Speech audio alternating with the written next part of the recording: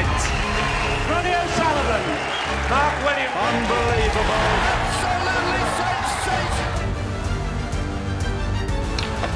Judgement, you are the Victorian Plumbing United Kingdom champion.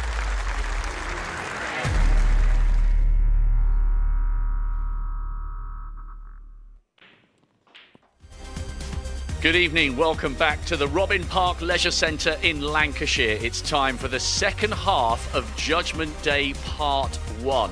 Already, we've had 4 world-class players getting themselves in tomorrow afternoon's live draw for the Barbican element of this year's Victorian Plumbing UK Championship. Gilbert Maguire Holt and Liu Heo Chan are there.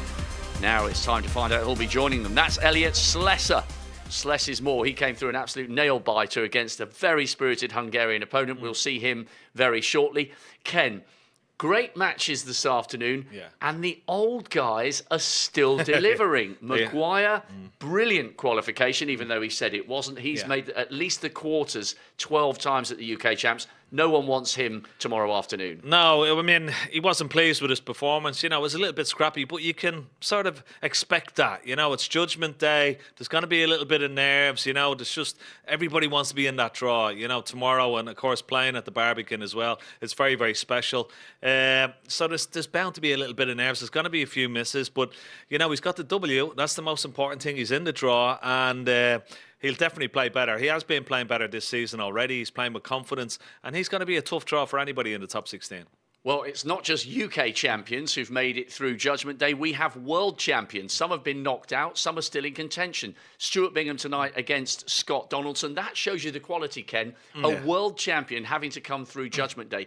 And here's a question. Does it still mean as much when you've achieved the highest heights? Does coming through a Judgment Day cauldron still get the juices flowing? Absolutely, and particularly for Stuart Bingham. I mean, he was a guy who just loves playing, you know, and if there's a tournament anywhere, you know, and he can play in it, he will do. He just loves playing, and he's been a great ambassador.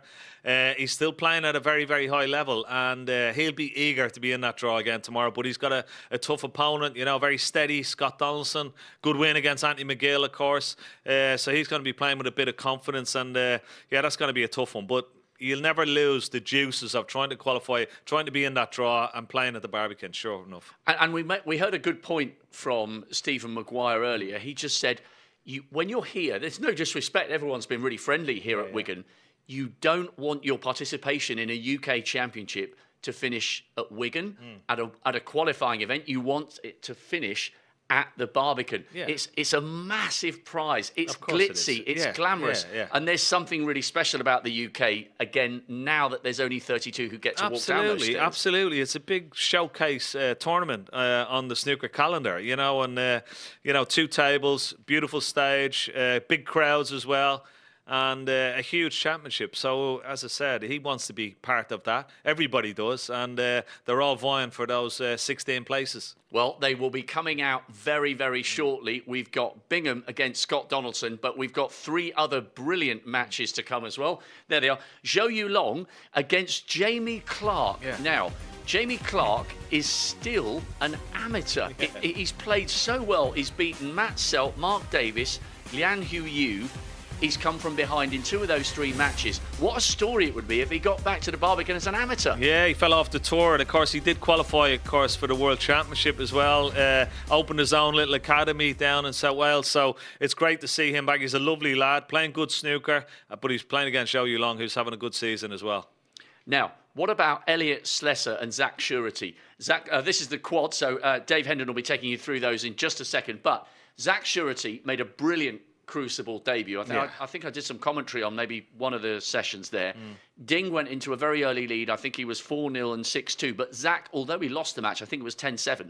He had 4 centuries at the Crucible. Surety would love to get his first appearance on the big stage at the Barbican, and he'll give Elliot a big match tonight. Yeah, he will. Another guy who's playing with a lot of confidence, a good win as well from 4-0 down, I think, in his last match to come through that. So, yeah, I mean, it'll be a tough match for Elliot. Zach has been notching up some sizable scalps already in the last couple of years as a professional player. And the last of our matches, two good mates. It's the all-Leicester derby, Joe O'Connor and Ben Wollaston. But they will have to cast those friendships aside this evening. Oh, absolutely. Once you get out on that base, there's no French friends at all. You just got to... It's a tough game and a tough match for both players. But, yeah, that's a really interesting one. A Leicester derby there.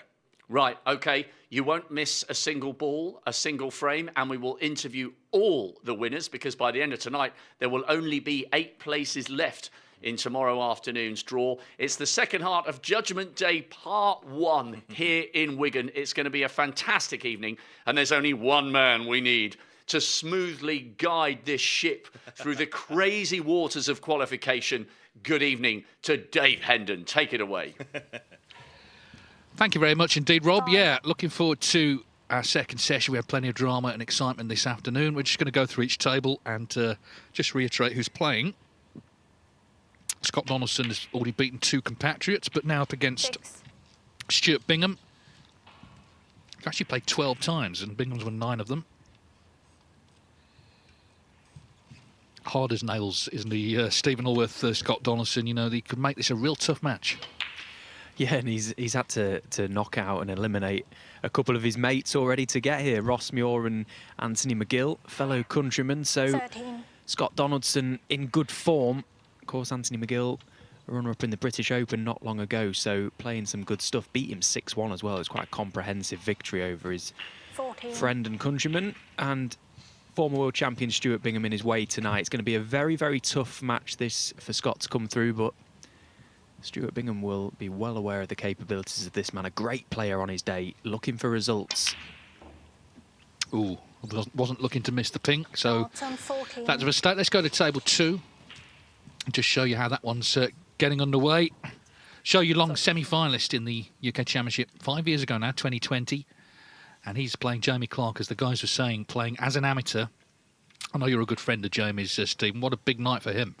Yeah, it's big, and you know, we talk about players that may feel like they're on a bit of a free run in these big tournaments. Of course, Jamie Clark won a Q Tour event in Leeds not long ago, which earned him a place in this as a wild card, as an amateur player. Now, the scenario around Jamie Clark is quite interesting because, yes, he fell off the tour, but he actually opted not to play in the Q School. He just decided to take a little bit of a step away from the game, set up his own academy in Llanelli, where he's from, the Jamie Clark Snooker Academy, to just concentrate on something away from actually playing. But look, he's a snooker player at heart and he loves the game, and he's more than good enough to be on the tour. And he's shown us this week he sticks out like a sore thumb in these events as an amateur player. There's just no way that he needs that title. He's a professional, and I'm sure he'll be back one day on the tour. Well, of course, the World Championship was won by an amateur, wasn't it, last season? Xiao Xingtong, who also qualified for York. So Jamie Clark just extricating himself from this snooker. And we can just maybe go to table 3. Now, Elliot Slesser made a terrific break to beat Bushku-Revez 6-5 yesterday and stay in the event. And he's up against Zach Surety, who also... Well, he was behind, wasn't he? 5-2 down to Martin O'Donnell. He made a century in their decider, Zach Surety. So all the sort of signs are that's going to be 5 each later. Yeah, the clearance Slesser made against Bushku-Revez was fantastic, really. There's no other way to say it. There was really no way that he could win that deciding frame at one point. He was well behind and the frame was pretty much locked down, but somehow managed to conjure up a clearance from the gods, really. It's fair to say he's becoming a bit of a menace, isn't he, for a lot of players. Elliot Slesser knocking on the door of maybe winning a tournament soon. Got to the semi-finals in Saudi Arabia, but Zach Surety as well feels like he's slowly growing in confidence. He's landed some great scalps himself in recent months. This has got all the ingredients to be a great match. I agree. I think this could be one of the matches of the round, actually. And finally, table 4. Now, obviously, you played Joe O'Connor yesterday, and he's playing his good friend from Leicester, Ben Wollaston. Yeah, and we'll leave this match there. There's Joe O'Connor. We don't need to see any more of him. So back to table 1. Well, the wounds are deep, clearly, but yeah, it was a close old game. And I think, again, this probably will be, again, Ben Wollaston, you know, so determined. Of course, he had a good one, actually, over Lu Hongyu, 6-2. Yeah, no, this is a great matchup, actually, between two guys from Leicester. It's a bit of a local derby, isn't it? And of course, bragging rights in the city. But yeah, it was. I would expect Joe to improve from his performance yesterday. We both played well in patches, and it was a little struggle in other areas as well. It was a match that I feel like got away from me yesterday, and I feel that Joe sort of contributed to that. He didn't quite show the level that he's been playing in recent years anyway. Of course, got to the final of the Championship League at the start of the season. He's going to have to play better tonight to beat Ben Wollaston, who's a bit of a campaigner, isn't he? Got a lot of experience. This could go close.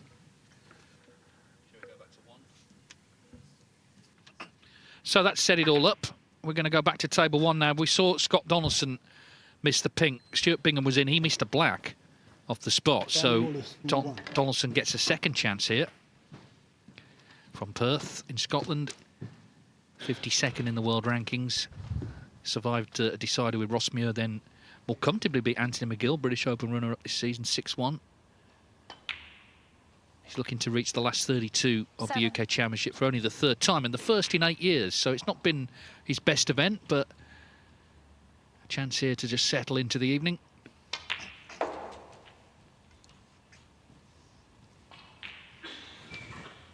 Now, as I say, Stuart Bingham was in. 12. But then he missed this. Not a great feeling in frame one to be missing those.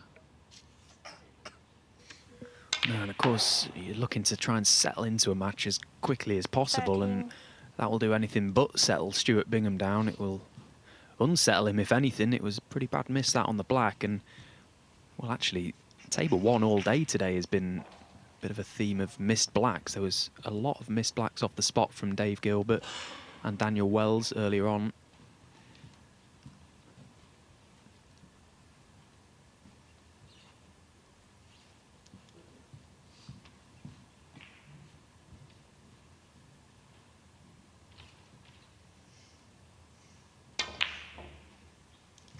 Well, we've had a pink, a black, and now a blue missed 13. in this frame.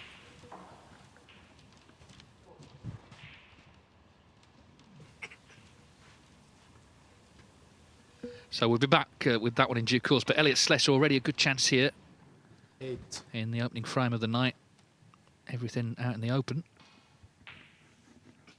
Of course, he got to the semis in Saudi Arabia, big money event in early season. So he's looking really good at the moment. 21 in the world, but looking good for that Players Series. Yeah, and I was actually on site in the Players Lounge working for the media when Elliot came in after that loss in the semi-final, and to say he was absolutely fuming would be an understatement. And, you know, you look at that and think, you can take it in two ways. Like, does he really need to be that mad that he's just got to a major ranking semi-final, £100,000 in the back pocket? But I think that tells you a lot about him as a person and him as a character. You know, we all want more as players, but he really does back himself. And as I say, most players would have sort of been a little bit upset, you know, straight away after a big loss like that in a big semi-final, and then kind of take the positives. But I still don't think he has taken the positives from it. He's still absolutely gutted to have lost. Yeah, he's not taking the positives, but he's taken the £100,000 prize money, I'm sure. And he's 8th on the one-year list. So, as I say, he's actually in line for all 3 Players Series events later this season. Got a tough match in Edinburgh, though, hasn't he, at the Scottish Open? Yeah, really, really tough game for Elliot in Edinburgh. Yeah, it'd be a surprise if he comes through that one. 20. Well, I saw him in the corridor just a moment ago, and, you know, you don't ever speak to players before matches, but he was looking quite relaxed, actually. You know, he's quite an intense character, but he was just listening to something on his AirPods and keeping his own counsel. Ooh, but that will Yes, lesser. annoy him because they were all there, weren't they? That was a great chance to win the frame. Yeah, that was a classic example of just maybe a little bit of laziness there, not getting out the mini button, giving the shot the care and attention it deserved. He decelerated that quite badly, missed it thin, which is always a sign. It was slightly stretching. And what it's done is just gifted a glorious chance for Zach to get back in touch in this frame.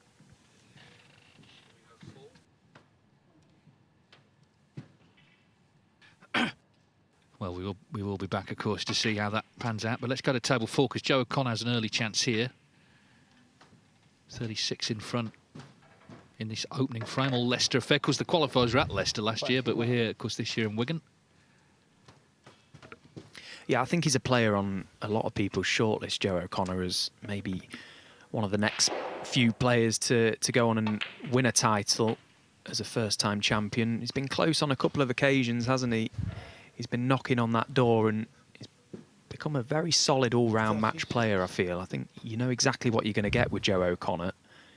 He isn't necessarily going to blow you out the waters and just go on a barrage of scoring. Of course, he is capable of doing that, but I think you get more of a Selby-esque approach to Joe O'Connor. He knows his way around a snooker table, that's for sure. Yeah, he's a very steely character for sure, and much improved in the last year. World Open runner-up last season, Championship League this season.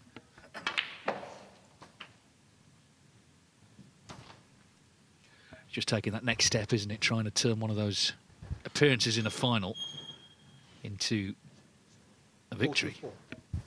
Of course, he was runner-up in the Scottish Open as well a couple of years back to Gary Wilson. 3 years ago now.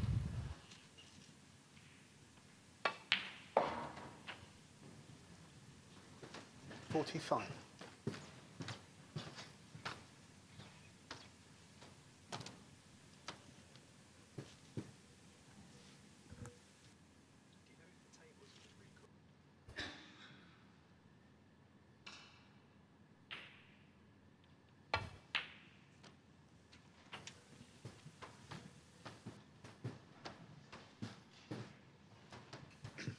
So he will need red and colour here to secure the opening frame, barring snookers.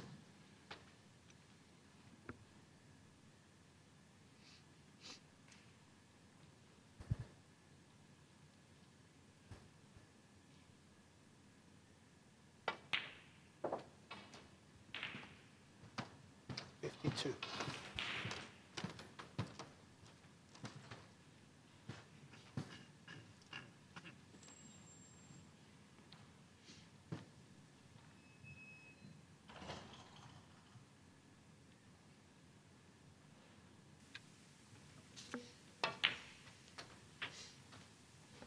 Just wants to flick the reds to pull the cue ball up, and well, he does have a shot at this red to right corner. 57. We want to see it disappear. Okay, 64 in front, 59 on. But we won't want Ben to come to the table and just get his arm going. Yeah, nicely done. So that puts that first frame to bed. So Joe O'Connor on the board.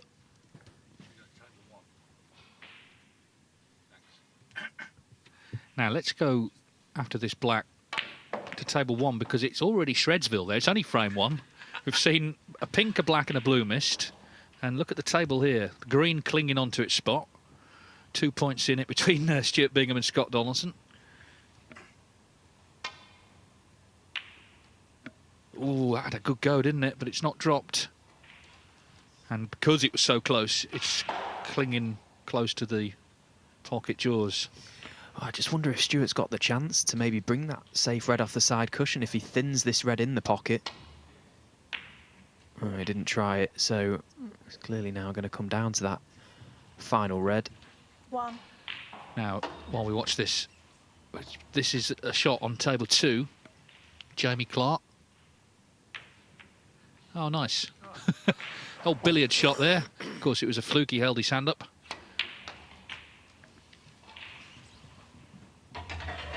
Stuart Bingham, another big hitter. We saw Steve Maguire come through earlier. Of course, Bingham's not won the UK, but he's a World and Masters champion and 3 times a semi-finalist at the UK Championship, although not since 2018 has he been that far in the event. Well, he's got work to do here, hasn't he, with this final red. It needs potting with pace. Oh, he struck it delightfully. 7. How well has he hit that?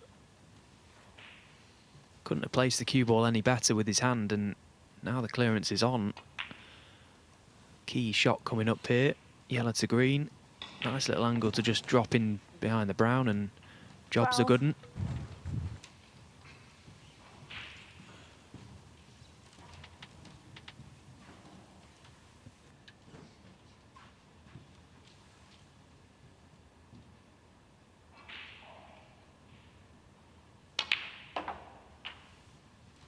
14.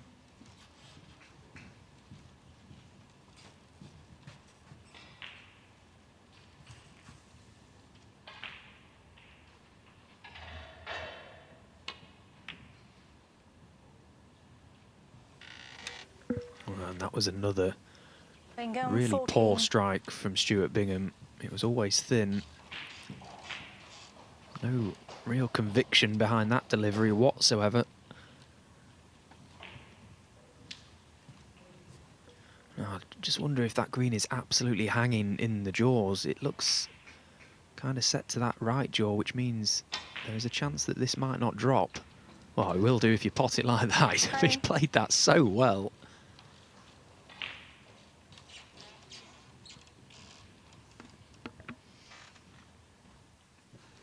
Well, this was the miss from Bingham. Just needed the brown as well.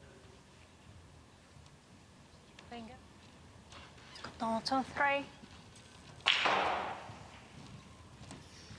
both players look absolutely confused with things out there at the minute. I don't know what's going on, but they've both played some absolute howlers in this opening frame. Well, it's like the match has started in reverse. We started with the decider. But what a reprieve for 4. Bingham. So he does still need this blue to win a very nervy opening frame.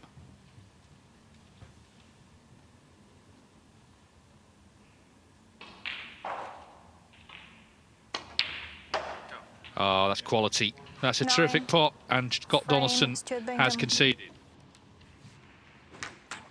Thank you. Now, we saw the fluke from Jamie Clark, and just to confirm he's going to win this frame. Brown goes in, so he's well over the line, and that's going to be 1-0 to him. And we saw both Elliot Slessor and Zach Surety have chances in this opening frame. Surety with another one here, 13 behind.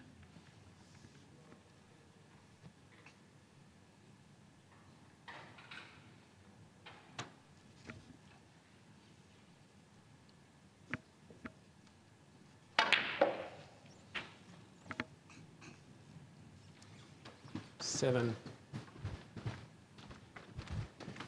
Well, he was intending on being on that black, but the cue ball hasn't travelled out far enough, so it might be take your medicine time here for Zach Surety.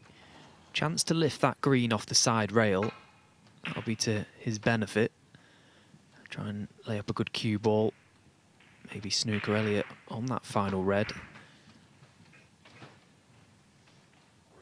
Green ball.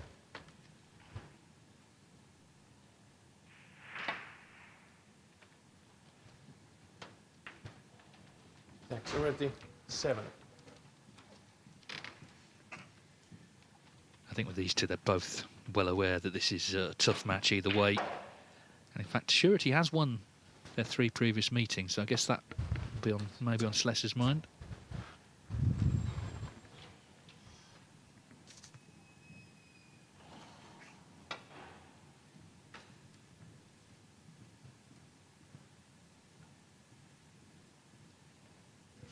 Well, he's played that really, really well. There was every chance, with a little too much pace on the cue ball there, that Elliott could have left that or pushed that red on to the middle pocket. That was a really well judged escape from that snooker. Okay, he's got the touching ball, Zach, but Slessor will be pleased he didn't leave a chance. He should have done a better job there, really, Zach. He was under no pressure to get that cue ball tight to the black, and that's not a good shot that he's played.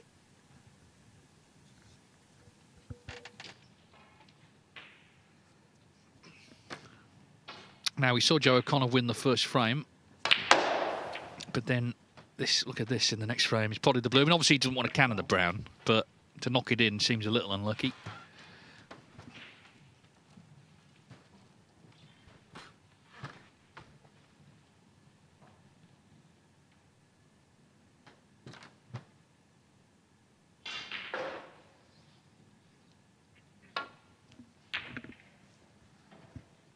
By By the way, we will have another quiz later to win a copy of the World Snooker Tour quiz book. So there'll be 3 more questions.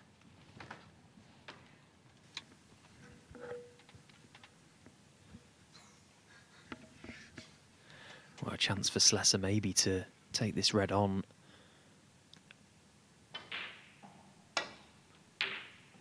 Zach unable to get that object ball safe, but the bad safety shot has presented a chance. Now Slesser's missed the red, so could have gone either way this frame, and well, from what we've seen, not filled with confidence that Zach will take this chance, but it is a good chance. There have been a few mistakes. Just needs to steady himself.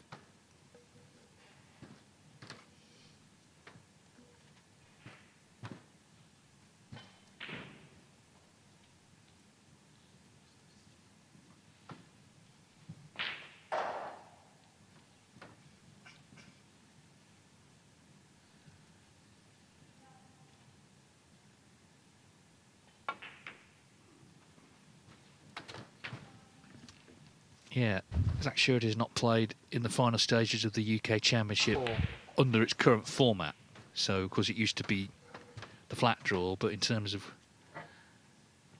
32 at the venue, he's not played in that, so that will be one to tick off. Meanwhile, this is more awkward than it needed to be.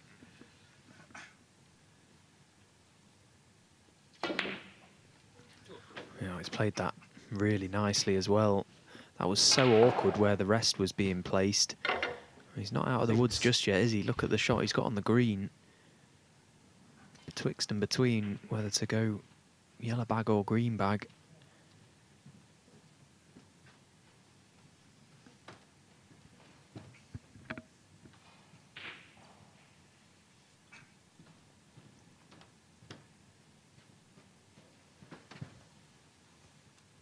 So it's going to be the green into its own pocket. This is thin. Oh, he's overcut it, has he? Oh, it's just about wriggled in. And fair play. Look at how well he's controlled the cue ball there. That was a really nice shot from Zach Shirley. So brown puts him one in front. Blue and pink required. Pink won't pot into the corner pocket, left corner, so it's quite a precise positional shot coming up. Here's that green again. Very nicely played. 9.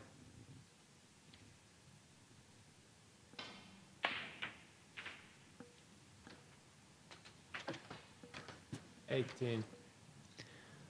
And you could see the little wrap of the knuckles on the baulk rail there.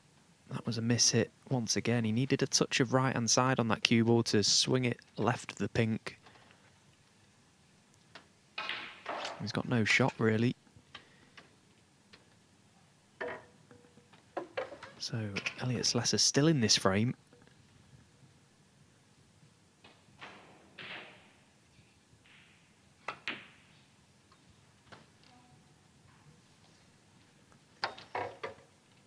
Zach Shirley, 18.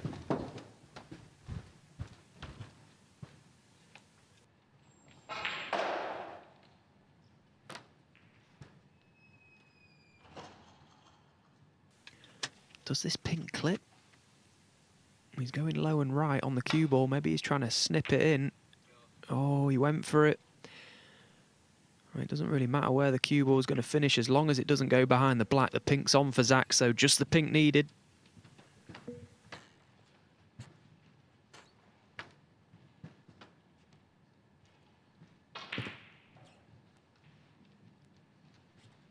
Yes, a dramatic start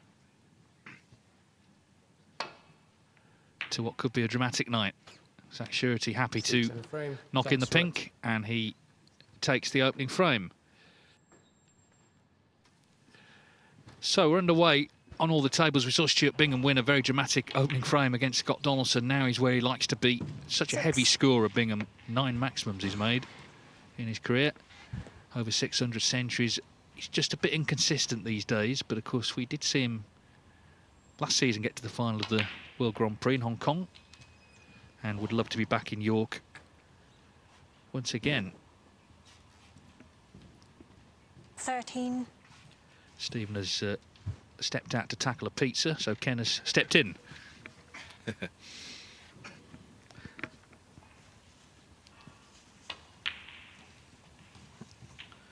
Yeah, he's always been a wonderful scorer, Stuart Bingham. When he gets into a rhythm, it really is. It can be quite devastating.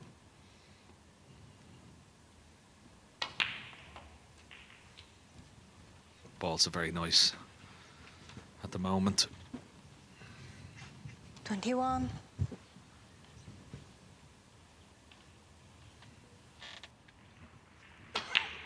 Yeah, he had a dramatic match with Liam Pullen yesterday, but he made an 85 in the decider, so when the chance came, he took it out in one visit.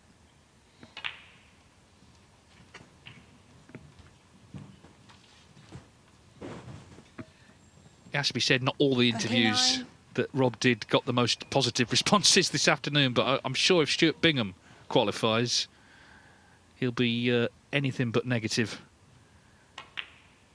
because he's one of the still one of the most enthusiastic people about the sport you'll ever meet. Yeah, without a doubt. As I said in the just in the top of the show, you know, he go to play anywhere. If there's a tournament on, he just loves playing. He's always been like that. I remember him coming up to Ilford Snooker Centre when he was just 17. He just got his driver's licence, got a little car, and he'd drive up from Basildon up to Ilford and come and practice with myself or Ronnie at the time, and we just loved it, you know. 38. And still enthusiastic, still loves the game, loves playing, loves competing. And I'm sure, yeah, as you're right, if he does qualify, he'd be absolutely delighted. Just left this a little awkward. Yes, he missed it. Stuart Bingham, 38. Yeah, just cue ball control was the issue there. So he's got a useful lead, but he was looking to really stamp his authority on this match.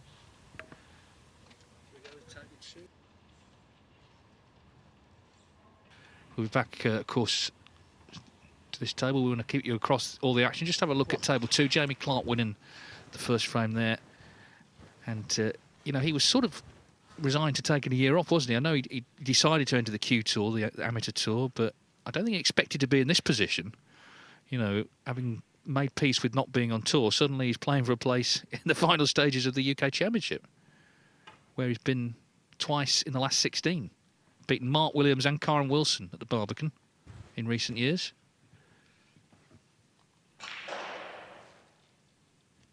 Zhou Yulong is, I suppose, high on the list now of the best players on tour, yet to win a ranking title. Of course, was run up again to Mark Allen at the English Open.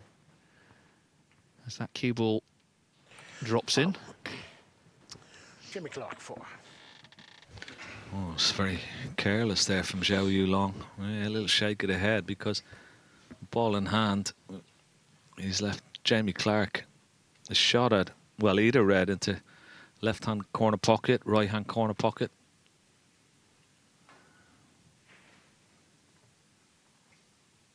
And this should have been really, the cue ball should have been really close to that yellow pocket, not in it. So, can he knock this in? Needs good cueing this.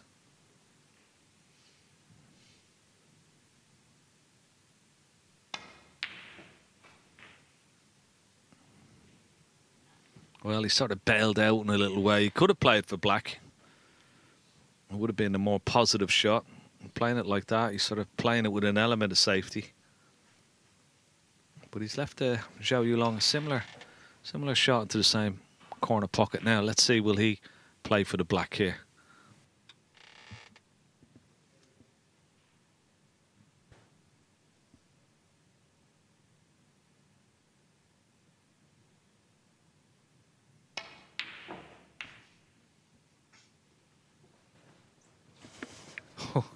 Well, he's got away with it, but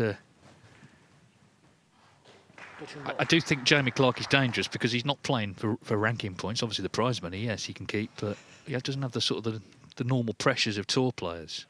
And we saw another amateur at the World Championship in that position, didn't we? And he ended up winning it. Yeah, very true.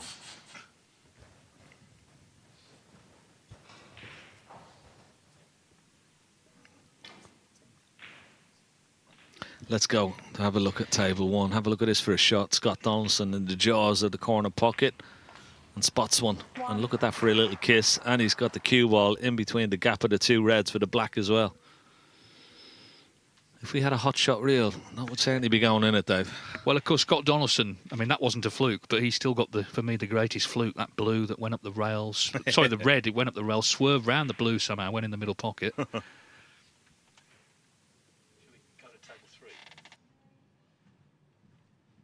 Well, still early stages of this frame. Let's go to table 3, where Elliot Slesser is hoping to level up here with Zach Schurter, having lost the first frame on the pink.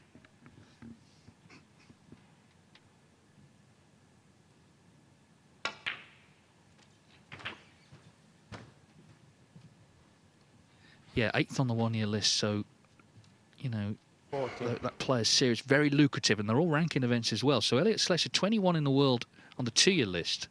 But because he's, at the moment, going to be in all 3 of those, we'll see if he is. But if he gets in all 3, he has the chance to pile on points that, you know, players around him in the rankings won't be eligible for. So it's not impossible he's heading towards the top 16. Oh, but that red was not heading towards the pocket, I'm afraid. Well, he had a pretty good chance in frame 1, and it went begging, so it's a slight concern.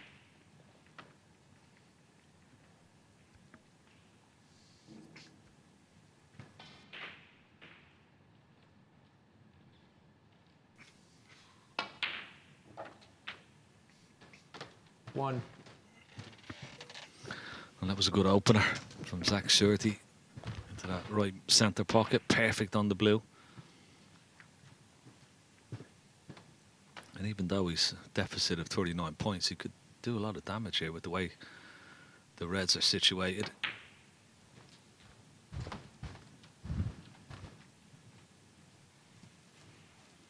Plays down in 6. Harlow Snooker Club, Jason Pegram's wonderful establishment there. And sometimes practices, I heard Neil Robertson talking about Zach Schurter. He goes down to Cambridge to play with Neil Robertson sometimes. That can only be good for him, sharpen him up. Yeah, as Neil found out in China, because Zach beat him there, so that maybe backfired a little. But yeah, no, he's capable, I think, of going on runs within matches, getting into a spell. We saw it at the Crucible. He started making those centuries against Ding, and he looks about as good as anyone when he does that. So the potential is there, definitely. Just again, just lacking a bit of consistency. He's got an unusual style. You see, like, 2 knees are almost bent. That left leg of his is not sort of 22. Dead straight. There you see both legs bent, like Mark King of the way he used to play. 23. It's quite unusual. But most importantly, he cues nice and straight.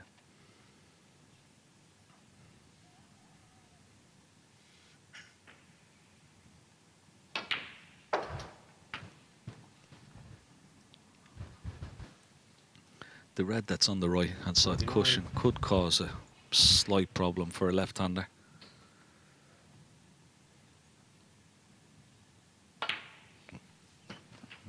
Played that nicely. Now may play. Is he going to play for the loose red or play for this red just below the black into the left corner?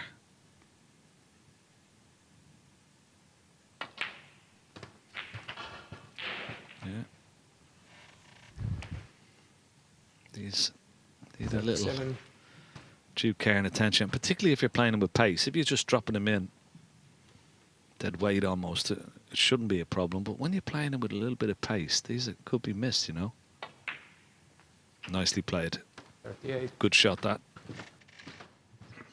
Yeah, so we saw Slesser miss that red to middle, and it's starting to look like it might cost him.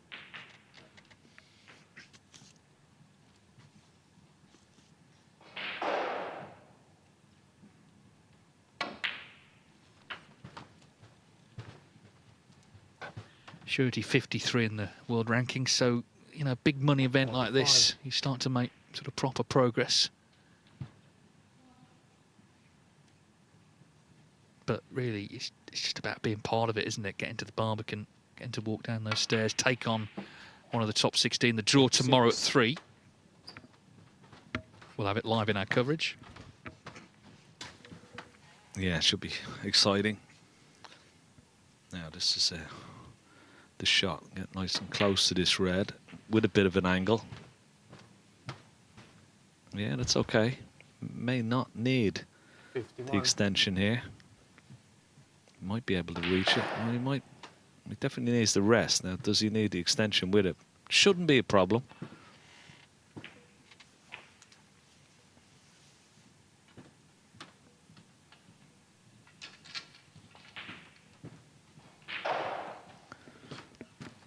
Once again, it's not playing this with any pace, just dropping it in dead weight, and imperative that he gets a nice angle on the black as well if the red goes in.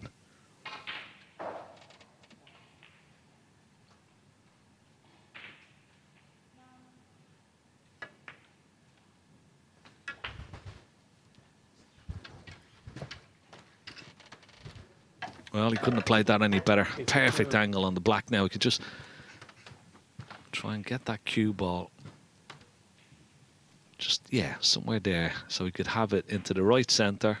And if he goes a little bit too far, he'll have it into the bottom right corner pocket. So he's trying to put it in a sort of an area just behind the red, close to that left-hand side cushion, past the middle pocket. Yeah, needs to go, needs to go.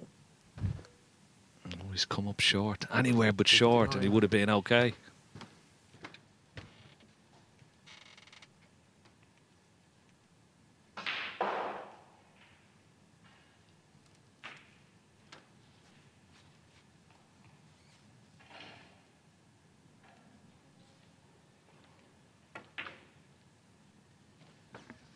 Well, the first frame went down to the pink, and this could be another close one. Didn't quite get the snooker there. That was a missed opportunity, really.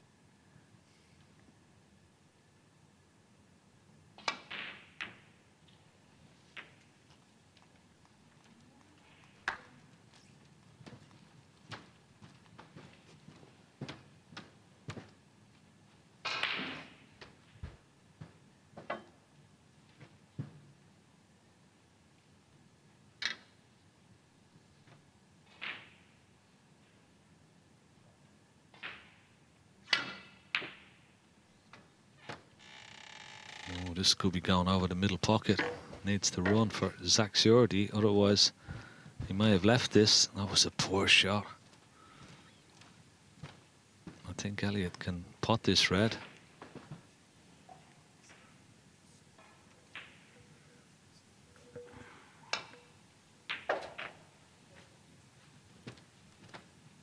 One. Well, this was just a moment ago. This is, he's already needs snookers here, but he just wants to make sure Bingham misses that. So that just put him under it a little bit. But in fact, Donaldson, he did play for the snookers. He didn't get them. So Bingham is 2-0 up.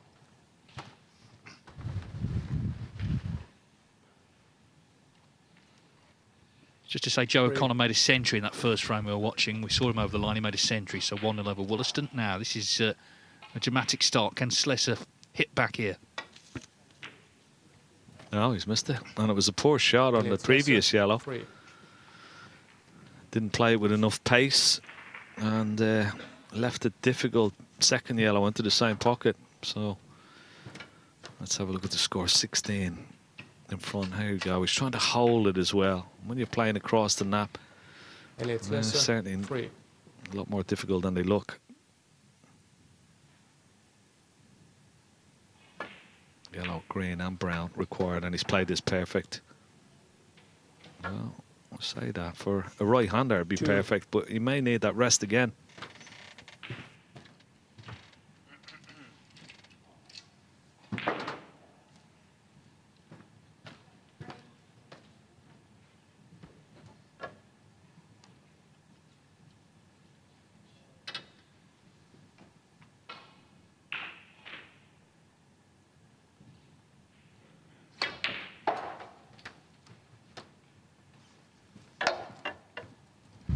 5.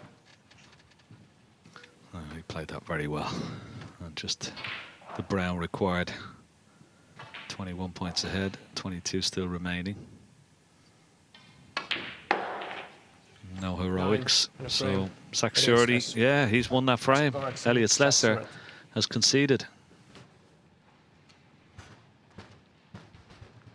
Yeah, it could easily have been 2-0 the other way around. Now then, Joe Long, he's over the line here. Just want to show you that he's won this frame. And that's going to be 1-1 with Jamie Clark. 86. So that's, as I say, level. And Joe O'Connor, well, he made the century in frame 1. He's 30 behind here. Work to do, but he's at the table.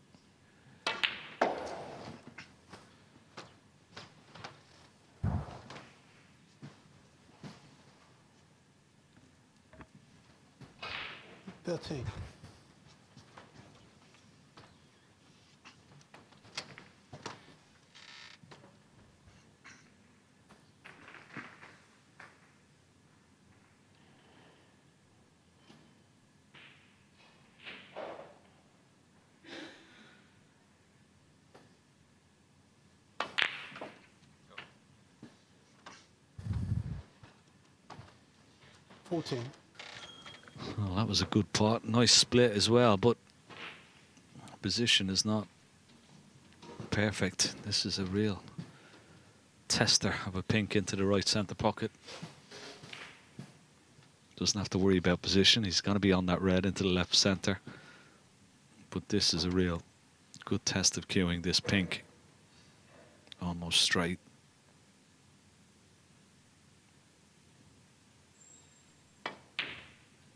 Ah, that's a very, very good shot. Excellent.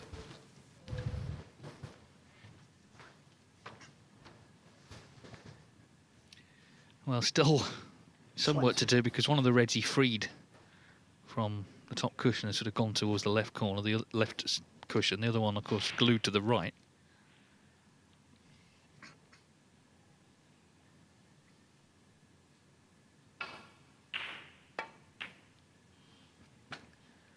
Of course, Tom Ford from Leicester still going. He'll be playing tomorrow, and Mark Selby obviously through. Louis Heathcote's also in the final qualifying round. So it's been a pretty successful event for the Leicester contingent.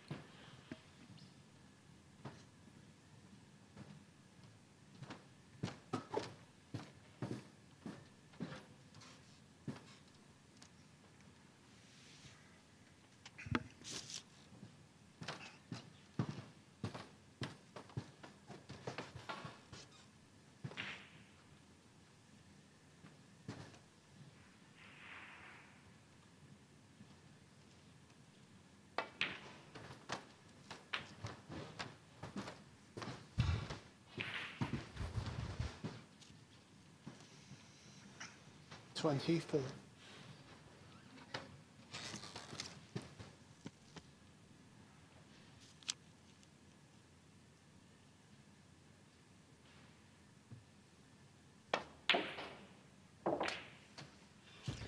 yeah, superb double. He really fancied that as well. You could see he was lining it up. But now, can he dislodge this last red?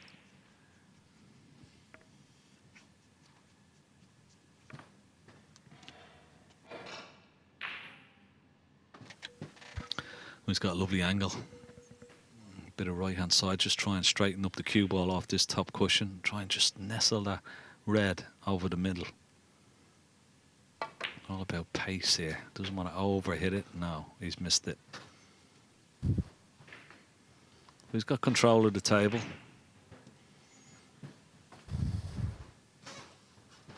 And he's back in the frame.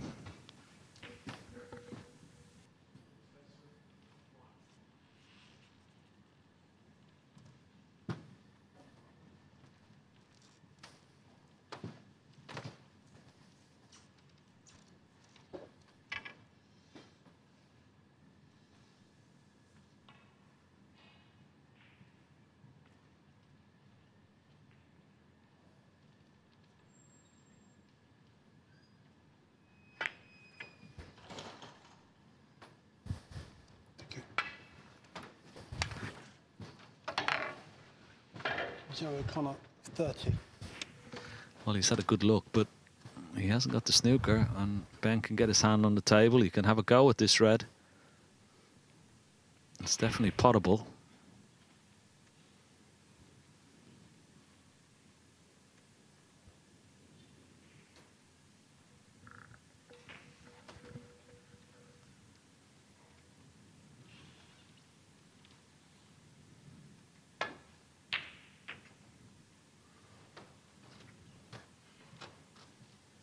I'm not quite sure whether he went for that. Maybe he didn't.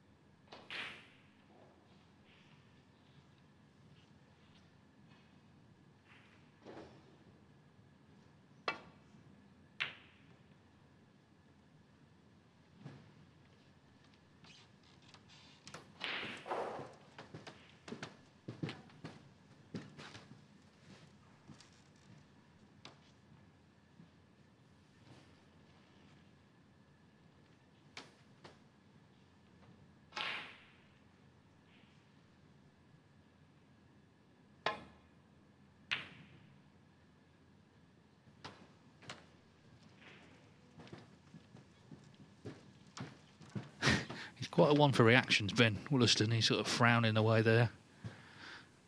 A little bit bemused.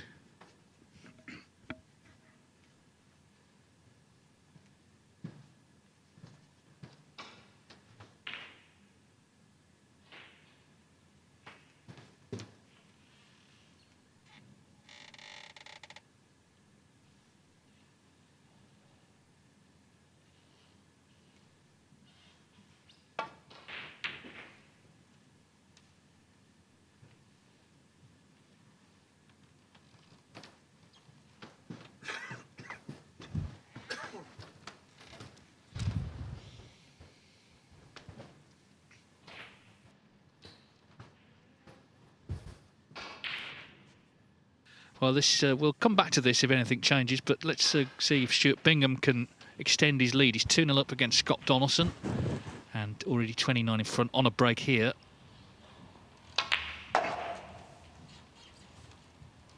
We've already seen, if you look at the qualifiers so far, 3 40-somethings who've, you know, been around a while. 28. Obviously, Steve Maguire, former winner, Michael Holt, Dave Gilbert. Players you kind of expect to see in the main draw. Stuart Bingham is very much in that category, of course. 3 times a semi-finalist in the UK Championship. Still, I'm sure would love to do the Triple Crown, wouldn't he? He's won the World and the Masters. Oh, yeah, he certainly would. It'd be high on his priority list.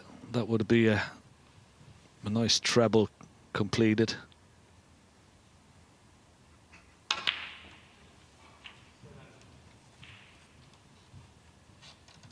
Played that 29. nicely. Top side of the blue. Just dropped down for one of these reds in the middle of the pack here. Perfect. 34. Still got a little bit of work to do. I think those 4 reds bunched together. Unless there's a possible plant into the right centre. I think he's going to have to split those reds up to win this frame.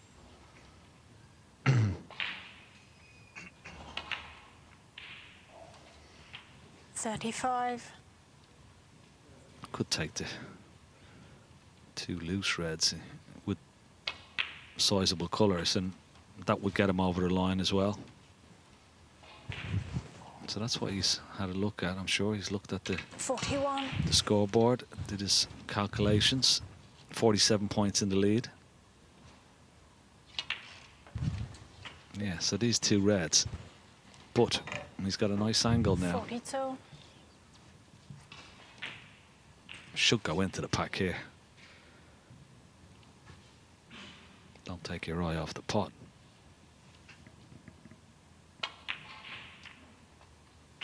Yeah, played it lovely. Perfect as well.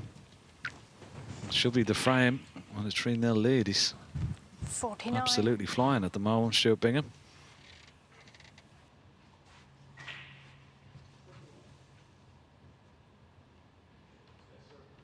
OK, well, we're going to give Stuart this frame. But we're going to go back to table 4. We were watching that battle on the last red. Ben Wollaston potted it, so he's on the green now, 16 in front. A little thin, this green. Still needs to hold for the brown as well. And has done so nicely. So very much in the balance. Joe O'Connor made a century first frame. This one in the balance. But that battle on the last red, Ben Wollaston won by potting it. And this is to, barring snookers, level up. These two, of course, know each other so well, and you wouldn't be surprised if this is quite a struggle tonight in terms of a close match, but high quality, I'm sure. 20.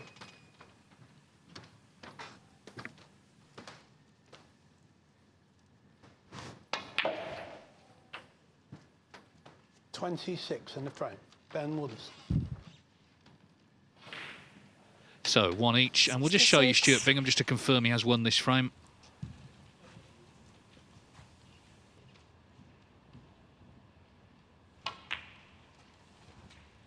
So, we gave Bingham the frame and he has won it. What about Zhou Yulong? He's in front here, 35 points, one each with Jamie Clark.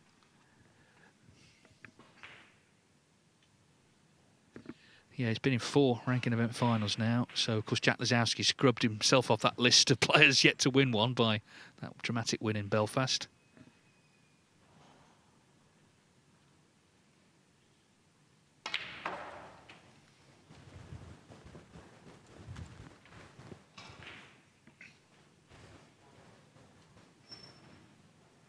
$45.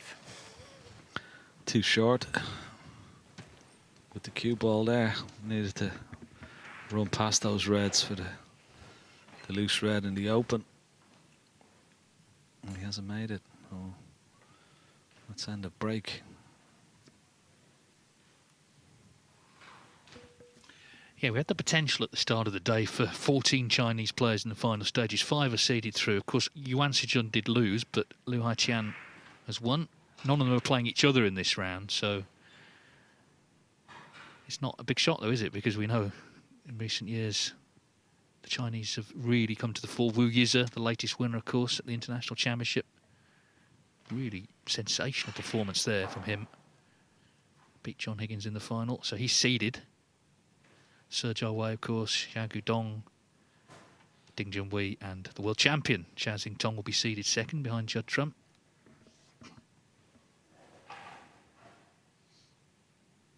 I think a lot of people felt by now Zhou would have won one. He sort of broke through, didn't he? Won that World Cup with Yan Bingtao, but it hasn't quite happened yet. Hang on. The referee there actually called the score. That red nearly went in, but he was absolutely right. It didn't drop.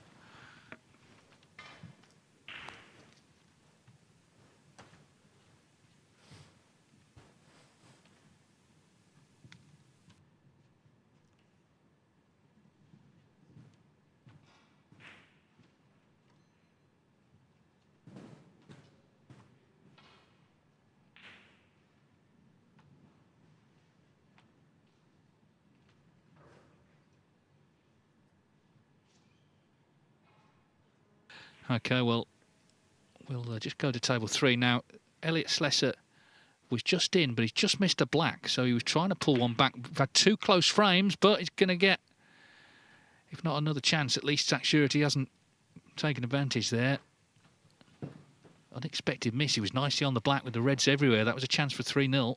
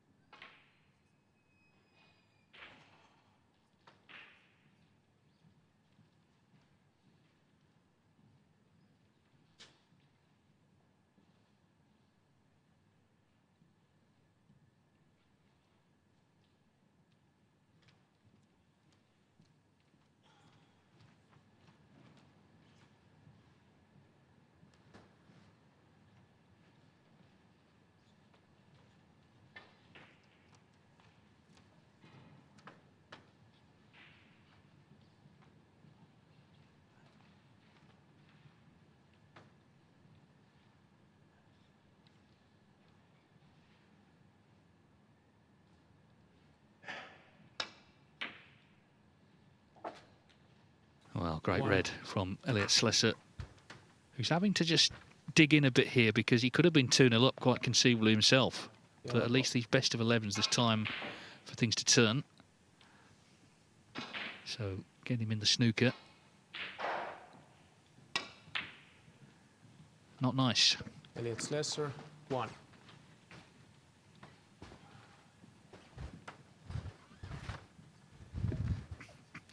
Now, of course, this is day 1 of Judgment Day, and we'll be back with plenty more live action shortly. But, of course, we're looking forward to tomorrow, where we do it all again. And this young man, our team judging from Latvia, he caused a sensation yesterday, knocking out Ali Carter, looking to book his place in the final stages of this UK Championship for the first time. It's only his 2nd season. Julian Leclerc, the Belgian beast, they call him. Don't argue with Julian. And he's still going strong. We'll see him tomorrow as well, trying again to get through to the final stages. It's going to be a big day, and our team judging is going to be one to follow, and we will be following him, of course, but also we had a chance to speak to him yesterday. Artemi, many congratulations. A victory over 6-time ranking event winner Ali Carter. That's got to be the biggest victory of your career, isn't it? Yeah, this is my bigger career win. We very difficult play, more pressure, more, but I happy, but I full completed. Did you feel emotional towards the end of the match? Yeah, after in the last break I play and be very pressure and need to be more concentrated in every shot. You're a great ambassador for Latvian sport. It would be incredible if you beat David Lilley and you walked down the stairs as a teenager for Latvia at the UK Championship at the Barbican. There's a massive opportunity now. Yeah, good, but now need break. Now need break, and after thinking by next match, need breaking next day. Did you feel in good form when you arrived here? Yeah, I'm just feeling in very good form. By month, 2 months, I'm playing just good, and I'm full this month. Who I'm not play, I'm full in left in my head and full and want to play in my style. Well, the very best of luck against David Lilley. It's a massive occasion, and it's a great achievement for a Latvian to get so close. One more match win, and we'll see you on TV in York. Yeah, thank you. Yeah, nice interview from the young man, and a big day for him tomorrow against David Lilley for a place in the draw to play at the Barbican. Stuart Bingham 17. not easing up at all. Foot firmly on the pedal, playing wonderfully well. Scott Donaldson not getting much of a look in at the moment. It's amazing how the first frame of this match has just seemed to turn this game. Both players 22. with so many chances in that opening frame. Could have gone either way, and this quite easily could have been Scott Donaldson charging into the distance, but world-class operator Stuart Bingham showing just why. But that is one to forget. Bingham, 22.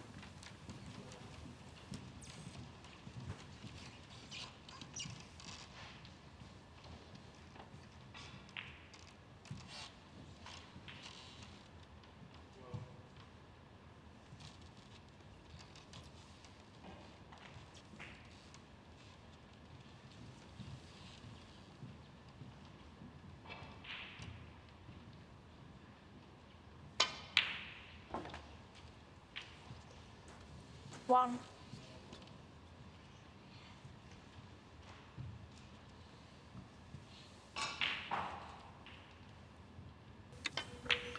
Well, Scott Donaldson is going to do anything in this match. He's got to start now. He's really got to score from here.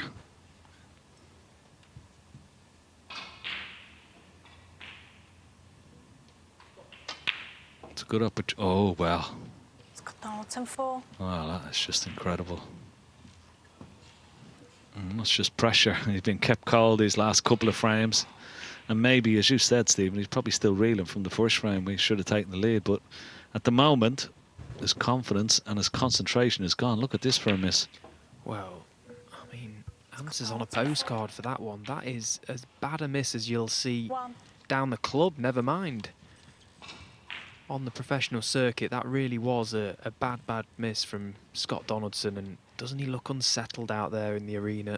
His attention is elsewhere, anywhere but his own table. Can't bring himself to look.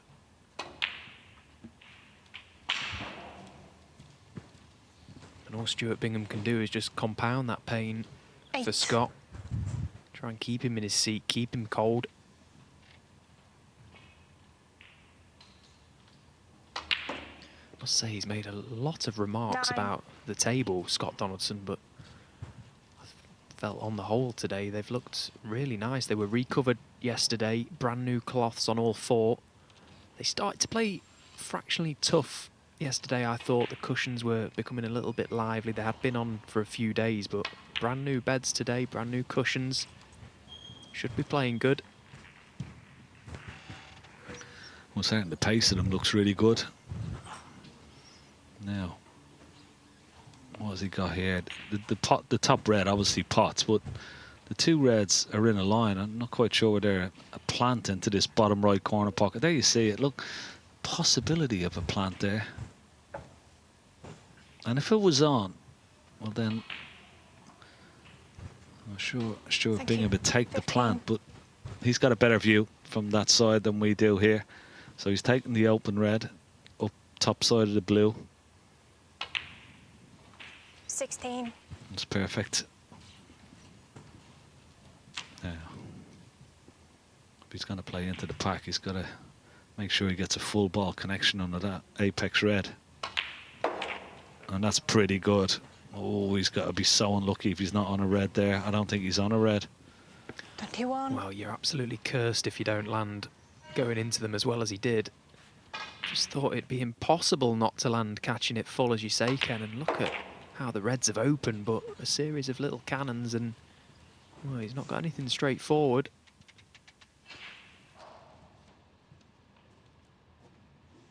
Yeah, it just shows you he's played the perfect shot there, but the split, you're always relying on a little bit of luck to with a good split, and on this time it's all bad luck. Just a safety shot. Keep that red tight to the cushion with a 39-point lead. He knows his opponent's going to need that red in the open. Clever play from Stuart Bingham there. Keeping the pressure on Scott Donaldson. It's amazing, isn't it? Another day, Stuart goes into them from the blue and catches them all wrong, but then lands on a red. And one day he catches them exactly as he would have wanted to. He doesn't land, so life potentially for Scott Donaldson in this frame still, albeit from the mistakes we've seen so far. Not fielders with much confidence that should another chance come about that he'll take it.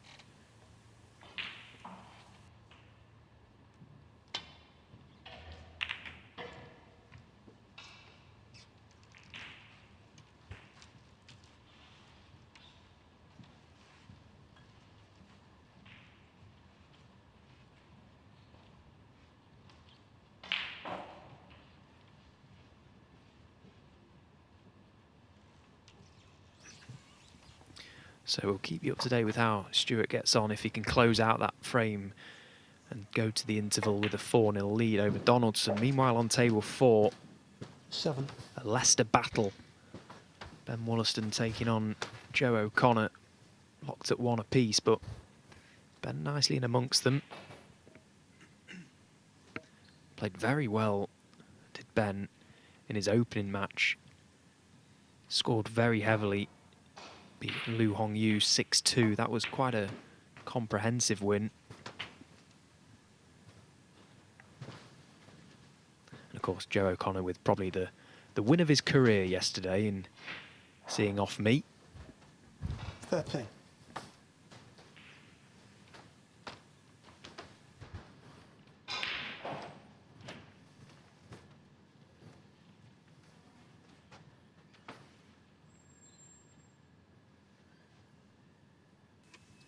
Well, from a position being absolutely perfect in amongst them. Ben Wollaston has somehow managed to find his cue ball south of these reds, and so much so that he's on nothing.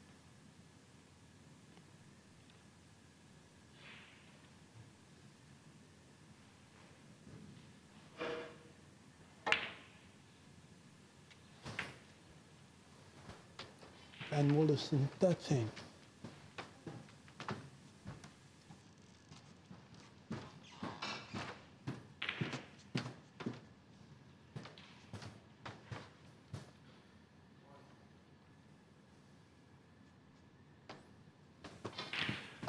So this looks like it's going to take some solving here, but over on table 2, quite an interesting scenario unfolding potentially. Zhou Yulong had this frame in the bag, it was won, he was nicely in front, but Jamie Clark managed to scramble a chance. 43 points behind, 35 on, but has Zhou Yulong in a snooker, doesn't want to miss the red and catch the black. Nicely played. Yeah, good escape, but he's going to be in another snooker in a second.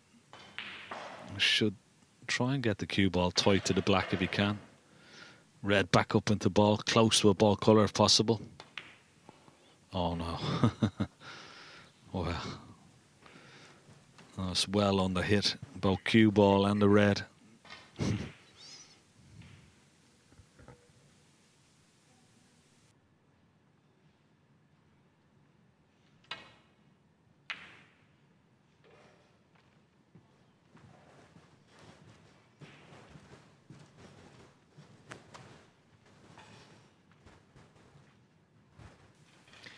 So it feels like that's going to be a tall task for Jamie Clark to get the snookers required there. But meanwhile, on table 4, we just left. Ben Wollaston was in nicely, broke down, played safe, and a few minutes later, Joe O'Connor finds himself back at the table with the chance that Ben will probably feel like these points should have been his.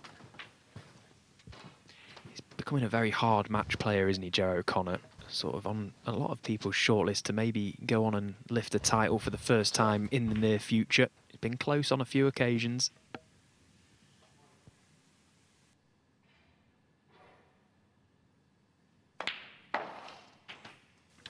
Yeah, he's got a very sound technique. He's quite deliberate in the way he plays, but he's got a wonderful temperament. But his whole technique is very, very solid.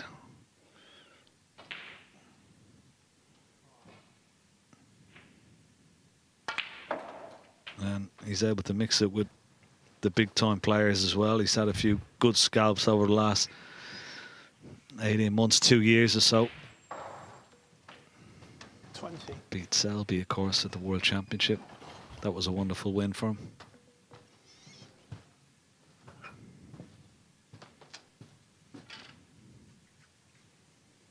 Yeah, just needs the little bit of the extension, just a stretch for this red. Changes the dynamics in the cue, so he's got to adjust to that as well. But it shouldn't be a problem. Play for the black here. Perfect. Back in prime position. Good chance to win the frame now at this visit.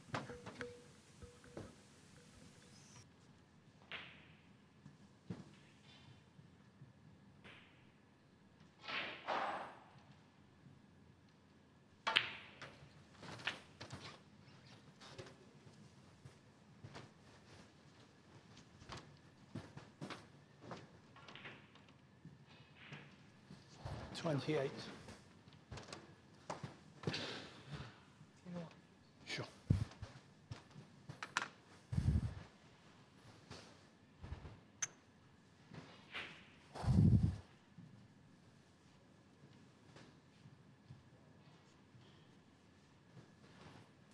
He just needs to steady himself here, Joe. The chance is there, yes. You would expect him to take it, but of course, the pressure of this judgment day, we've seen a lot of easy balls missed. 29. Needs to just keep it as simple as possible, get the frame on the board, and then, of course, we'll have that advantage and have the chance to head to the interval with a comfortable lead.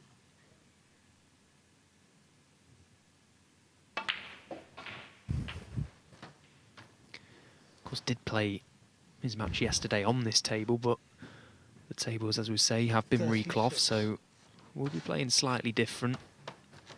Of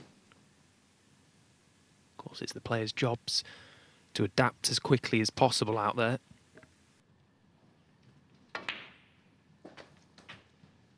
$37.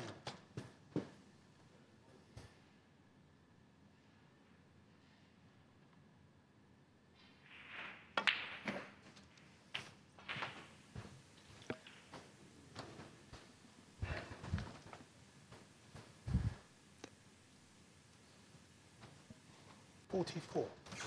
So this red and one more high value colour to guarantee that he'll win this frame. It was Ben that had the chance early on, so this will be a little bit of a body blow to Wollaston. It was important that Joe stood up strong here and took the chance, and it looks like he has done.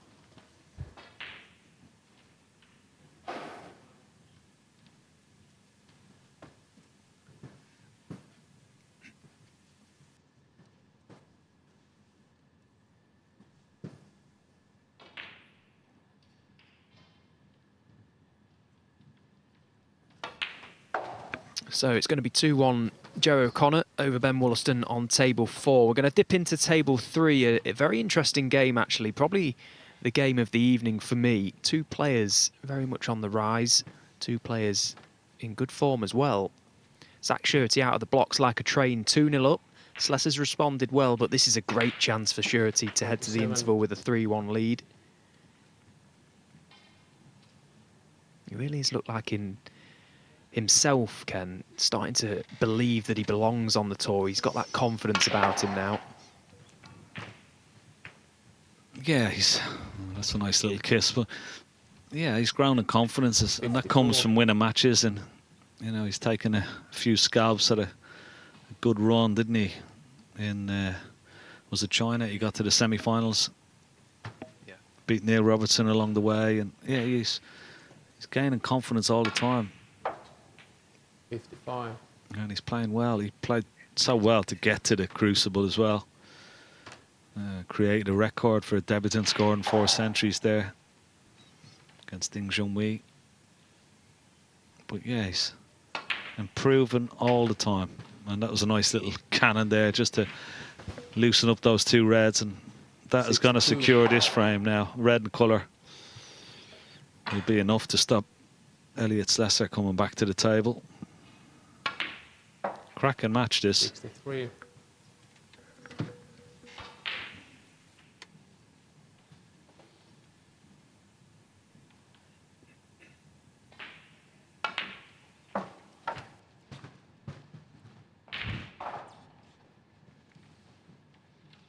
$69.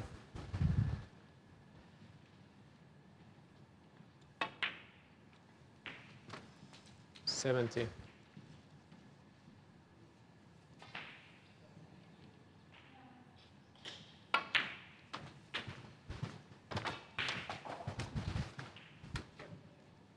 So the frame well and truly in the bag. Zach Shirty be heading to the interval, feeling pretty good about his evening's work so far. Elliot Slessor with something to think about. Just going to stay with this, see if Zach can convert this chance and make the century break. I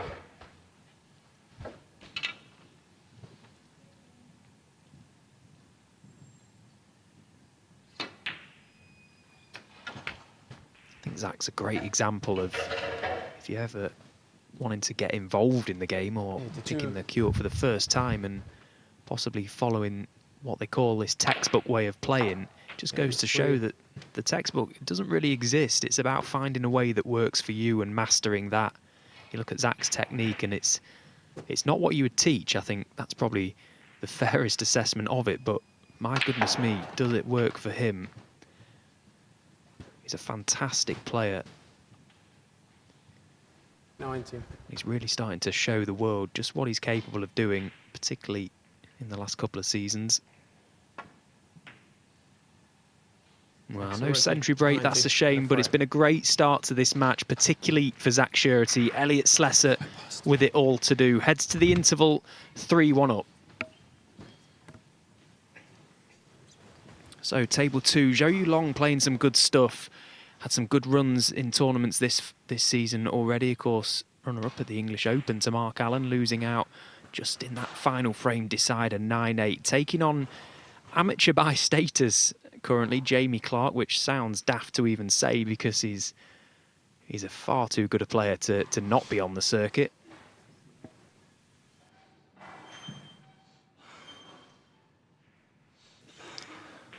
So this is how Zhao got himself in. Very attacking shot, pots the red, goes into the reds, trusting a little bit to luck, and, well, he's had approximately none.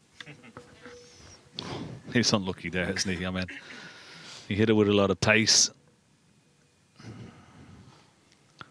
Now,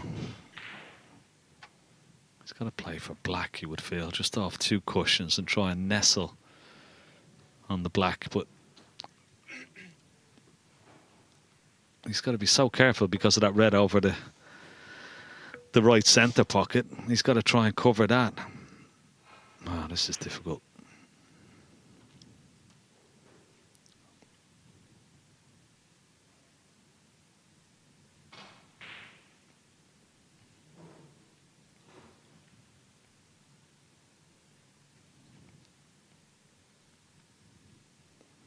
He's looking now at playing maybe a ball colour, but I don't know how he's going to get himself out of this one.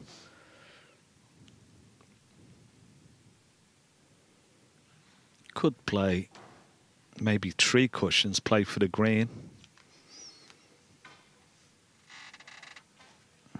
Maybe there's a gap between those reds that he can come off and try and... Yeah, he's going to come off this right-hand side cushion, hopefully trying to clip the black, sort of the bottom of the back as we look, and miss it, and sort of almost...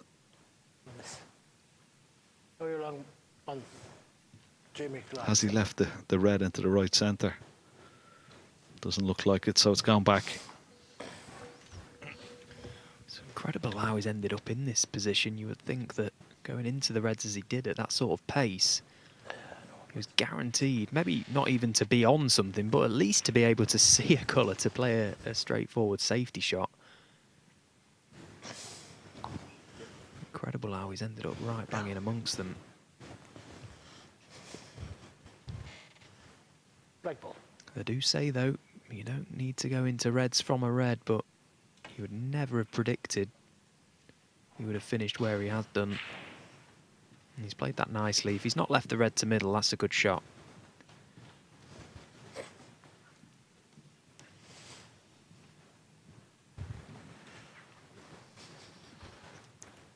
Well, that was an incredible shot, that was, wasn't it? How he didn't leave that red into the middle. And even the red into the left centre as well. I mean, that was an excellent outcome. So quickly just dip into table 1 and look at this. Well, Scott Donaldson's day is going anything but well so far. He's 3-0 down to Stuart Bingham, and the last thing he needs is the ball run to start firing. My goodness me, what a fluke on the final red, and the colours at his mercy for a 4-0 lead.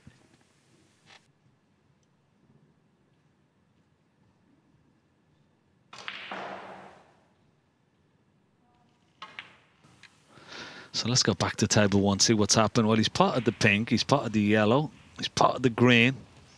Look where he's landed on the brown.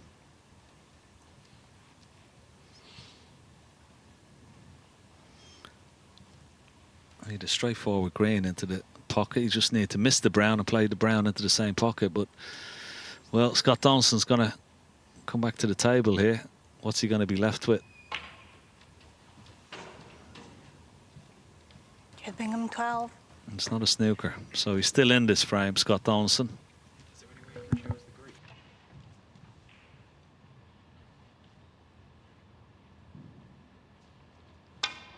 And it's a frame that Scott desperately needs. 4-0 down is absolute worst case scenario for Scott Donaldson. Not only the scoreline, but the opponent. It seems very unlikely that Stuart Bingham will let up. The great champion that he is, you know, be trying to press home, keep the pressure on Scott. He might have had a reprieve, though. As we mentioned, he was perfectly poised, Stuart, to take this frame. Off the fluke, looked like he was going to take it, but here's where things started to unravel. Maybe landed a tad straight on that green, trying to manufacture some sort of angle to get across for the brown. Didn't land, so on we go. Big moment in this match.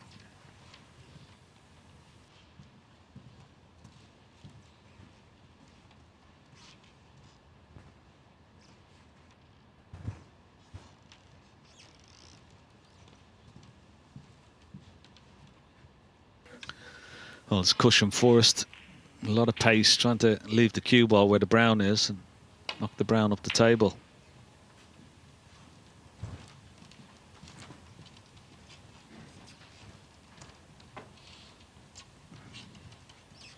Well, does he have a go at this brown? It is potable, but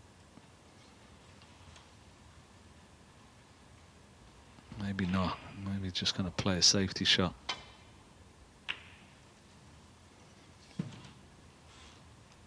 He's played this nicely. He played it very nicely indeed. Yeah, a couple of big targets. Black, blue, where they are situated. There was every chance he could get the snooker there, and it looks like he has. Same thing applies for Stuart. Try and hit the brown, get distance between cue ball and object ball.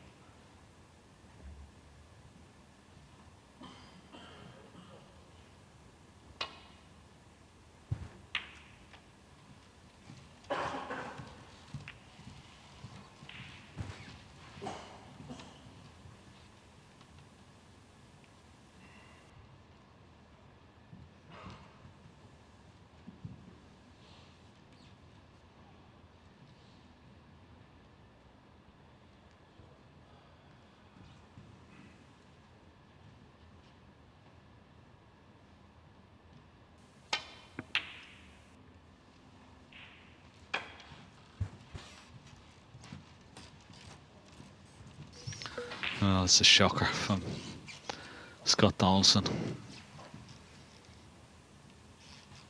It's so imperative to always get the object ball safe. Never mind the cue ball.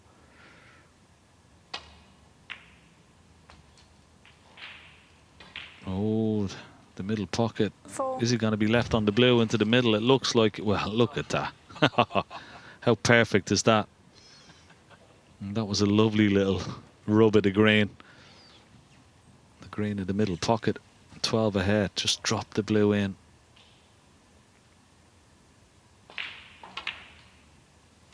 Perfect. Never has any form though, does he, Stuart Bingham? He's never had any run in his life. So big moment on table one. It's going to be Stuart Bingham 4-0 to the good over Scott Donaldson. A lot of work for Donaldson to do. Won't be very positive at his interval, you can be assured of that. Here on table two, though, Jamie Clark nicely in with a chance to go to their interval all level, and it all came off a really poor miss from Zhou Yulong. Balls spread far and wide, as you see. Just has to pot the green. He's doing nothing with the cue ball, really. And, well, Ken, we've seen some easy balls missed, and that is right up there. Yeah, he's got such a solid cue action, Zhou Yulong. It's hard to see him miss that green.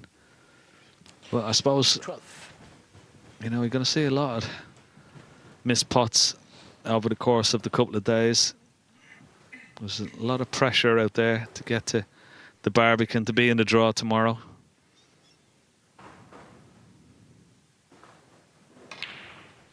Jamie Clark has played so well this week, he really has. Yeah, he came through that grueling marathon with Mark Davis. 1:30 AM in the morning that match finished. It went on at 7:30 at night, so an absolute slog of a game. But it doesn't matter how you come through them as long as you get that W, and that was a big moment, I felt, for Jamie. He then beat Matthew Selt quite comfortably. Matthew, of course, a very experienced player, but Jamie Clark just showing why he's certainly good enough to be on the tour. Mixing it once again in these judgment days.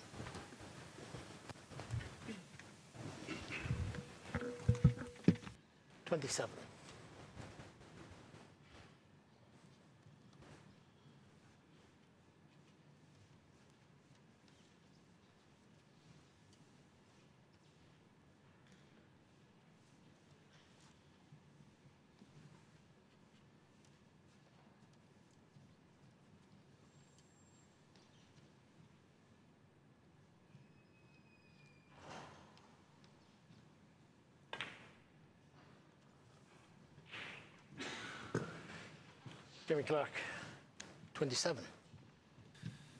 Well, just a pick up from Ken. Jamie Clark misses that just as he was poised to make it 2-2.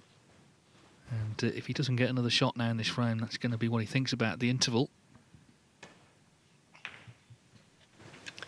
Yeah, that is disappointing, especially after the chance that Zhou Yulong gifted to Jamie Clark. That missed green was one of the easiest balls you'll see missed all day. Not able to capitalise. Such a big frame as well, the one before the interval. Yeah, because you're just sort of forced for that 15 minutes to berate yourself in a way. Now, after this frame, we will have our latest set of quiz questions, and I'll give the answers to the ones this afternoon. The prize is a copy of the new World Snooker Tour quiz book. I'll explain more after this frame. 9.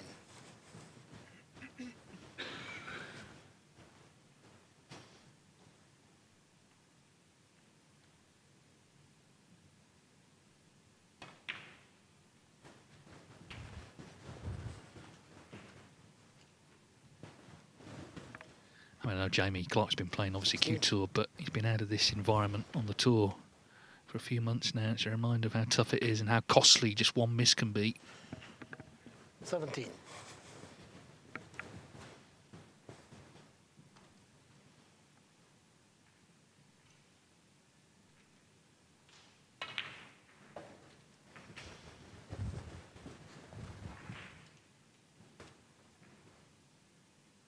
Four.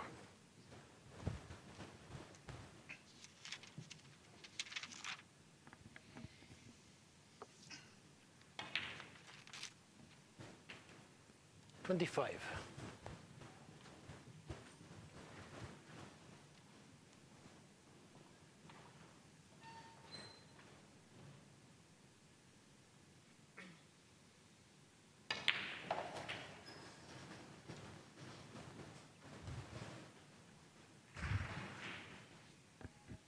32.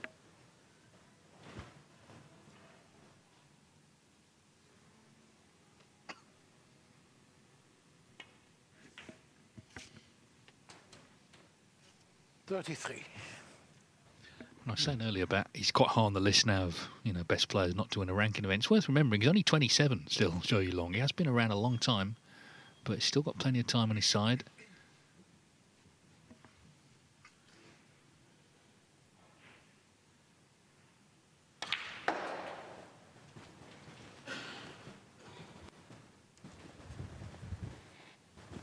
Yeah, I remember the first time I ever laid eyes on 38. Zhou Yulong back in 2013 at the World Under-21s amateur event in Beijing, China. He lost in the final of that tournament to Lu Ning, but then eventually got himself a place on the World Snooker Tour. He looked really, really good as a junior as well, and he's lived up to it.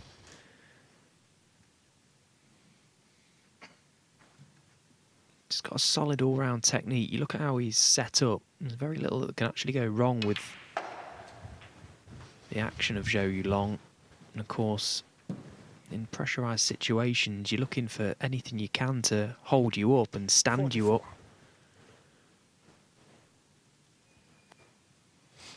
But that positional shot didn't go to plan. Didn't want to cannon the red. He's out of position now, so that's going to be end of break.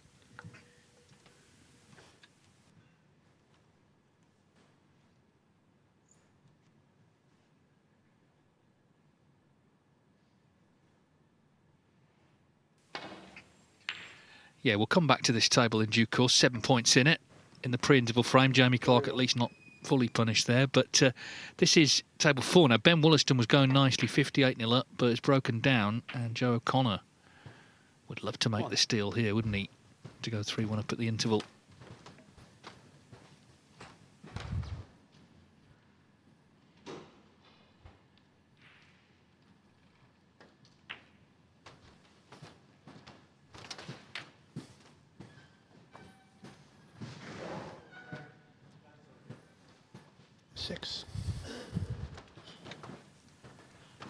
Well, he needs to be quite precise with his cue ball control, particularly for the 3 reds after he pots this one, presumably playing for the black.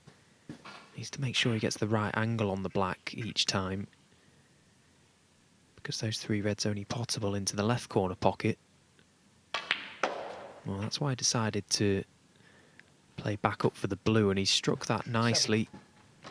Needed an angle, and he's got one.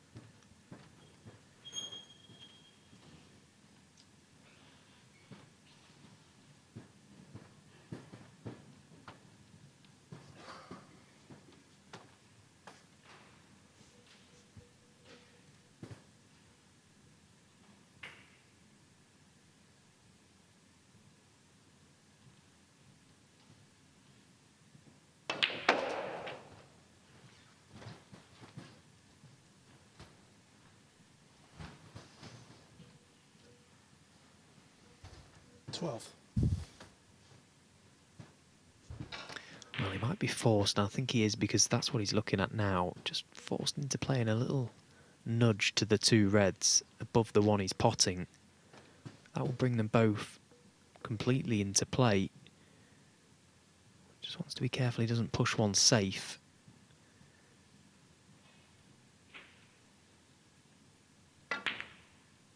Yeah, and again, he's played it really nicely. 13. Well, doesn't seem to have the desired angle on the blue, not to get back down this end of the table anyway. Just wonder if he can rest up in behind that red to just drop it in the middle pocket. That's what he's looking at now.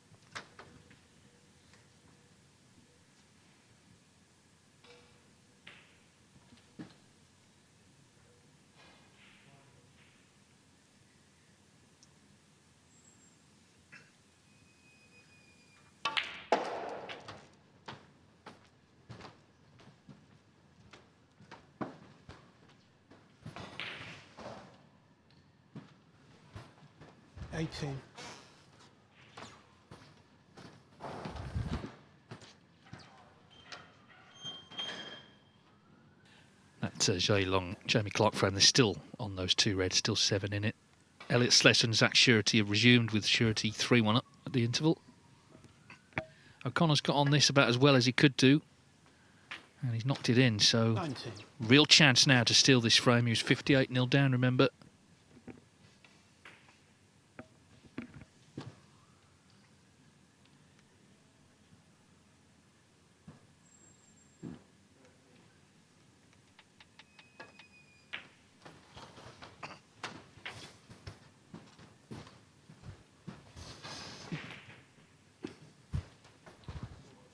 $24.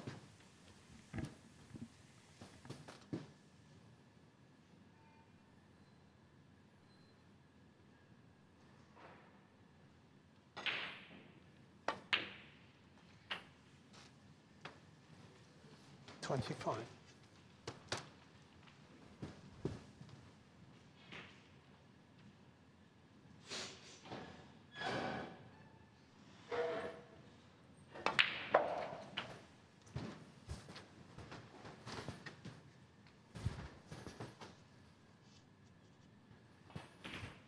$32.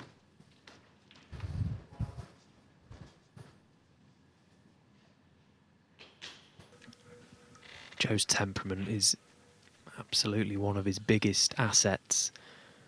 And his temperament is something that holds you up well in moments like these. Just stays very present out there in the arena. He'll recognise this as a great chance to land a good blow to his opponent. 33.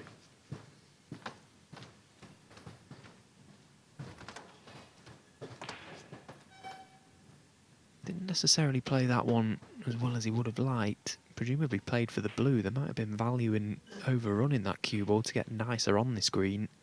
Play the percentage shot, but struck it nice nonetheless.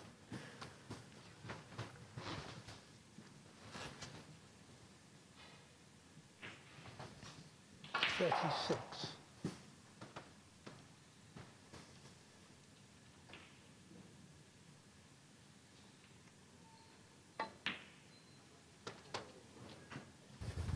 Well, he's just looks so good taking these, doesn't he? And a real body blow to land against his fellow Leicester man. Going to the interval, Wollaston was in for 2-2.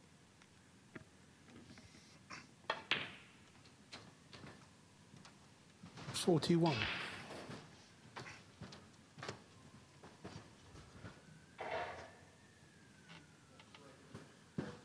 Blue to pink then, now the key shot here.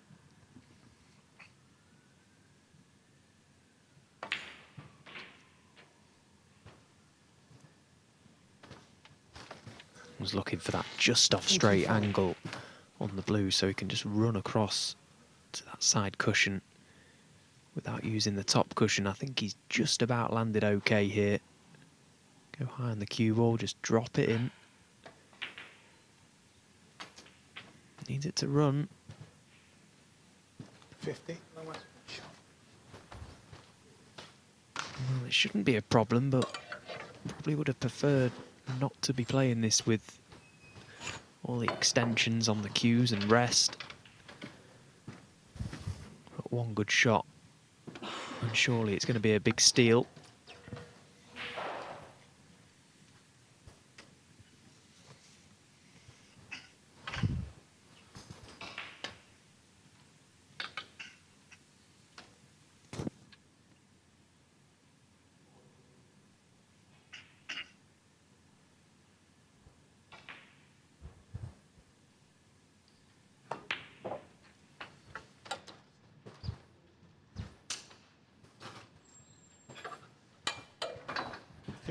So, as I say, big blow to land. Going to the interval, Ben Wollaston was looking good for 2-2. Joe O'Connor has stepped in and has looked so impressive taking these.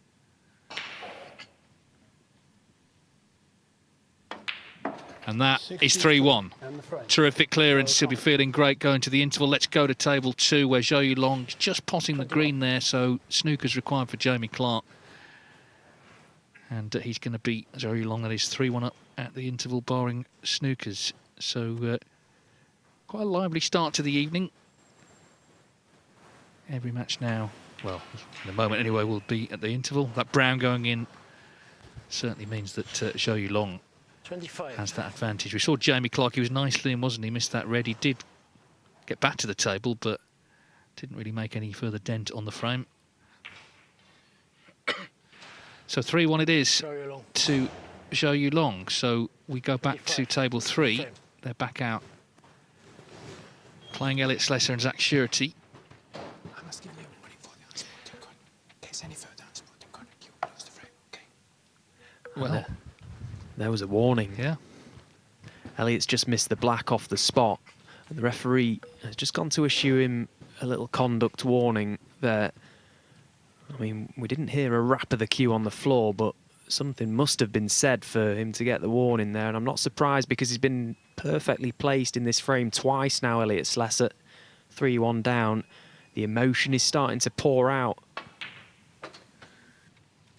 1. Well, after this blue, we're going to go back and just see what happened, because, as you say, he was warned. Here we go. Elliot Slessor, 23. That was a proper one, wasn't it? We had the rap earlier from a couple of players. That was the full force of the Slessor fist. Oh, that hurt, that didn't it, Dave? That definitely hurt. He's probably putting a brave face out in the arena. My God, that hurt. Well, the referee, Sammy Akela, made a sort of ungentlemanly conduct warning there, didn't he? Which you don't always see. I mean, it is open to discretion, of course, but it may help Slessor, actually, in some ways, just to be sort of told, don't do it again. But what won't help him is if Surety wins the frame.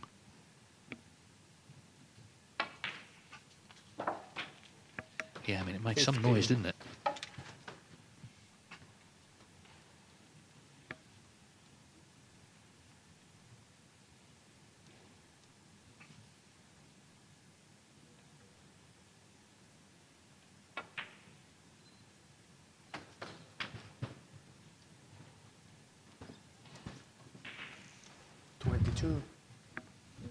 Yeah, and it's not an absolute certainty that Zach will win the frame at this visit. There's plenty of work to be done just yet. So there's every chance Slessor will come back to the table, albeit with his knuckles in bits.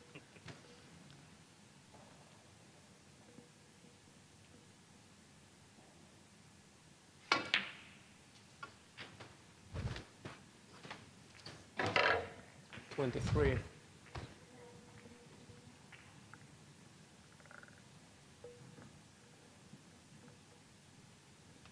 So that red on the left side cushion clearly going to be the key to this frame, potentially for both players.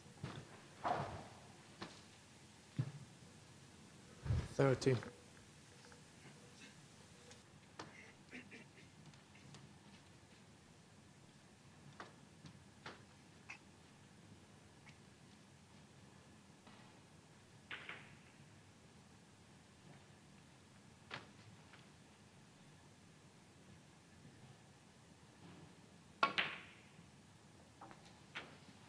$31.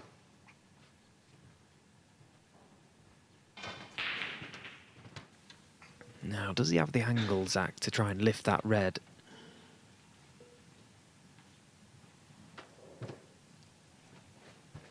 He's a left-hander, but I can't imagine he'll look to try and rest in behind it. Not the sort of shot you want to be playing. So he's gone for the dislodge and he's missed it. So Elliott will be back to the table, and he is still in this frame. 35.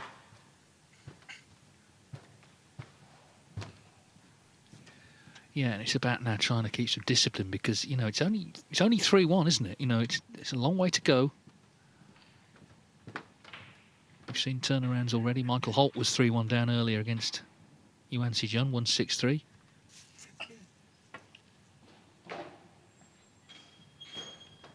Zach Doherty, 35.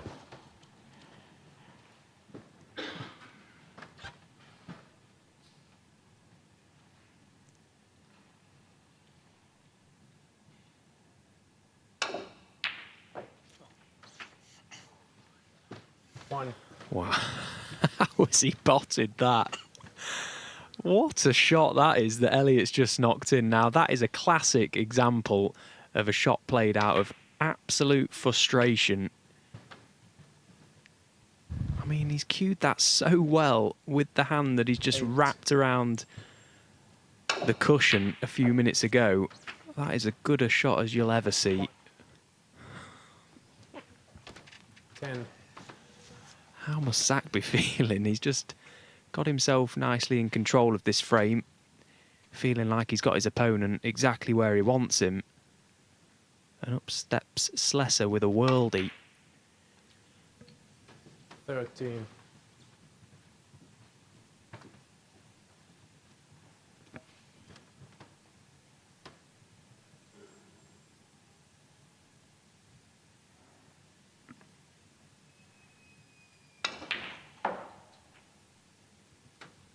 You know, in a strange sort of way, that release of energy and emotion from Elliott Slessor, he's the sort of player that it might have done him the world of good to just get that out.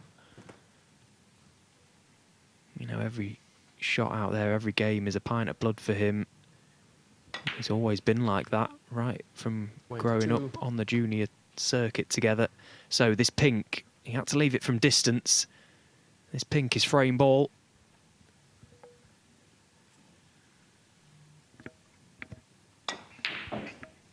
Oh dear. Yeah, as you say, has he fluked it? No. As you say, he was just slightly wrong side of the blue. Oh, steady, Elliott. Slessor, 22.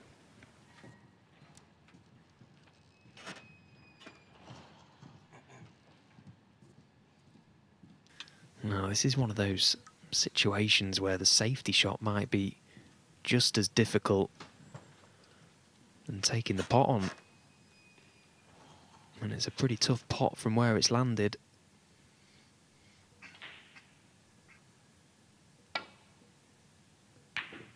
Oh, and he couldn't have got any closer, and getting so close to it, he stuck it up. So what a let-off that is for Elliott Slessor.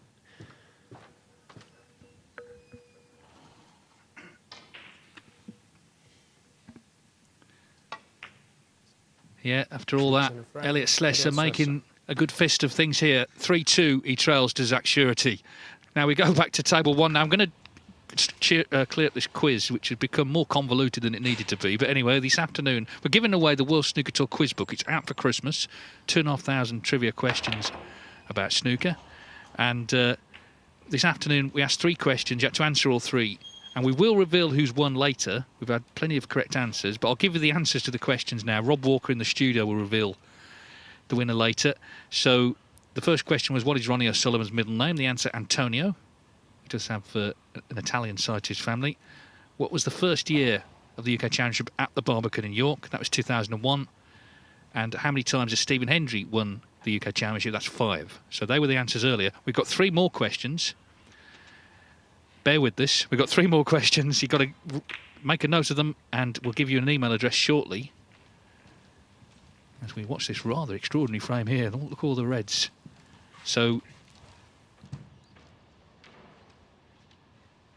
the questions are, number 1, who became the first multiple UK champion? So who's the first player to win multiple UK championships, i.e. more than one? So that's question 1. Question 2, who is the youngest ever UK champion? Who is the youngest ever UK champion? Question 2. And question 3, who did Judd Trump beat in the final to win his first UK title? Of course, last year he beat Barry Hawkins. Who did he beat to win his first? So I'll give you the questions again.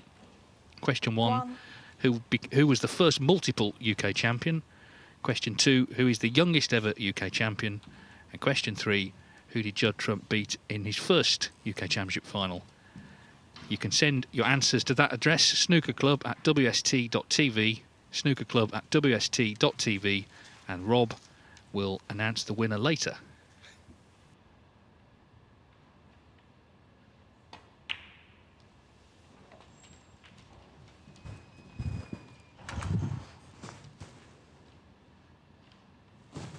Seven.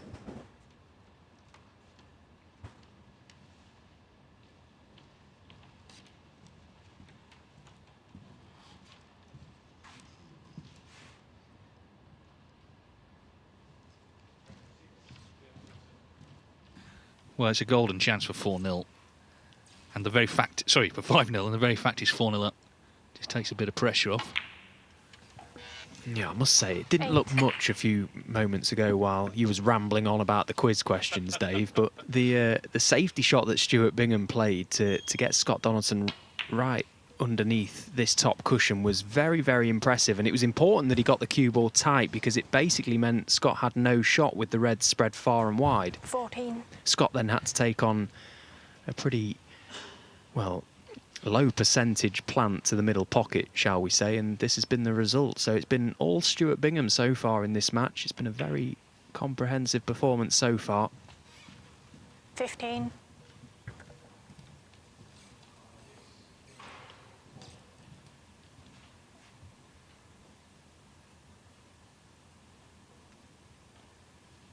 I think right back to that first frame of this match, and both players were missing everything really. There were so many mistakes, and another day Scott takes that frame and it could have been all Scott Donaldson.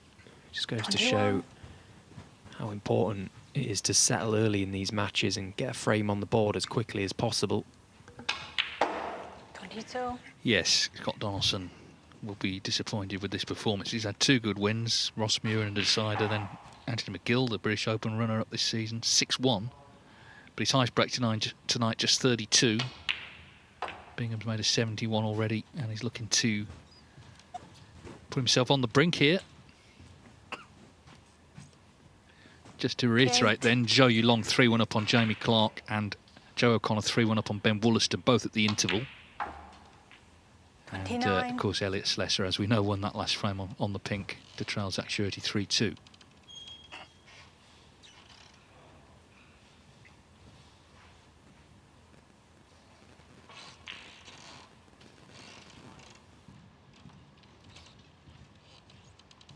Of course, Bingham was on for a maximum, wasn't he, at York last year, and somebody sort of came into the arena, not a member of the public, who was someone working on the event, and well, it was off-putting, unfortunately.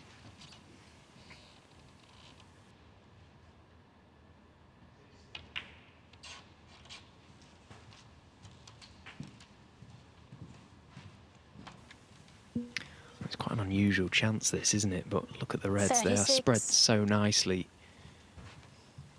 Quite often, you can overcomplicate things in a situation like this, and all of a sudden run into trouble. Can't imagine Stuart Bingham will do that. Very experienced player. 37. Of course, he knows he's got his opponent right where he wants him. I think from what we've seen, it would take some performance from Scott if he's going to turn this game around, and it's looking likely that he's about to be 5-0 down. You don't see many 5-0s overturned in a race to 6. 41. No, and let's be honest, you wouldn't see many 6-0s in the final qualifying round. Players have won matches to come through, they're evenly matched, but the prospect is there. 42.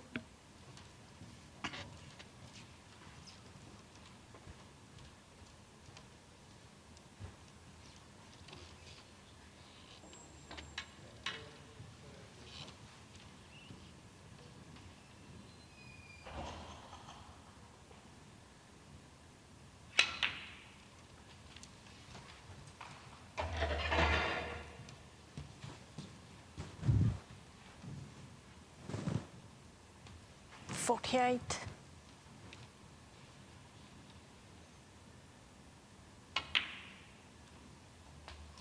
$49. I think he thought he'd missed that.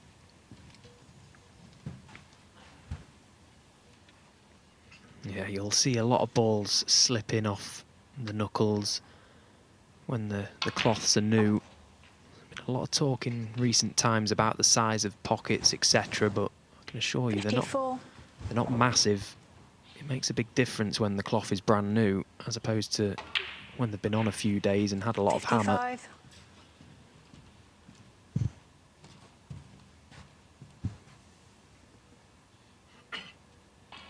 Well, he's had to pull a lot of balls, hasn't he, to get to frame ball, but he's nearly there.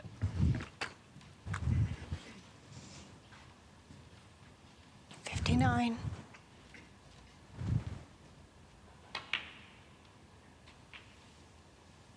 $60.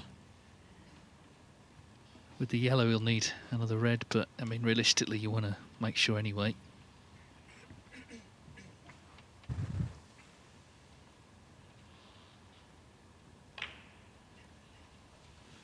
So Stuart Bingham firmly in control of this match and looking very good 62. to join players. Our 4 qualifiers already in the hat for the draw for the last 32 in York tomorrow. 63.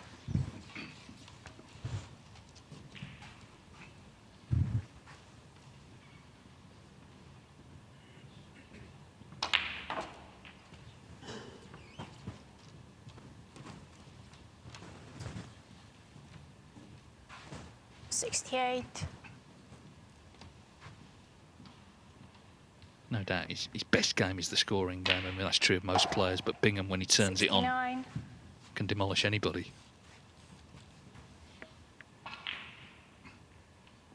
Made 9 maximums, over 600 career centuries.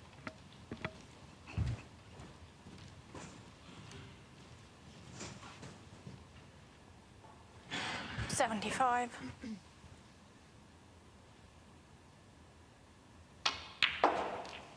76.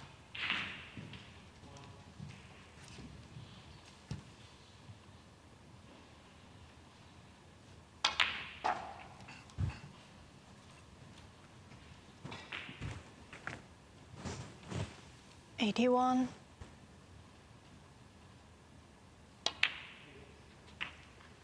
82. So a slightly unconventional break where the balls were, but he's taken them really well.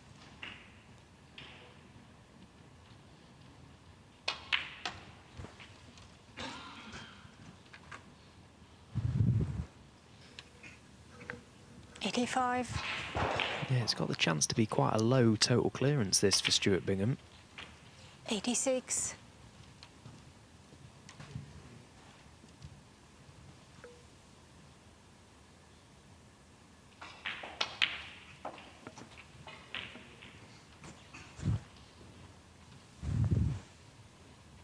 $90. 92.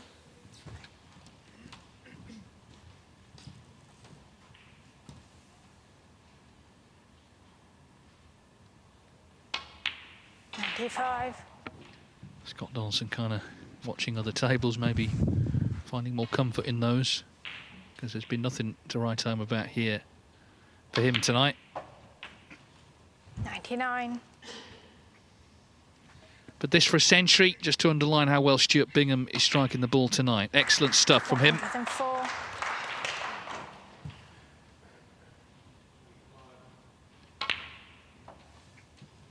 110.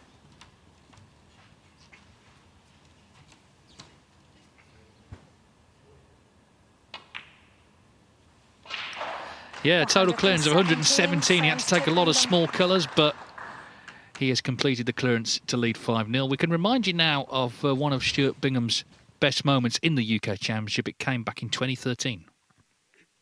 And this is awkward.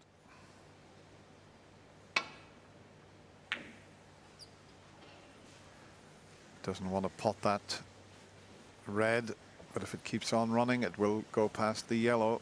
This could be Stuart's big chance. There you see it. And now you don't. What a performance from Stuart Bingham. Ronnie will be the first to congratulate him. He had a close match in the Champion of Champions where Ronnie beat him a couple of weeks ago 10-8, but Stuart Bingham has played a superb match here. Every credit to him. Ronnie storming back from 4-1 down, and at 4-3 it was anyone's quarter-final. He won't bother about that. Ronnie comes forward to congratulate Stuart Bingham. They've played 10 times. It's the second time that Stuart's beat him, and he's beat him twice in the UK Championship. But this will give him a lot of satisfaction. He really did perform to the top of his game. Well done, Stuart Bingham. He runs out a winner, 6 frames to 4. It seems likely we'll be seeing him again in York this year. Now then, Elliot Slessor has had quite an interesting evening one way or another, but most importantly, he's back in this match now, looking to level up 3-3 with Zach Surety. 39. Yeah, and he's really had to knuckle down here and make this chance count, because he had no right really to win that previous frame. 40. But all of a sudden, he's got the balls at his mercy to level this game up at 3 each.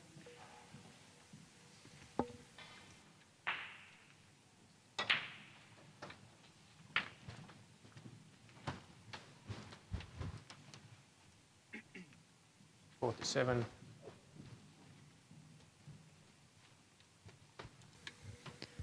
I mean, temperament really is everything in this game, but players are all individuals out there. They all deal with things in their own way. Some players prefer to keep their emotions inside and almost bottle things up, not give anything to their opponents. Slessor is the opposite. He doesn't mind letting you know exactly how he feels. He's not bothered by that. Yeah, everyone's different, and you know, you see this in snooker clubs all the time. You know, when people are playing for a fiver, never mind their place in the final stages of a major event. Game can be really frustrating, but he seems to now be on a more even keel again. $54. We'll need another red after the pink.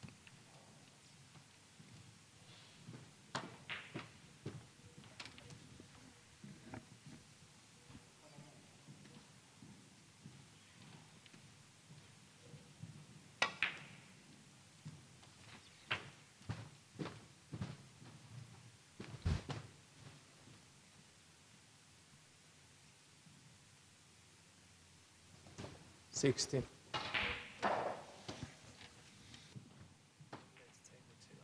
Visit from...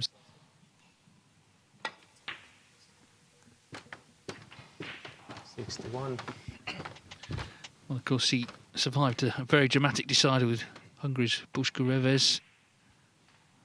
Won 6-5 on the black with a great break. So he's doing it the hard way, but importantly in this match, he's still doing it.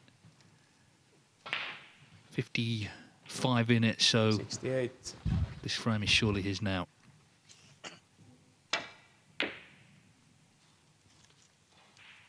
Elliot Slessor, 68 and a frame. Yeah, Zach Surety concedes.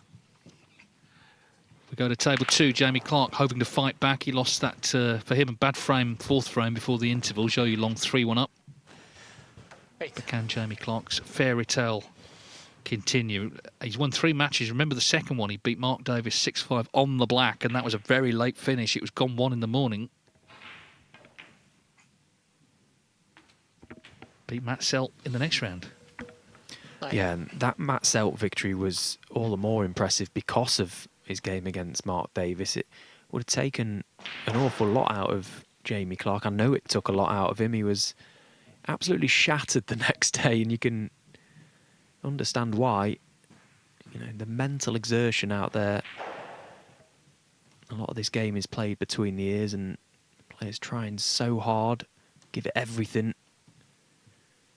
It can be quite a come down after big victories like that, and then to go again and play a very experienced campaigner of Matthew Selt and come out quite an easy victory, really. 6-2. Played some good stuff. 16.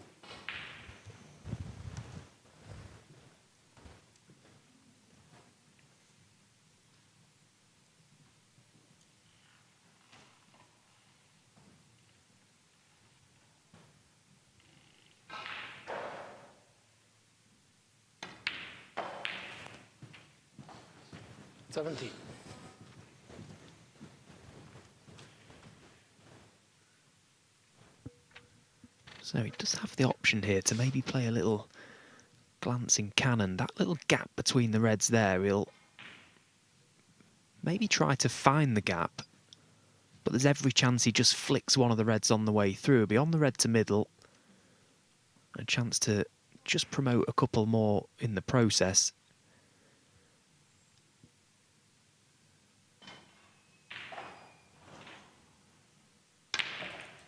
Well, he went at them with pace, and that's pretty good.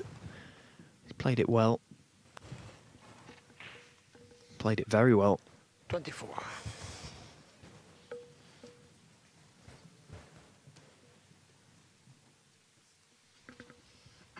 Stuart Bingham with a chance to get it won, but misses that red. That was just a moment ago on table 1. He was hoping. What he doesn't want is this to be, you know, suddenly it's 5-3 in an hour or so, and it's a scramble. That was a chance, but he'll need another one.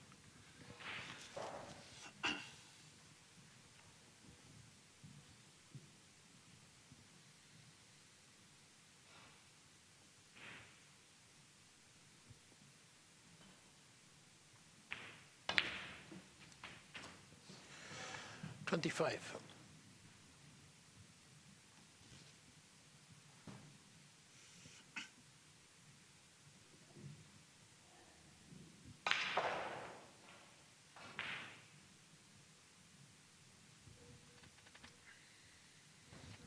So enough reds in the open here for Jamie to get this frame won at this visit. Just a series of little stuns and screws to keep nice control of his cue ball.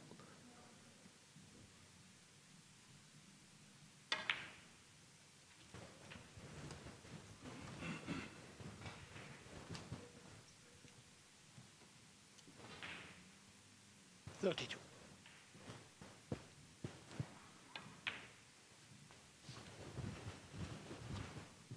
33. I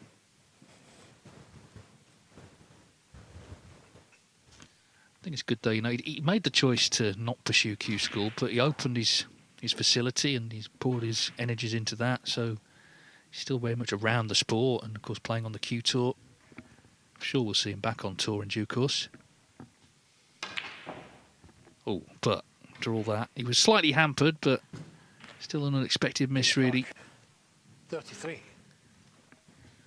Yeah, that's quite a surprise. He did land badly hampered by that red and took the decision to get his hand right in close. Look at how close he is to the cue ball there. Quite an uncomfortable shot to play.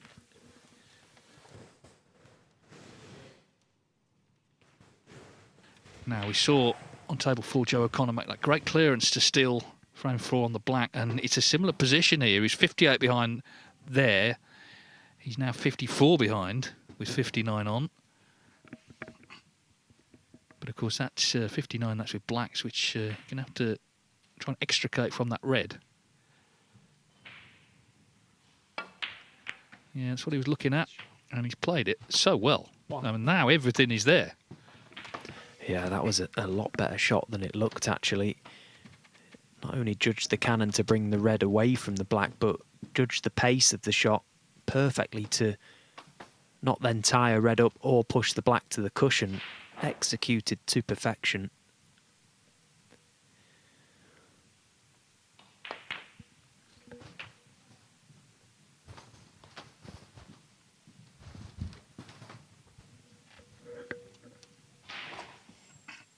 Eight.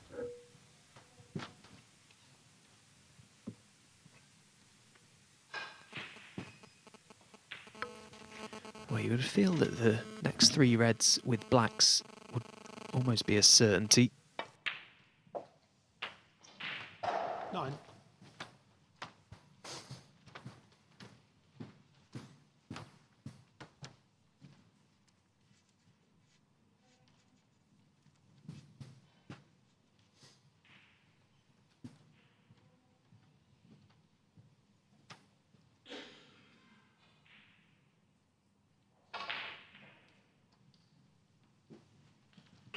Well, the colours are in quite unusual positions, so still a little bit of work to be done.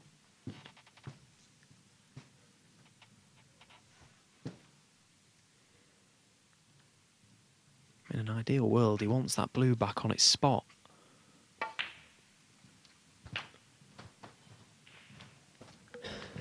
It would be a real blow to Ben Williston, though, wouldn't it? I mean, he could easily have been certainly 2-2, then 3-2 up, but if he goes 4-1 down, it's going to be hard to pull himself out the mire.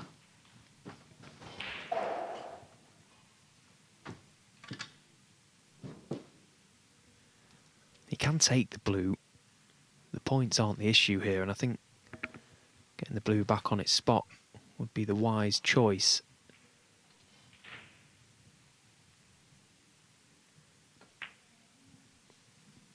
He wasn't able to play it, and I can't imagine he'll play for the blue now from the final red, so there may still be hope for Ben Wollaston in this frame, purely because of where the final colours are positioned. There's going to be a lot of distance covered for Joe O'Connor's cue ball.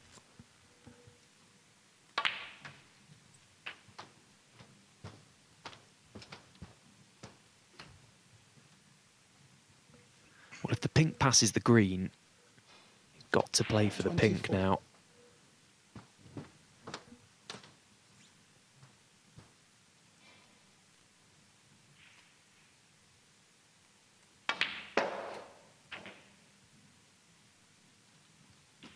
$25.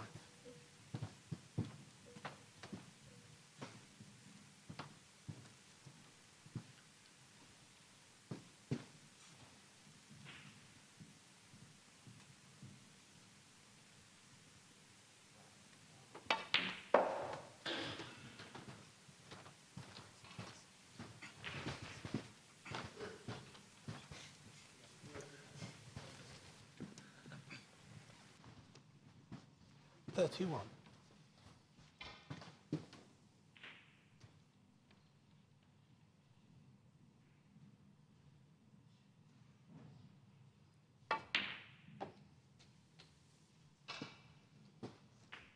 $33. Well, we've seen this film before. He was so steely in the last frame. It's a little bit more complicated here, as Stephen's mentioned, but brown to blue will be the shot, I guess.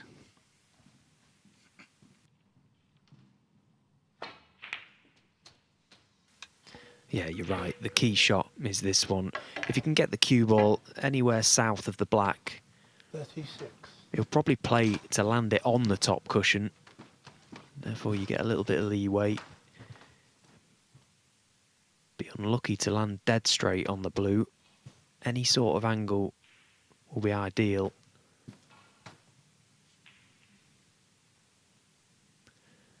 These frames are massive, aren't they? The ones that you had no right to win. It's the frames that you were never really involved in. If you can pinch them, they make such a big difference.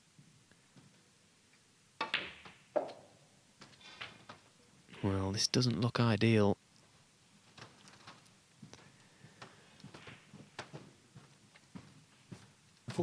The blue is now a tougher pot than it perhaps could have been. And it's going to be pink to right middle. 2 big shots coming up for Joe O'Connor and for Ben Wollaston here.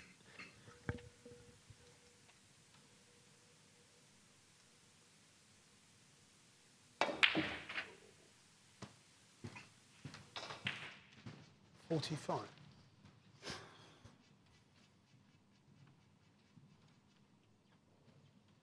certainly if he pots Bingham black, it actually blows the last clearance out of the water, doesn't it? This has been more complicated.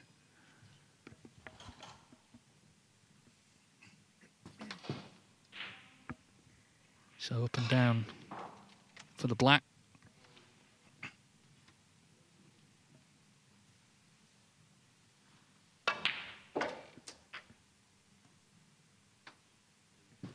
It looks very, very good indeed. Well, what a couple of clearances from Joe O'Connor. Ben Wollaston 58 in front in the last frame, 54 in front in this. Joe O'Connor has the black for a 4-1 lead.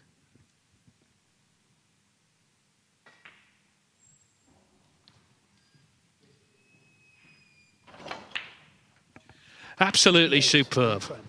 Joe O'Connor. There's no, you can't see better than that. 2 successive frames. Now then, we've had a lot of drama on this table. Elliot Slessor and Zach Surety.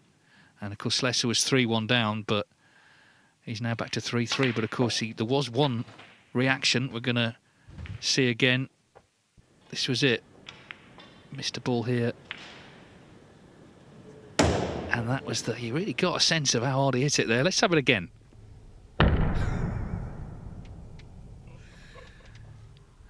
Well, maybe you could take on Anthony Joshua next month with a punch like that.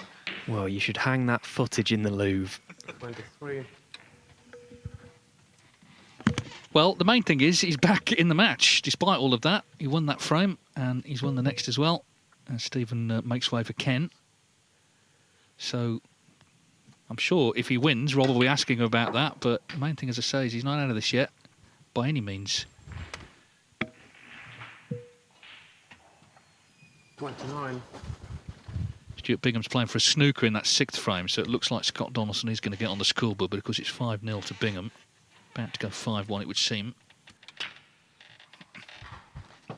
I can't believe, Ken, you must never have punched the table, Ken. You're far too calm. 30. It's not one of my traits, I must admit, but I tell you what, that was some bang he gave. Some bang he gave the table. I don't know how his knuckles are after that one, but...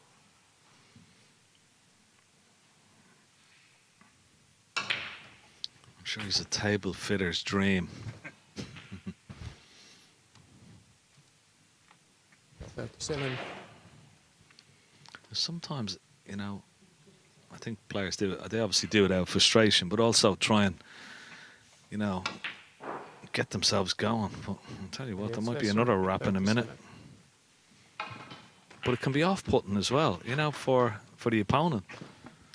Yeah, that's why the referee spoke to him. You know, he said, basically, you can't do that again. So the warning's been given, and anyway, the main thing is he did find a way back into that frame and won it.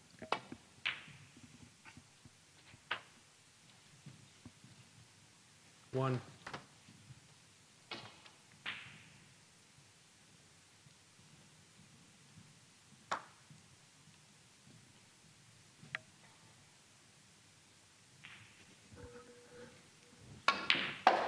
Oh, this will be some shot to try and get between these 2 reds. May need a little flick off the black. Was hoping for it. 4.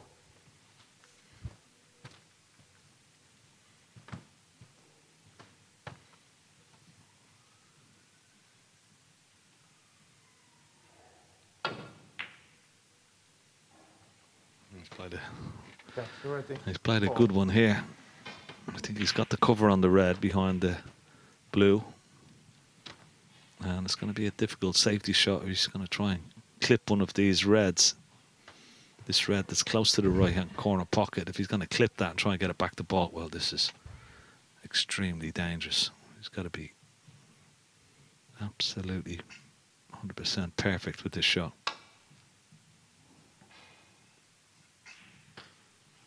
Oh, and a miss. Caused That's already an error, and Zach Shorty has got another chance here.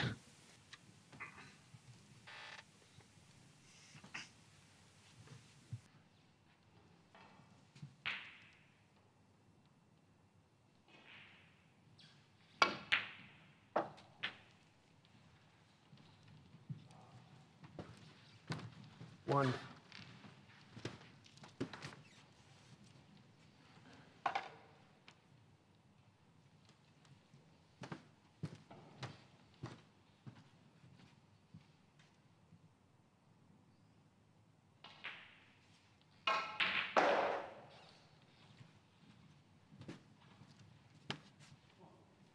We're just going to show you this shot from Joey Long. There's only 1 point in this 5th frame with Jamie Clark.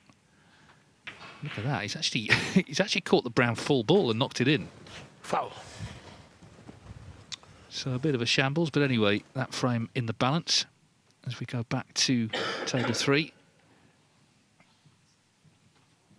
Yeah, just to reiterate, Bingham playing on for a snooker on the yellow now with Scott Donaldson. We'll let you know if anything changes.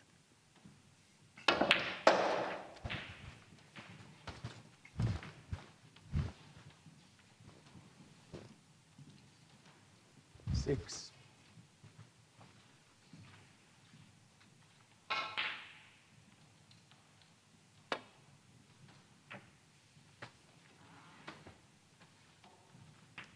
Zach's already 6.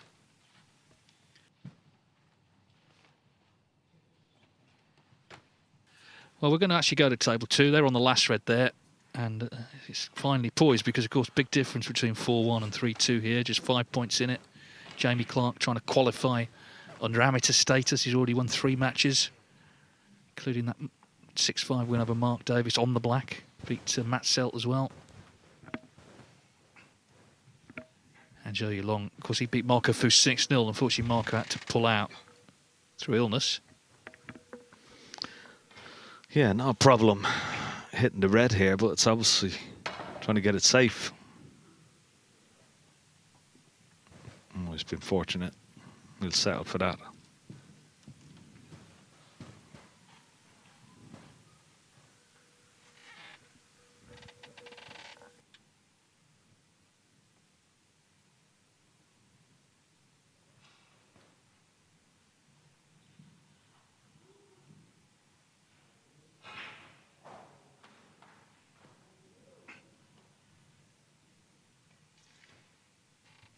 Jamie Clark from Llanelli, and as a boy had the opportunity, of course, to play in all the events organised by Terry Griffiths there in his club, and had so much advice and mentoring from Terry, who of course sadly passed away on the day of the final last year. Had the opportunity to speak in the box to his son Wayne earlier this week, and of course so many people have so many fond memories of the great man. Won this title in 1982, world champion 1979.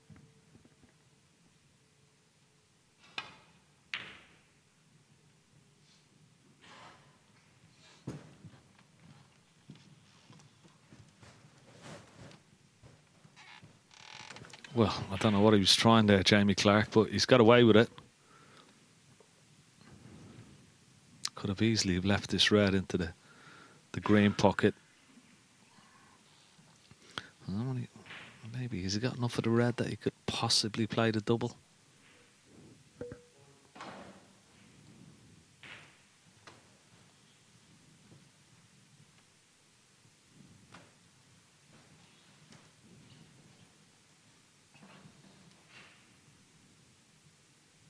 Yeah, maybe.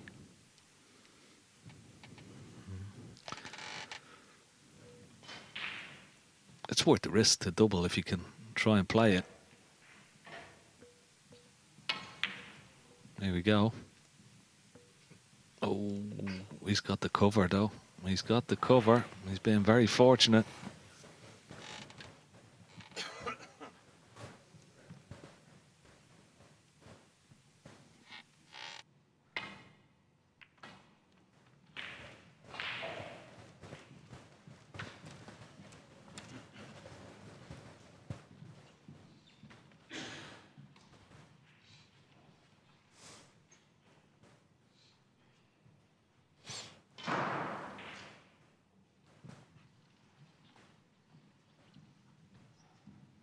Well, Zach Surety's won that 7th frame.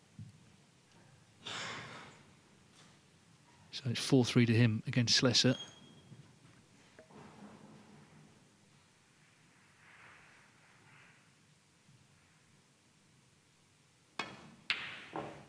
Wow, he struck that so well, didn't he? But the pocket just wouldn't take it.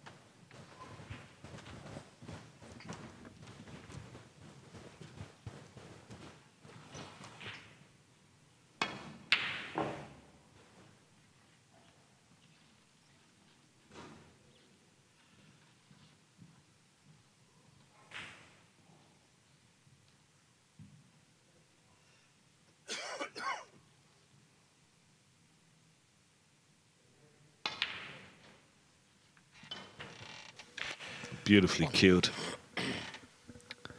from Jamie Clark. Now, just one good positional shot. He could play it off 2 cushions. He could just play it off the top cushion and come up just past the blue in a line towards that yellow.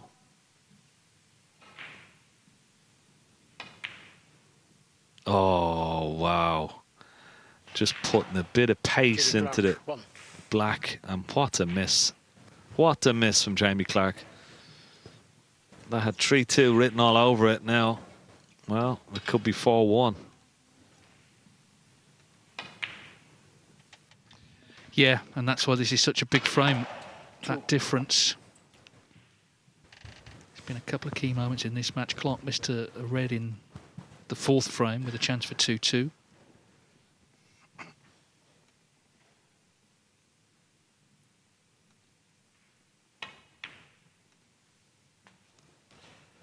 Five.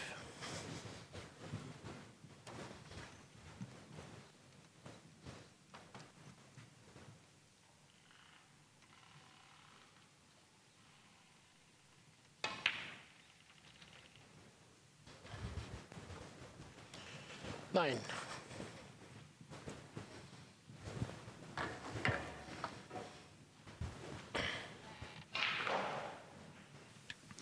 Well, it's not perfect. But if he pots the blue, he's certainly have some sort of shot in the pink. Playing it with top spin, so he's trying to get close to it. He's missed it, would you believe? Well, it just shows you the pressure out there from both players. And once again, Xiao Yu Long has been very, very fortunate. But he's feeling the pressure there big time. It's a long way away from that. That wasn't close even. Xiao Yu Long.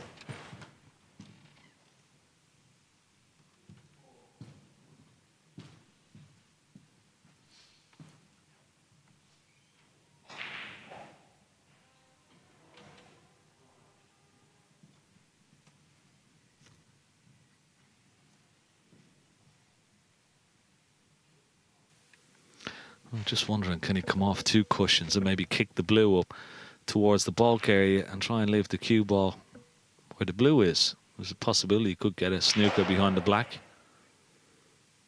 It's a straightforward shot, just to come off the top cushion, side cushion, just kick that blue past the black.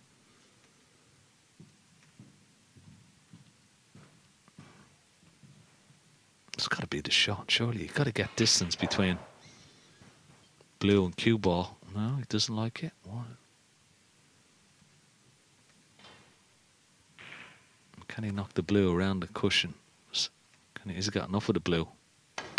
Yeah, he had enough of the blue, so it wasn't too bad. But he hasn't got the snooker, but he's got it safe. Ben Wollaston, meanwhile, 70 in front with 67 on. So, and well, he's missed a red, but snooker needed, looking like 4-2 there. Of course, O'Connor's stolen a couple with clearances, but he does need a snooker there. And Scott Donaldson did win that 6th frame as expected. So 5-1 to Bingham.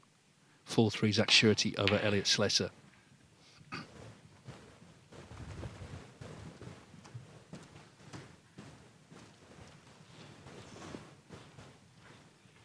But this pivotal 5th frame here continues. Xiao Yu Long had a golden chance though, didn't he, to win it. He's going to be a bit rattled if he ultimately doesn't.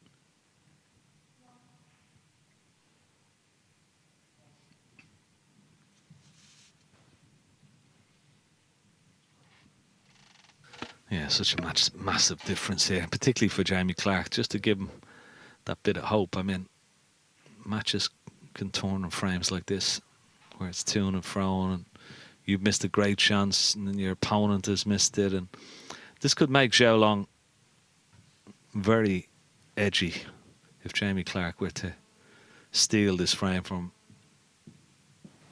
Put a whole different complexion on the match. So important, this for Jamie Clark. Keep this blue safe.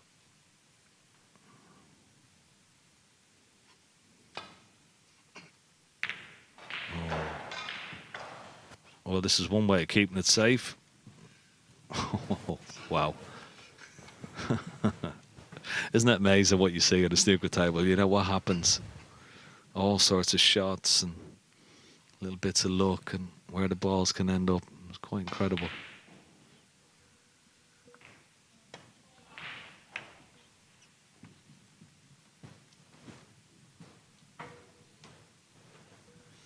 Chance to get that cue ball over behind the black here, but once again, imperative he keeps that blue safe.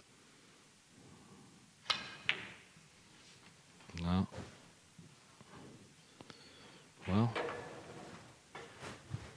has he left it? Has he left it?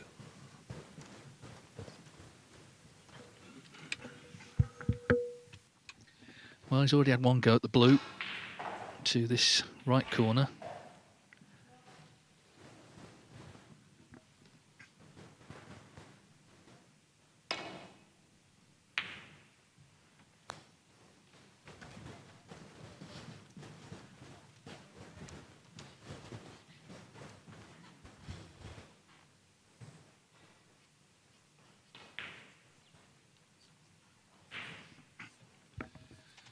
Well, we just want to keep across everything. So this is Scott Donaldson trying to fight back. He's won the 6th frame, and that was a chance there. And there's been too much of that from Scott, I'm afraid, tonight. He'd be the first to admit that. Just offered up a few too many openings to Stuart Bingham. We'll be over there if Bingham looks... In fact, he just missed himself. So we will be over there in due course to see if he can get it won, but it won't be any moment now.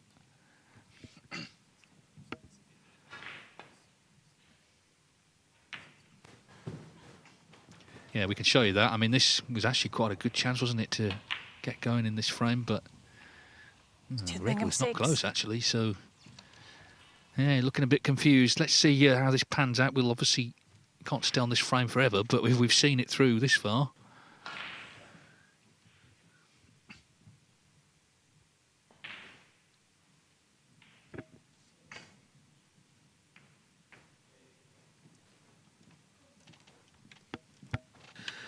Yeah, Zhao Yulong, he couldn't really do much with that. Just he has to wait for a better chance, but he could be in a lot of trouble here.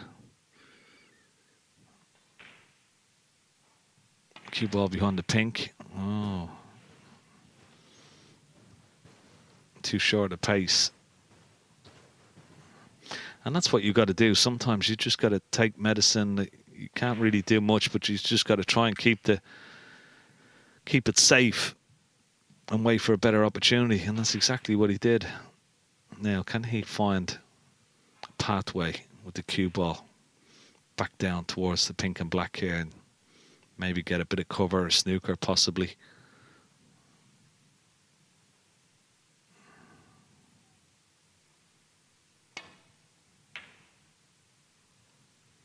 Oh, this... thought it was going to go close to the corner pocket, but he's okay. Good length of cue ball.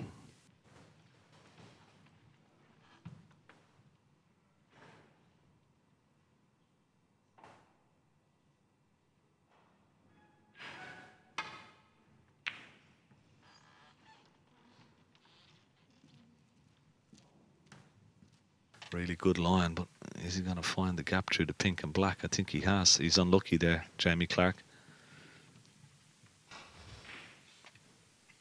I'm sure Zhao Yulong will take this blue on.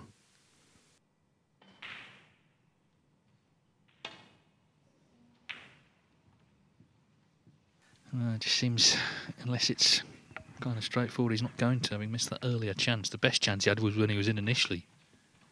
So what a battle it's turned into.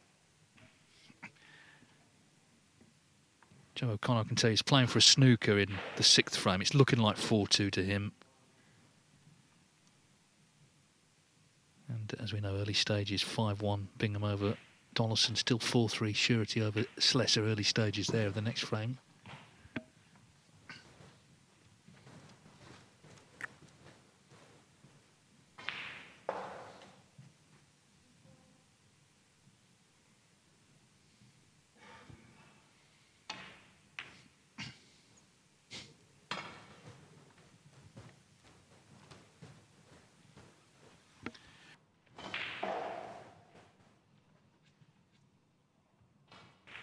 Well, we will come back, but we want to see someone potting a ball. So let's go to table 1, where Scott Donaldson, you know, he's trying to benefit from that Bingham miss that we just saw, because he missed himself, but then Stuart Bingham immediately missed. Just trying to apply pressure. It's all you can do from this position. You wouldn't expect to win, but can make Bingham win it. 3rd. Rather than just expecting to sort of cross the line without any trouble. He's had a good tournament, Donaldson, but obviously it would be disappointing not to complete the trip to York.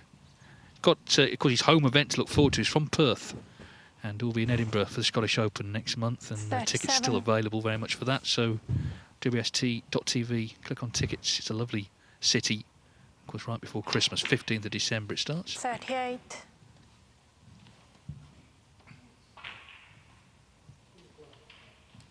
And indeed, Lepe Fan, who won it last year, he'll be playing here tomorrow.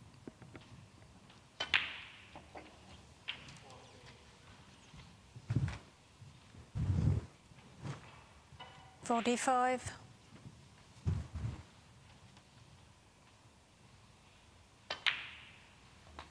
46.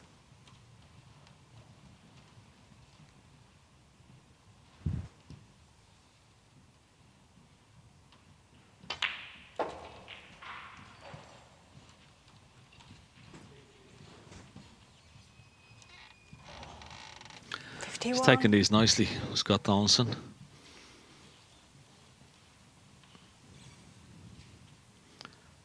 He's completely out of sorts in 52. that first session, particularly after losing the first frame, which he should have won.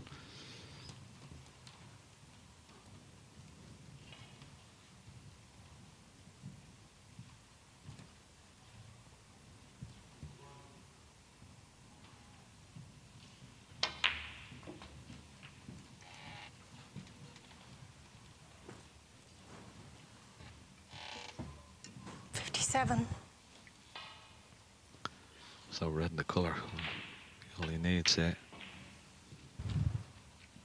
58. And he's done well. He could actually make a century now. Make sure it is pink first, obviously, for the frame.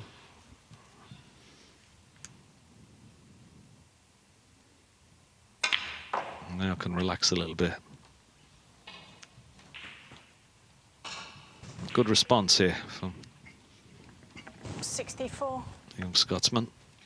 Yeah, I mean, you can't just give up, can you? You know, you've got to make a fight of it, and he is doing. He's missed that. Donaldson, 64. But Bingham does need a snooker.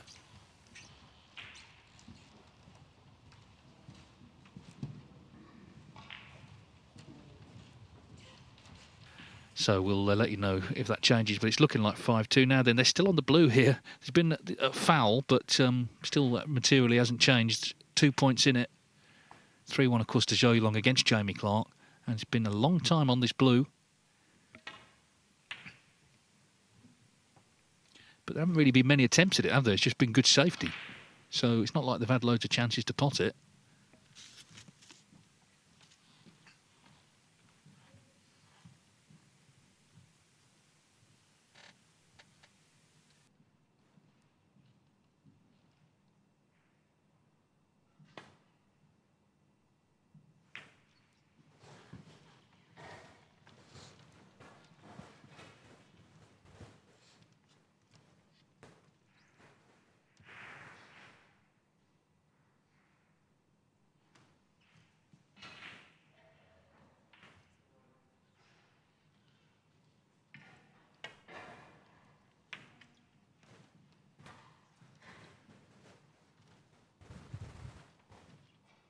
Okay, well, once again, we'll come back if anything happens, but this is a very interesting match. It's quite an emotional match as well. Elliot Slessor, Zach Surety, 4-3 Surety. Slessor back in, though. Surety was in. He missed a red to left corner.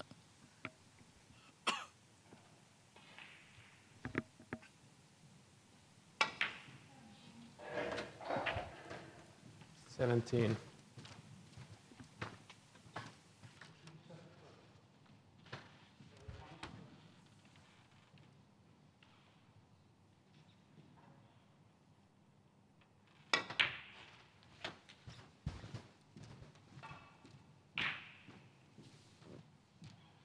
$22.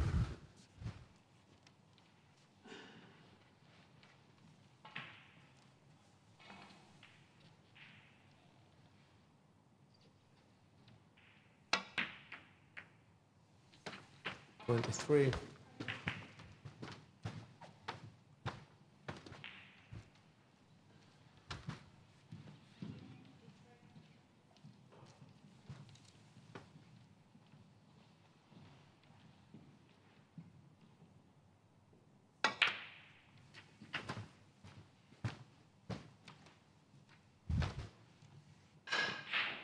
$30.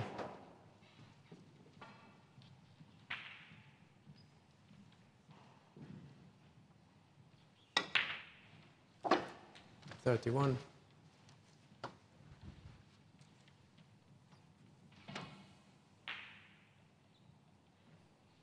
So Elliot Slessor looking good, but the long battle on the blue may have finished. Jamie Clark's just attempted it. He had about three goes at potting it, actually, threatened 3 different pockets, but here it is, Ken, over the pocket. Yeah, but not that easy to get close to the pink. You might have to play the pink from distance because it's going to top spin, as you saw the cue ball there. So that's about the best he could do. Now, one good straight pot for the frame. And he'd be a very relieved Zhao Yulong because he's missed a few chances in this, and this is not a gimme.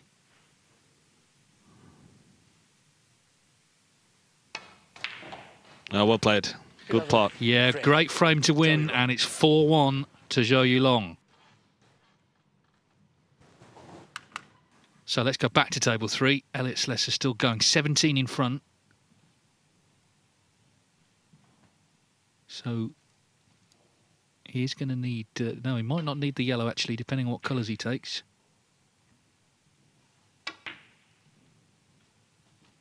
But in general, 45. he has just got hold of himself, hasn't he? We know what happened earlier. I'm sure we'll see that again when he banged the table. But the main thing is he won the next 2 frames after that.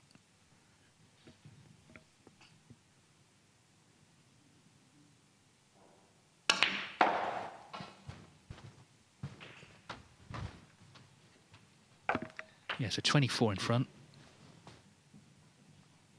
Red of that colour, won't need the yellow.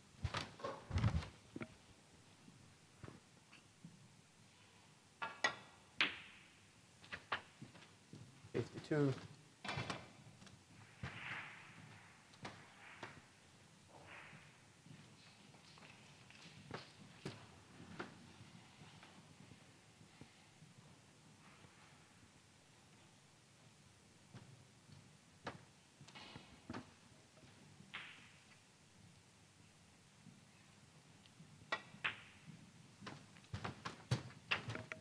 Yeah, so 32 in front. 2 snookers needed with 27 on. 59.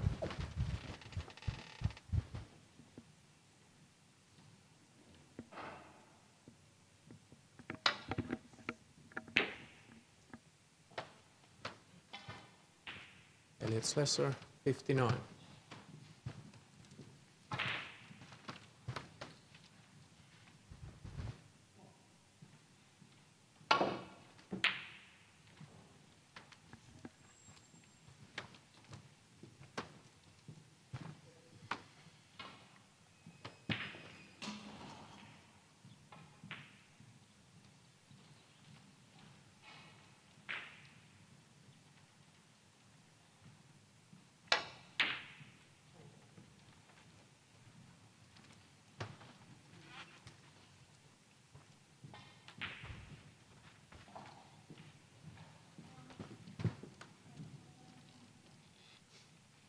Stuart Bingham has finally given up the chase for snookers, so it's 5-2 to him, because it was 5-0. Scott Donaldson has won the last two.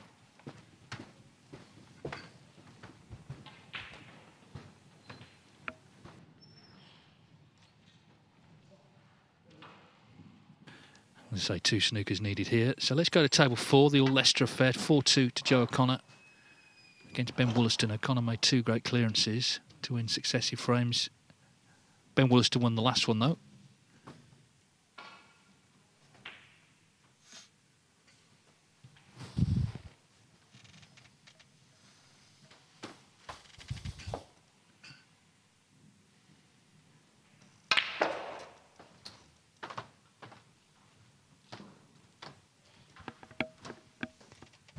Oh, he played that well.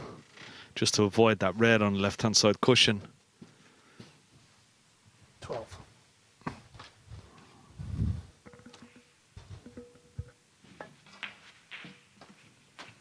13.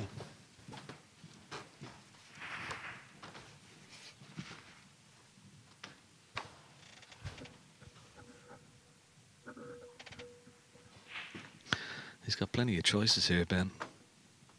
That red right of the pink is probably his best choice. And back down for the black.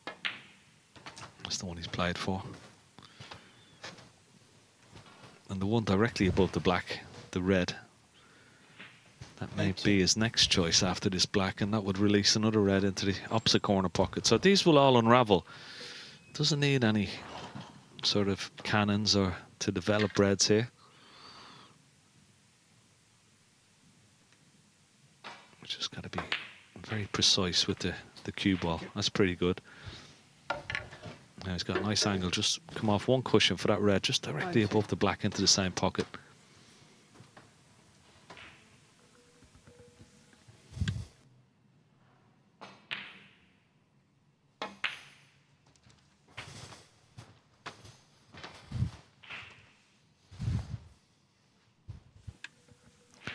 Could have done 26. with another little bit of pace there. He'll have to play a cannon now into that red to the left of the one he's trying to pot. Yeah, it's just gone slightly wrong. 27. And that's the important thing of having a really good command of the cue ball. That it makes your next shot so much easier. But once you lose that bit of position, you're not perfect when you're dealing in very small margins and millimeters. It can go wrong when it looks straightforward. Now he's going to need a good pot here on the black to keep this break going.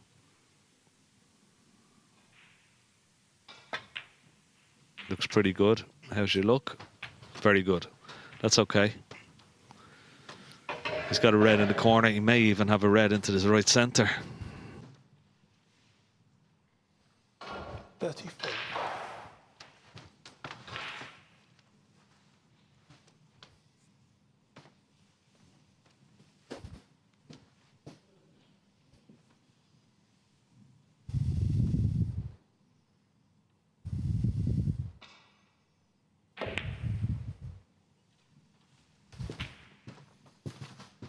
34.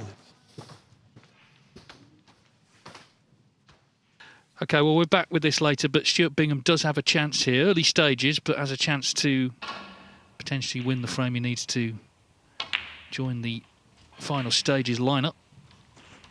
So far, we've got 20 players of the 32 there, the top 16, plus the 4 players 16. who won this afternoon. Dave Gilbert, Steve Maguire, Michael Holt and Lu Hai Chan. 17.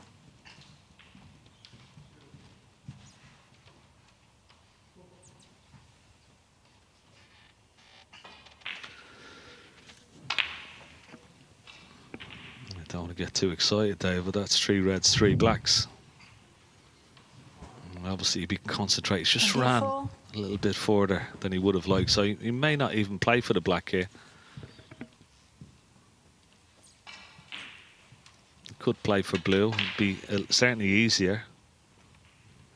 But if he plays for black, well, he may realise his intentions. No, he's played for black. He probably shouldn't have. It was a lot more difficult shot to stay on the black. Bingham, 24.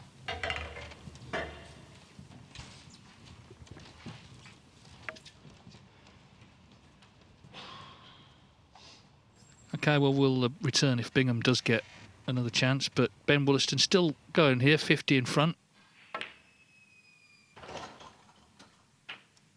51. But there's been a couple of frames where he's been, well, one where he was 58 in front, another 54, and he lost them both, so he really needs to nail this down now.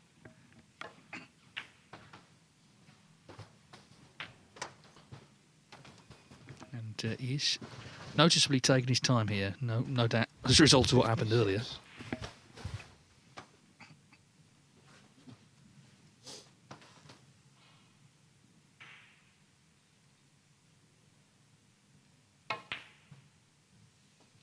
$57.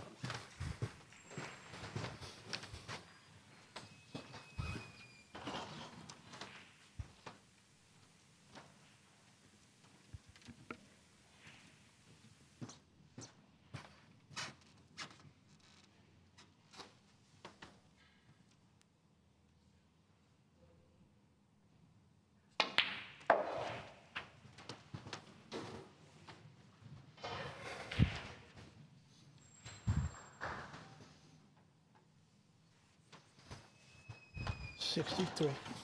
So 63 in front. Red McCullough here should make it 4-3. And, you know, he lost what looked like two massive frames, but he kept his head up, Wollaston. But Stephen's back. You know him well, Stephen, Ben Wollaston, a level-headed character.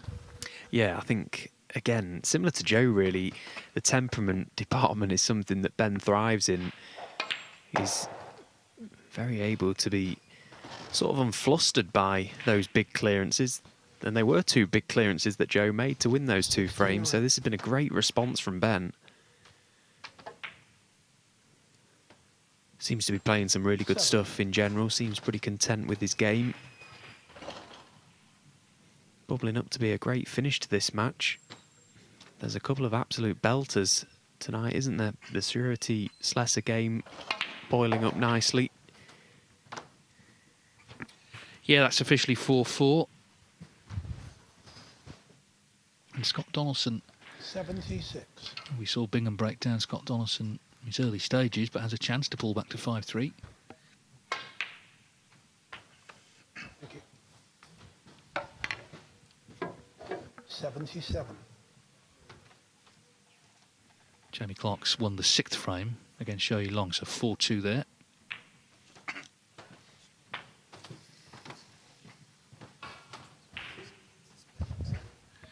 Just show you how Scott Donaldson got in here. That's how. Well, if he's knocking those in and staying in and making breaks, you know, this could turn round. I mean, every now and again, someone does win from 5-0 down. It doesn't happen very often. It's happened in the UK. 85. In fact, Barry Hawkins lost a match years ago, Nigel Bond. So, you know, it can happen. It's unusual, but it can happen. Yeah, and Scott didn't settle into that game at all, did he? Before the interval, he looked completely at sea.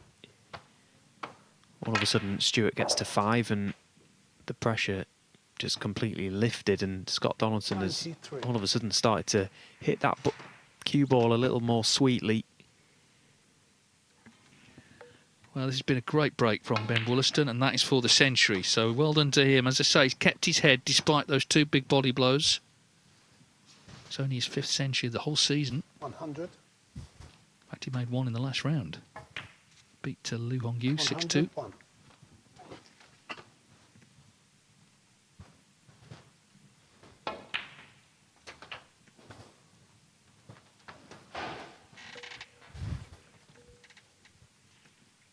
108.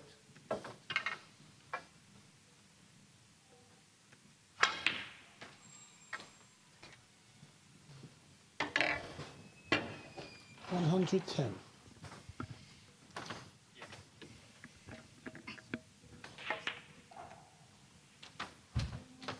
114.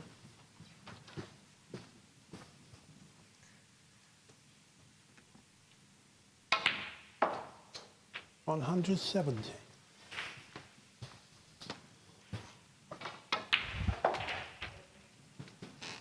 $122.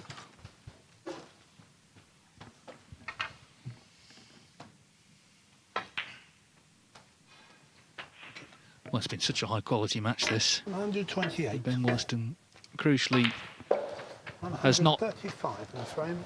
Ben Wollaston. taken the clearances to heart. He's fought back, and there's only one in it. Let's go to table one, then. Scott Donaldson also trying to fight back here.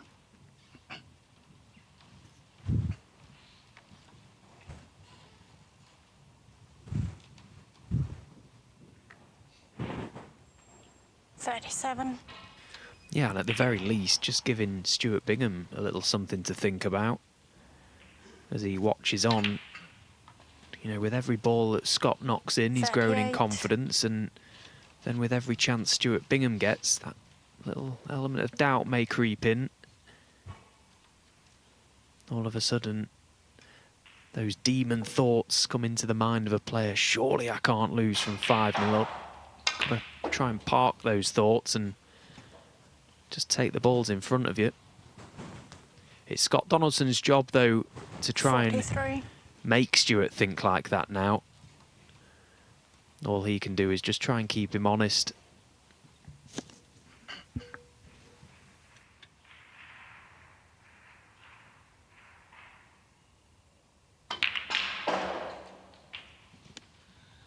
Well, this will keep him honest, all right. Lovely shot. And now, what a chance to kill the frame off. I'm sure I'm going to check this, but didn't Bingham lose from 5-1 up last year in York to Zhang Anda, I think, if memory serves? I should have checked this before saying it, but I'm going to look that up.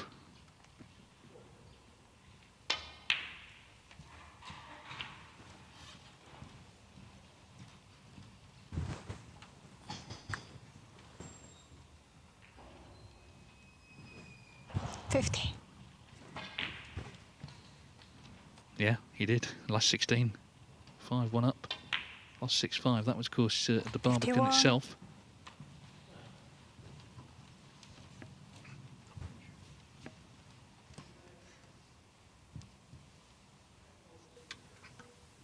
Yeah, didn't he play the split well to the Reds? A really delicate little shot, full of control, perfectly played and brought everything into play. 7. Seemed to be really struggling with the conditions early on in this game. He made a lot of gesticulations to the table, but they have been recovered before this Judgment Day. There should be no problems with them. Seems to be 58. doing okay now. He seems to have got to grips with how the table's playing.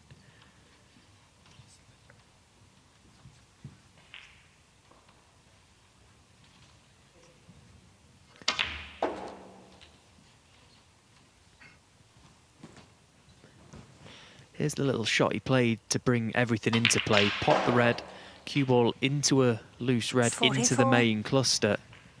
Beautifully played and beautifully controlled. And now looking to just close 64. out this frame. 47 with the black, but the red along the top cushion will just be dropped in, and this frame will be another one that Scott has clawed back. Yeah, and he's not just winning the frames, is he? He's winning them impressively. And Bingham's had chances and has just faltered. And, you know, at 5-0, he was the only player in this match, let's be honest. Scott was struggling 71. badly. And in his own mind, he must have already been thinking about the drive home. But now, is he considering this could be a late-night scramble? Because Donaldson has upped his game considerably. 72.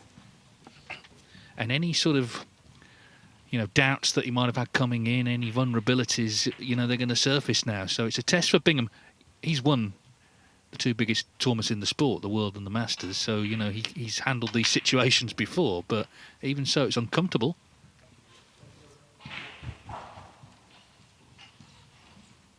$79.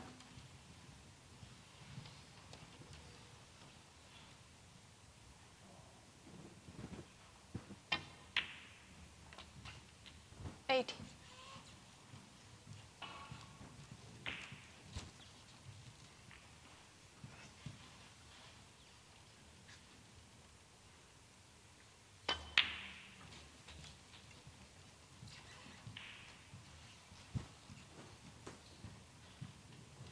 83.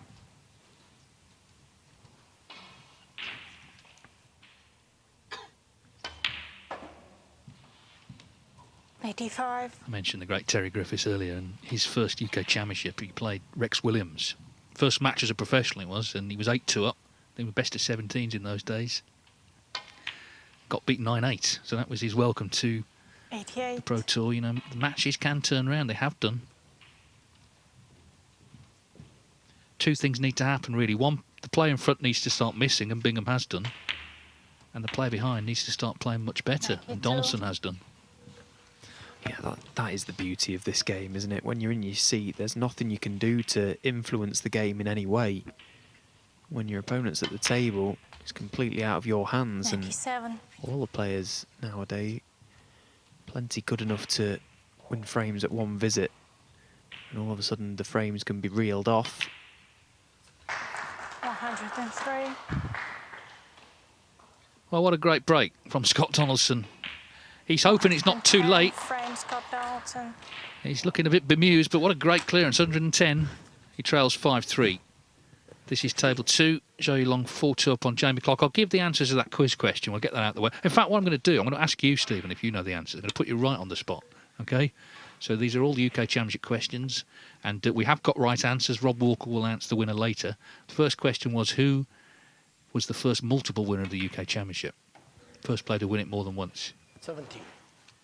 The Nugget? Correct. Steve Davis? One out, that's exciting. Get One out of in 3. there.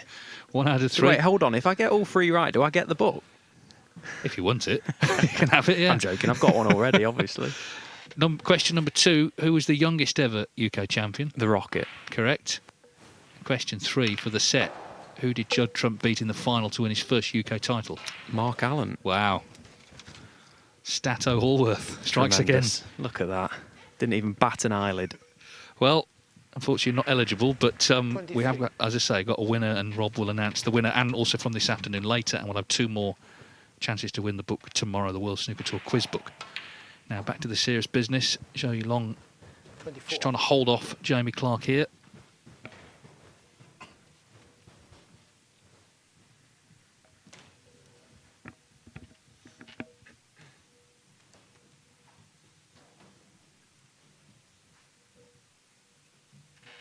Yeah, it feels like quite a big visit for Joey Long here, because you know what you're going to get with Jamie Clark. He's going to battle right to the very end out there. He's missed a few so far this evening, and I can't imagine he'll be pleased with how he's played so far. There's been a couple of chances that Joey Long has thrown Jamie's way. Another day he might have taken them, and this could have been a whole different story.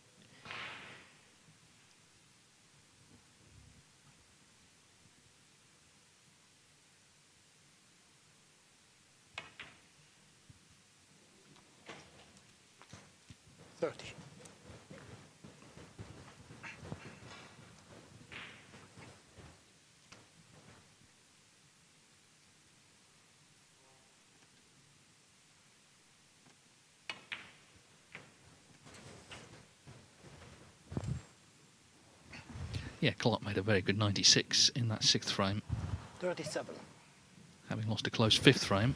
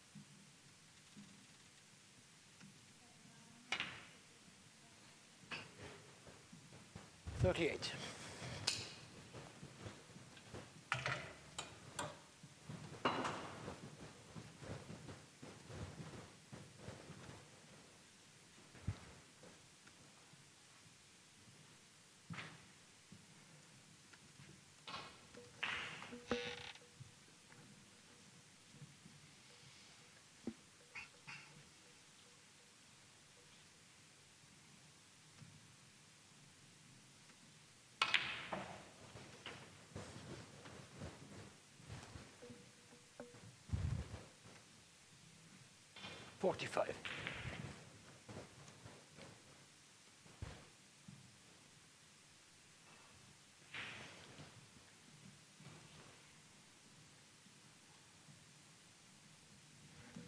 Well, he's had a look at the red just right of the pink. It looks quite tight as to whether he can get past the pink to the potting angle. He feels he can.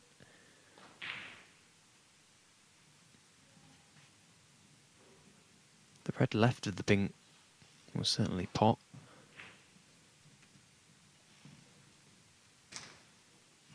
Yeah, already 20 points in front. There was no real reason to play the red right of the pink if there was any sort of doubt that it was maybe too tight.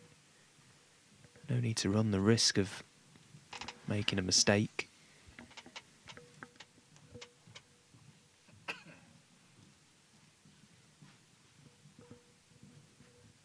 Chance to really open a good cushion here, and it would be unlikely that he doesn't get at least a chance to get this game won from 5-2 up. It would be pretty much lights out snooker from Jamie Clark's perspective. 51. So just steadying himself. He's got himself into a great position in this frame.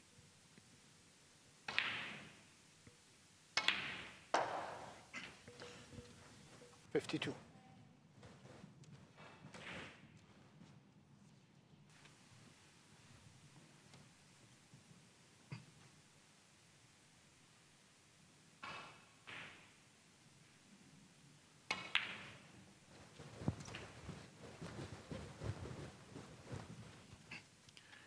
Yeah, so getting closer here. 59. 3 more pots now. Stuart Bingham was in again just a moment ago. And this is the pink that he misses, straight pink. And that is concerning. To Bingham 8. So he was 5-0 up, it's 5-3, and he's starting to miss.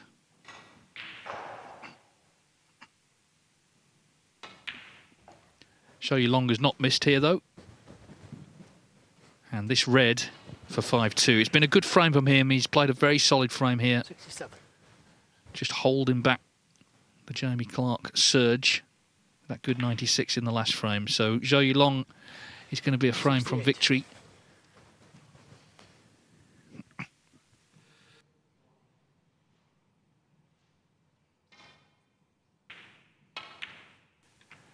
So this frame is done. Let's go to table 3 because Elliot Slessor's just laid a very unfriendly snooker. Look at this.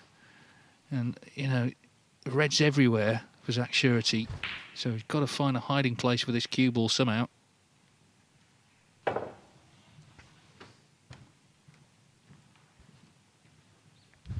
And that is not it. But look at the big colours, though. You know, blue and pink tied up, black down in bulk. So, I mean, where are all the colours? Basically, he's got to go down for the bulk colours.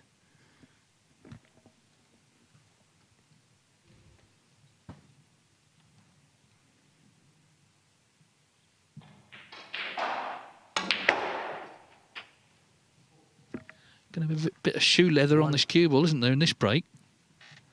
I tell you, the one player you want in a position like this, and he's on the next table, it's Ben Wollaston. He's an absolute yellow ball merchant. He doesn't mind travelling up and down the table. He'll do well to score 20 points here. Elliot, look at this table. Horrible stuff. Three. A really important juncture of this match as well. I mean, he's done incredibly well, Slessor, to keep himself in touch in this game. 4.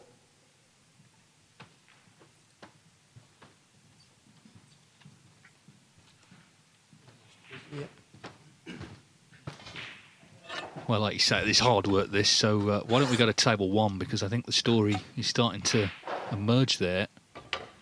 With Stuart Bingham, of course, from 5-0. Now at 5-3, starting to miss.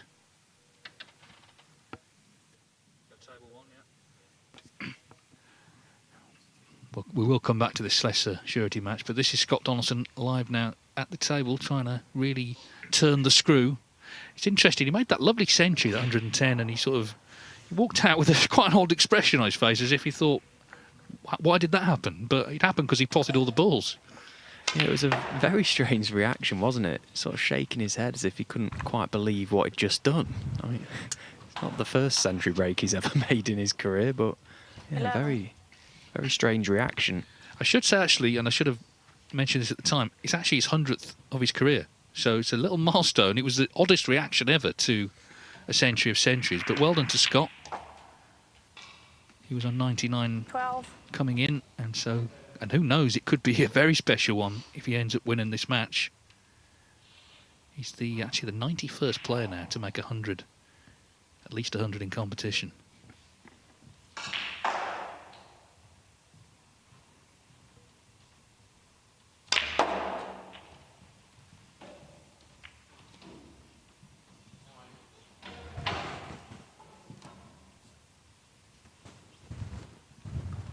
$17.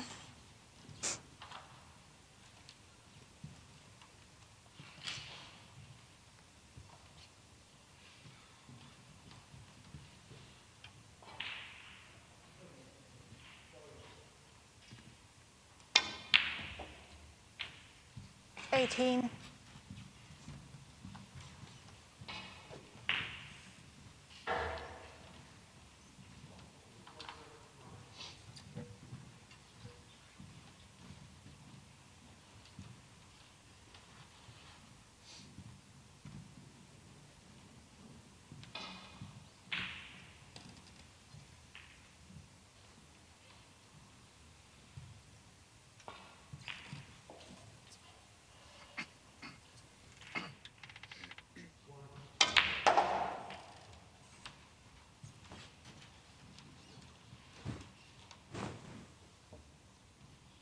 Well, he's played that positional shot well. Scott just avoided the brown. He's got the chance maybe to play on the black here.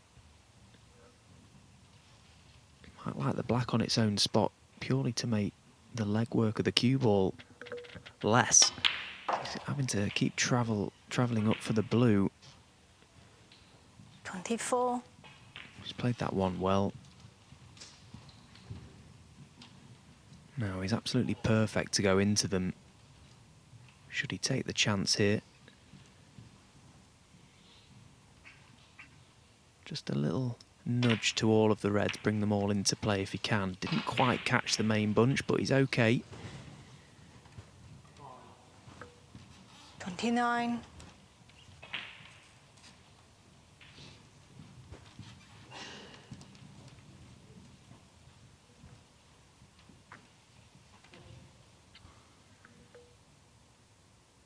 Now he'll definitely be playing on that black, and that just tidies up this end. Well, all of a sudden, Stuart Bingham has got something seriously to think about.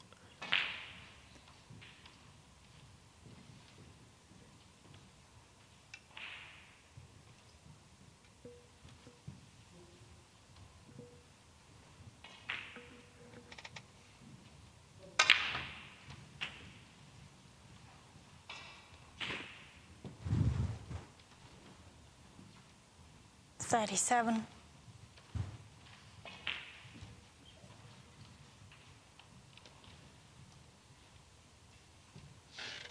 Well, I'm not quite sure what Scott has even played there. It was a massive miss hit. Played on the red to middle, presumably at the apex of the 5 by the pink spot. Landed on nothing.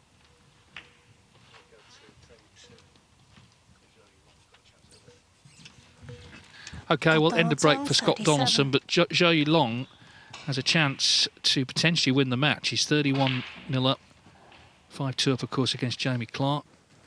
So these are live pictures from table 2. 38. Can he become our first qualifier this evening? Zhou Long, a semi-finalist in York. In fact, it wasn't York, was it? It was it was Milton Keynes in 2020 for reasons that we know about. But anyway, got to the semis. 39. Runner-up, of course, very narrowly, 9-8 to Mark Allen in that very dramatic English Open final this season. So still searching for his first ranking title.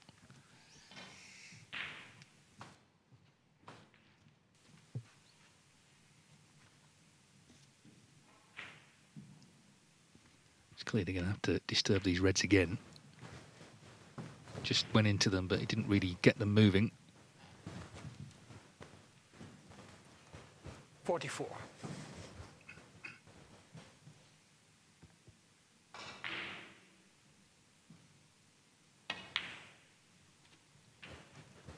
$45.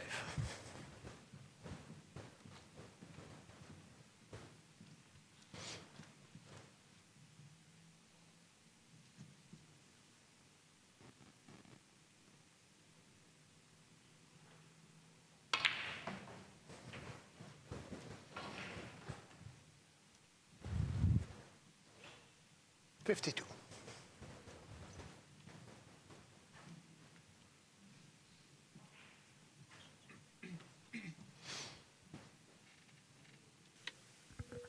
He's got one more loose red after this one at the back of the cluster to the left corner.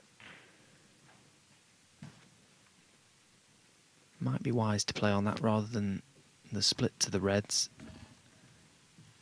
There's every chance he could land just slightly low on that red, and in doing so we'll be able to bring more reds into play. More of a controlled approach.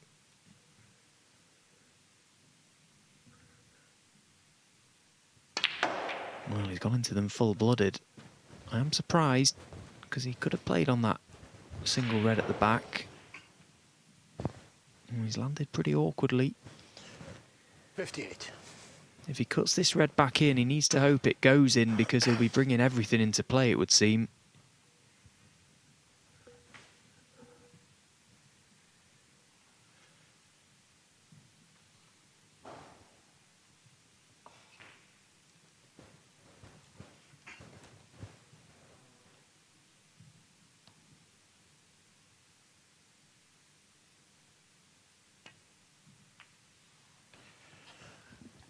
Yeah, so deciding to wait for 58. Another chance. He's got a very good lead, 58.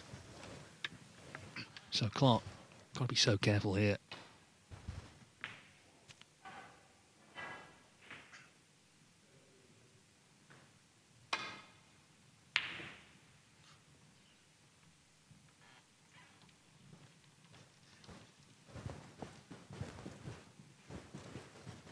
Well, it's okay. I mean, the red could have gone anywhere, actually.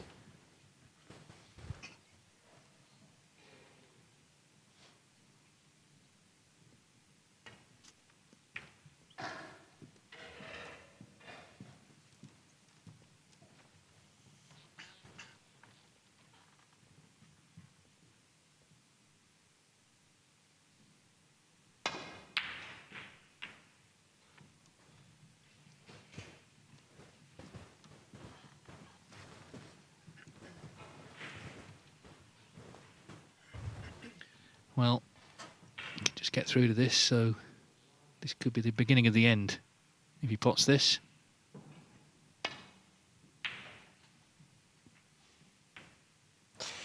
Yeah, not the worst kiss.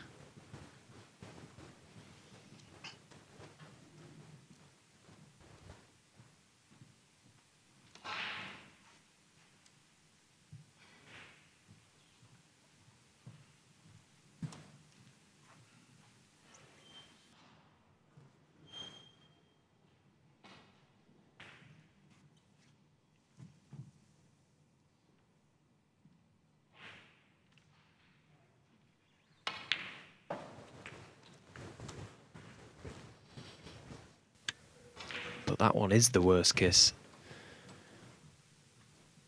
Didn't intend to go into the green there. He was playing for the red at the back of the main cluster of 4. And again, he's on nothing.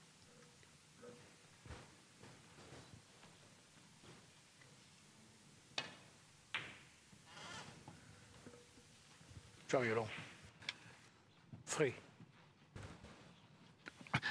Well, we'll just jump onto table 4 just to show you Ben Wollaston now. He was 4-1 down, and of course Joe O'Connor made a couple of brilliant clearances, but this is Ben just about to win frame 8, so it'll be 3 on the spin, and of course he made that century as well, so this is really good stuff from him, and well, another close one. 24. Of course it's 4-4 between Elliot Slessor and Zach Surety as well, but Ben Wollaston right back in it now.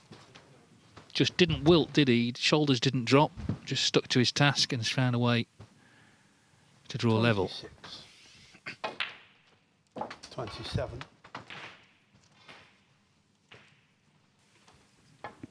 Let's go back to table 2 because 61-0 to Zhou Yilong, so he's looking really for one more chance here. I can tell you this: the table 1 Scott Donaldson is in front in that frame with a red over a pocket, which is causing all sorts of problems.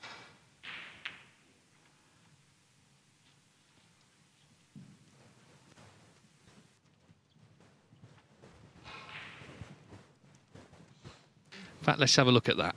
Just show you. The red's over the pocket, but how do you get to it?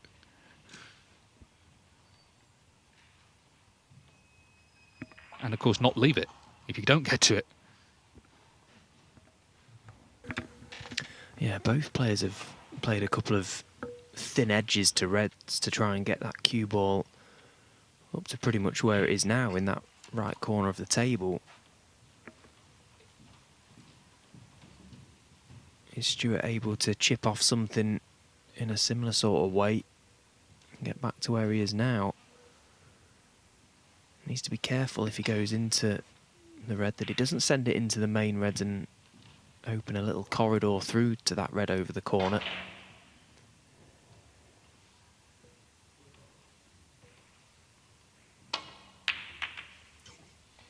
Well, he's done exactly that. He needs help now, and he isn't going to get it.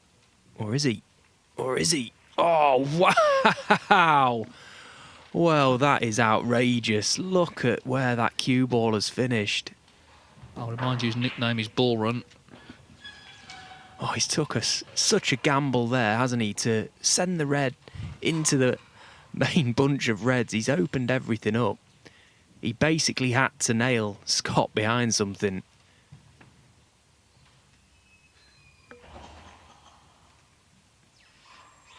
Well, this is such a tricky position. Here's that shot again.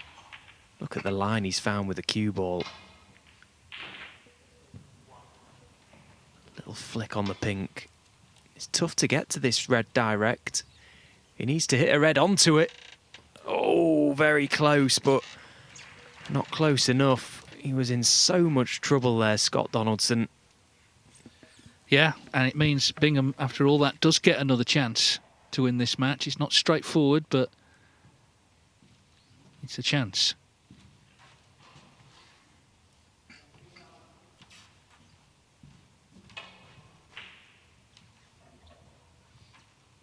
Zhou Yilong still 61 in front, 75 on in that frame on table 2. We'll go back there if he looks like he's got a chance to win.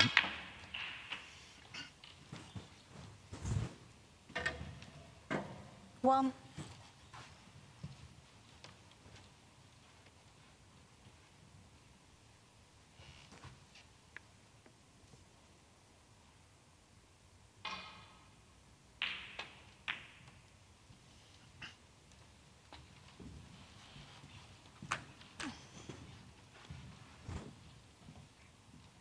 Eight. Just started to miss the odd ball unexpectedly from 5-0 up for whatever reason. Maybe his concentration dipped a little because Scott Donaldson was struggling at that point, but he's not struggling now. So Bingham could really do with putting this away.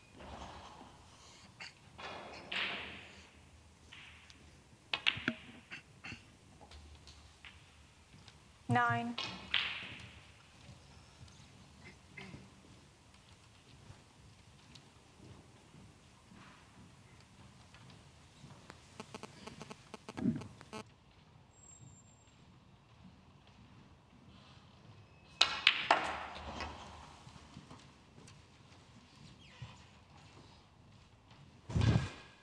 Eleven.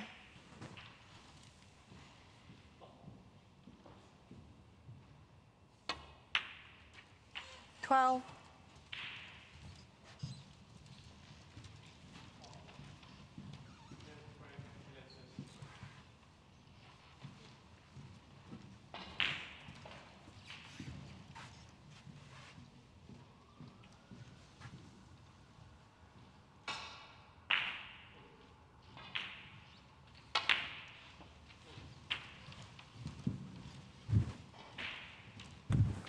So the two reds together on the top cushion. 19. Clearly the key to winning frame and match here. He's got options, Stuart. He's doing the right thing, just trying to decide how best to approach this before getting down and playing anything. Could leave the angle on the black to disturb the reds.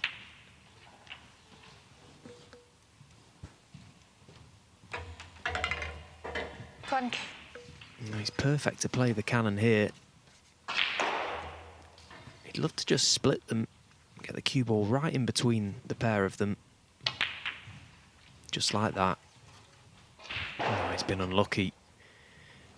If you're being picky, went at them with maybe a little more pace than required. Got a great connection to them both. I'm not sure he can snip this red back in.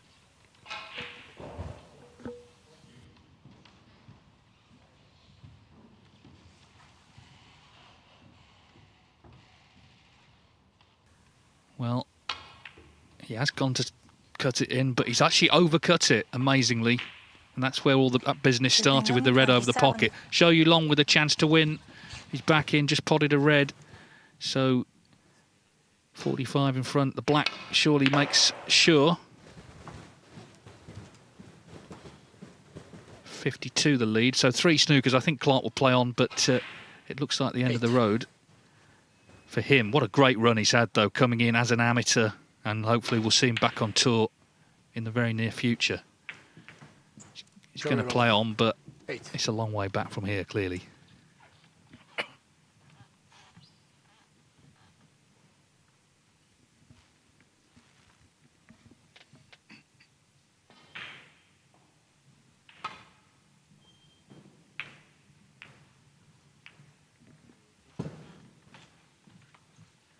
Well, it looks like Zhou Yulong will be our first qualifier this evening. And there's the handshake. A great run for Jamie Clark. Warm words for Zhou Yulong, and he advances to the Barbican. He's beaten Jamie Clark 6-2. All smiles. It was an enjoyable match, and Zhou Yulong, the latest qualifier. But what drama on table 1. Can Scott Donaldson pull another one back? 16.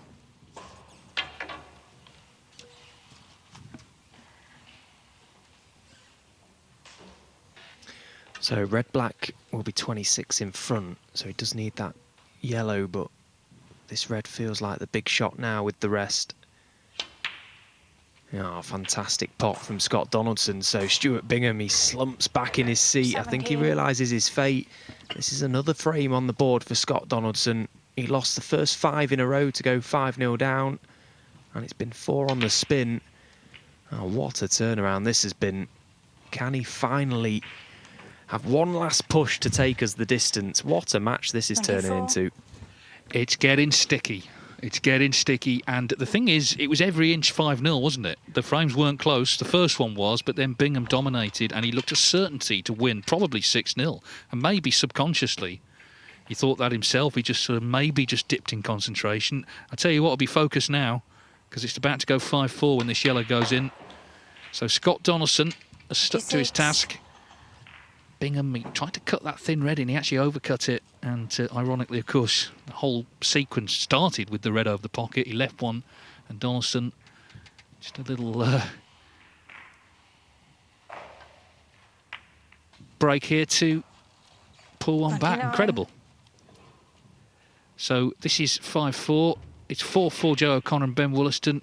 Elliot Slessor's gone 5-4 up on Zach Surety. We're going to have all the drama of these finishes to bring you over the next hour or so. 33.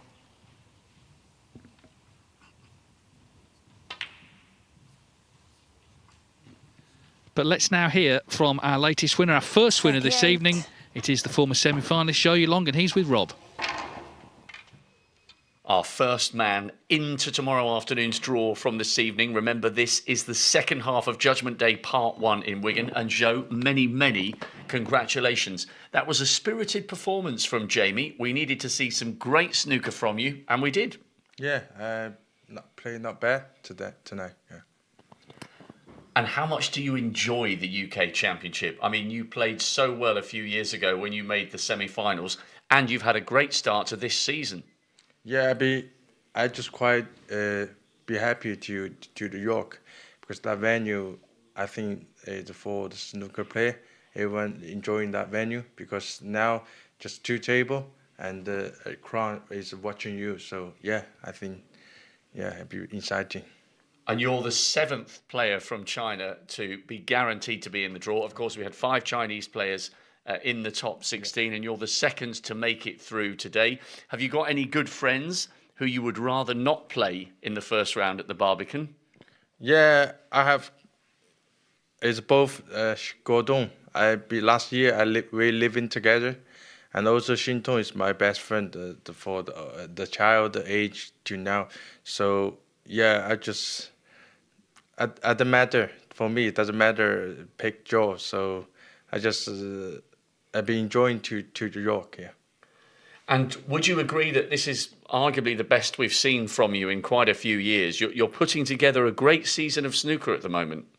I think now a lot of young players is improve, so everyone can make the score and have the good. Like this year, we win 1, so it's just 22 age. So I think you can see now.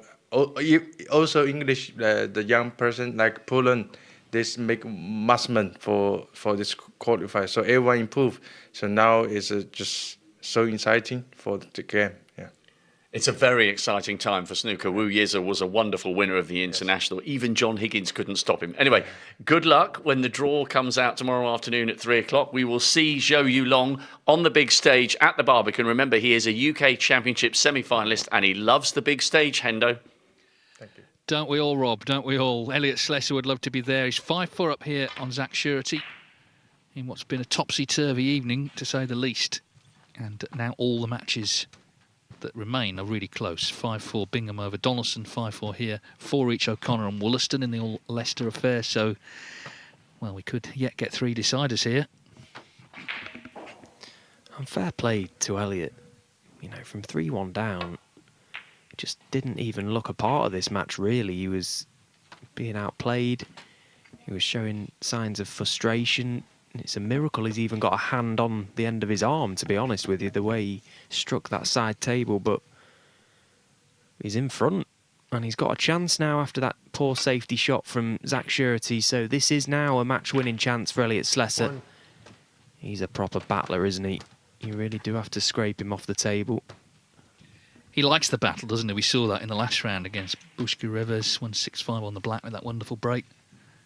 Just seems to enjoy it.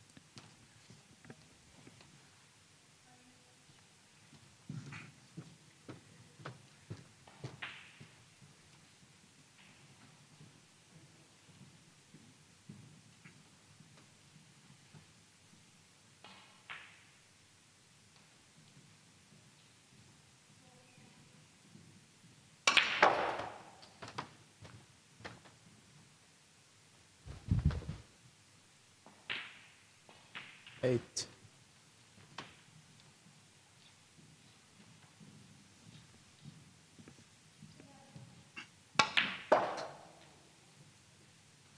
Nine.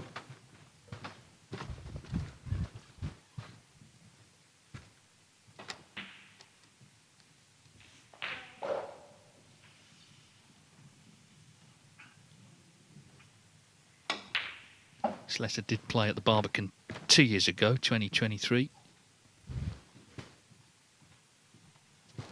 13. It's such a difference in environment. Stephen Maguire was saying earlier about, you know, coming here, and of course there is an audience and we get to stream it and commentate on it, but obviously for most people the UK Championship is the Barbican. It's walking out in front of that big crowd and being part of it against a top 16 player.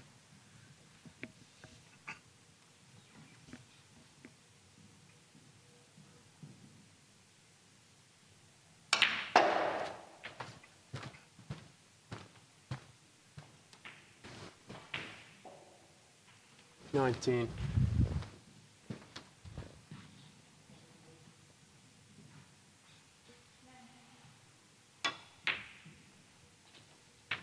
20. Maybe go picture in picture with table 1 as well. They're on exactly the same break here. Bingham's He's just missed. Forget that. Do you want to show that Bingham miss?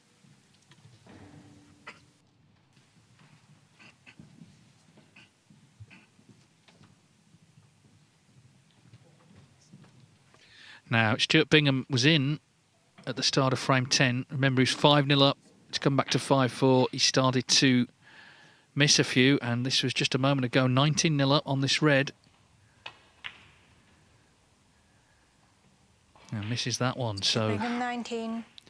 Shake of the head. 7. Just looking like an almighty collapse from Stuart Bingham, doesn't it, on table 1? That red was absolutely nowhere near the pocket. I mean, 28. we talk about misses and usually such fine margins in this game, but I don't even know if you can constitute that as a miss. It was so far away anyway. It's all happening on table 1. Scott Donaldson, things he loves to see. Elliot Slessor, though, looking better here. Took the gamble to go into the reds. He does have one. Right middle, pretty straightish on it. 34. And this could be the big shot, this next red. If he gets nicely on his colour, he's already accumulated a nice lead in this frame.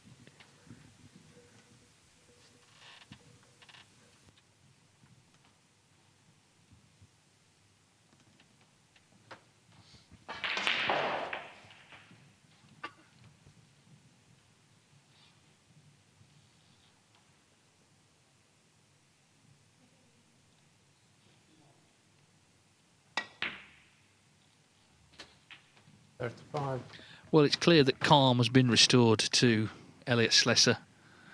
And, you know, he's an emotional character. He is quite intense, but he's using that intensity in a good way here. He's challenging it into this break that he hopes will be a winning break now. And he's a tough one as well, another tough qualifier, because everyone knows he's, you know, had a good couple of years. He had a good season, semi-finals, Saudi Arabia Masters. He's in pole position to be in certainly the first 2 Players' Series events, maybe the third one as well. And, of course, the points from the UK Championship are going to help. The cut-off for that first event, World Grand Prix, is after the Scottish Open. Although we know, of course, he's in trouble with the draw there. Drawn my colleague here.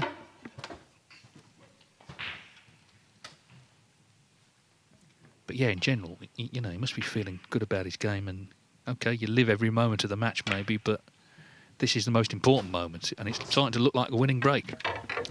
Yeah, it just feels inevitable 42. That he's going to take this chance now. He's looking dialed in, isn't he, Elliot Slessor? Intense is the word you would use to describe him when he plays snooker. And he's going to need every bit of that intensity to just keep this focus straight on this chance. It's a chance he's crafted himself off the poor safety shot from Zach Surety.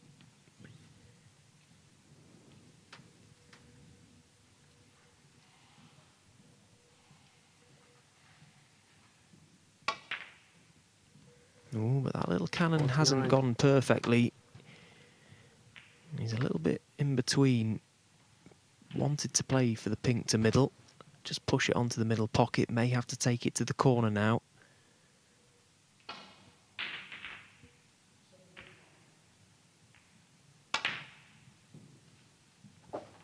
But nicely done.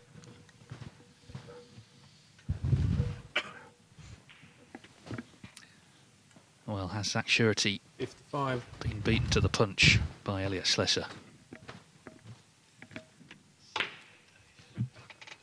56.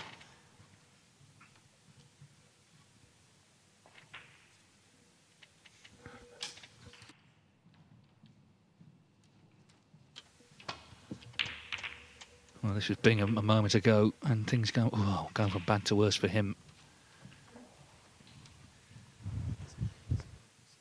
Not actually left him anything easy, has he, there? But anyway, it's just an illustration of how he's struggling. Now, Slessor not struggling.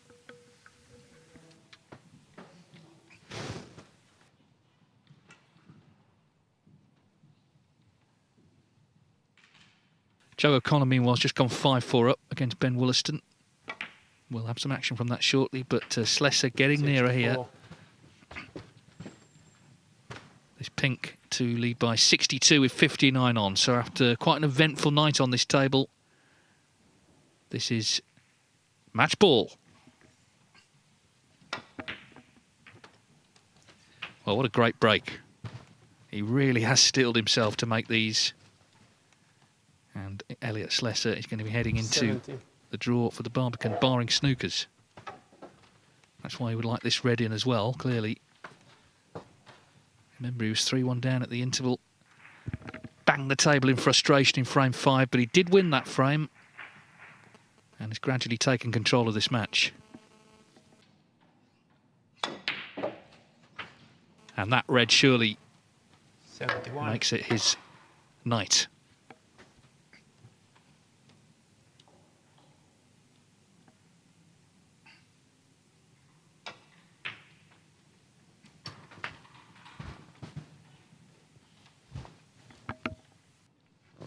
$78.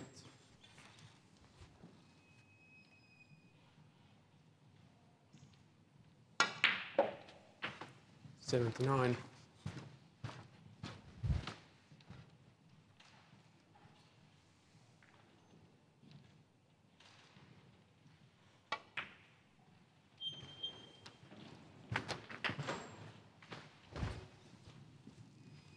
86. And now a great chance to go out with a century break. These are the moments where you feel so good as a player. All the hard work is done, all the effort and the energy that's put into these qualifiers. Elliot's work is done here, and it's all eyes set for the Barbican. 93. Of course, it won't be long before he plays again. 94. So there'll be no celebrations. This is just part one done for the players. It's all about getting to York, and then it's about kicking on when you get there. Brilliant stuff. Yeah, what a finish. Century in the last frame from 100. Elliot Slesser. And he's dominated the second half of this match. And he is, as I say, someone that, you know, with a growing reputation in the game, all the other players, the top players, will look at him and think that is not a good draw. 105.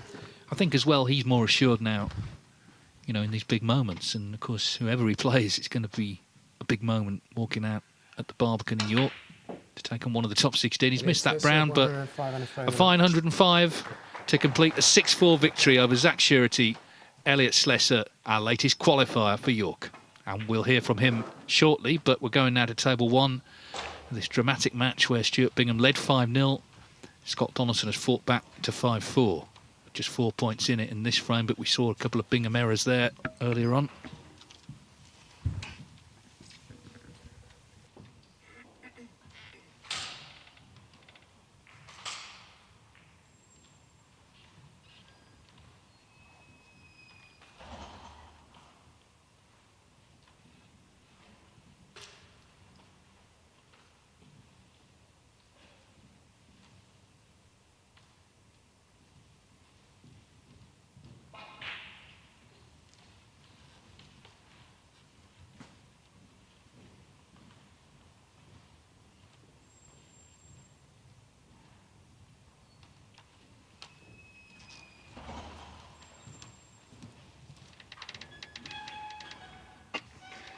Well, we're going to have two dramatic conclusions guaranteed. It's been nip and tuck, really, between Joe O'Connor and Ben Wilson. And it was 4-1 to O'Connor, but 5-4 to him now. Of course, this could be one of the all-time turnarounds on this table.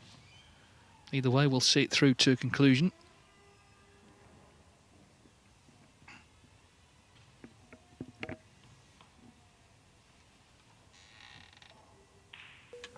Oh, it's so tough as a player when you've been so far in front to have your opponent come back at you. All of a sudden, Stuart Bingham's brain must be absolutely frazzled out there in the arena. He's struggling to even see the shots at the minute. Well, I'm sure Elliot Slesser is delighted to have got the job done, and he's talking now to Rob. Elliot, many congratulations. Fantastic recovery from 3-1 down, and a great season gets even better. Yeah, I've just nicked it off him at the death, to be honest. I thought he was the better player today, in all honesty. I've played a couple of good frames at the end, one really scrappy, where I'm generally not too bad, and he left us a good chance in the last. And luckily for me, I made 100 instead of 17, like I did for most of the game. What's been the key to your consistency this season? Probably not turning it in when I'm playing garbage, do you know what I mean? Just sticking in there and just trying your best and not really giving up. Even though I was frustrated through that game, I was still trying very hard. That was probably why it got so bad at times, but yeah, just not chucking the towel in and just keep digging and fighting away. And how much of that is down to Chris Henry? Probably quite a lot of it, because realistically, my game hasn't really been there in either match that I've played. To be honest, I should have been out the first game and could have well easily been out there. So, just scrapping through. I tell you what, the frustration did come out when that left hand hit the table. We thought you might have broken one of your knuckles. That was Maguire-esque, and yet you reined it in and you got the job done. But that was some whack on the table. To be honest, I've tried it both ways. I've tried holding it in. I've tried obviously not holding it in. I've tried all sorts. But for me, it's like a pressure cooker. I actually felt a lot better after doing it. But before that, and I'm holding it in, just playing rubbish, I have to get a release, and I actually felt like, I went and start again now, fresh slate. That's the way I kind of feel. Obviously, I know it's not great to watch and it's not recommended and it's not what you would tell a junior snooker player to start doing, but I've been like this all my life and I can't really see it changing too much now. Well, all the hard work's worth it. You're in the draw tomorrow afternoon, 3 o'clock. You will be walking down the stairs at the Barbican to a great reception. Any preferences? Who comes out the other side of the draw? Anybody who's struggling, give us one of them, please. And how much does it mean to you to be back at the televised stages at the Barbican in the last 32 for only the third time in your career?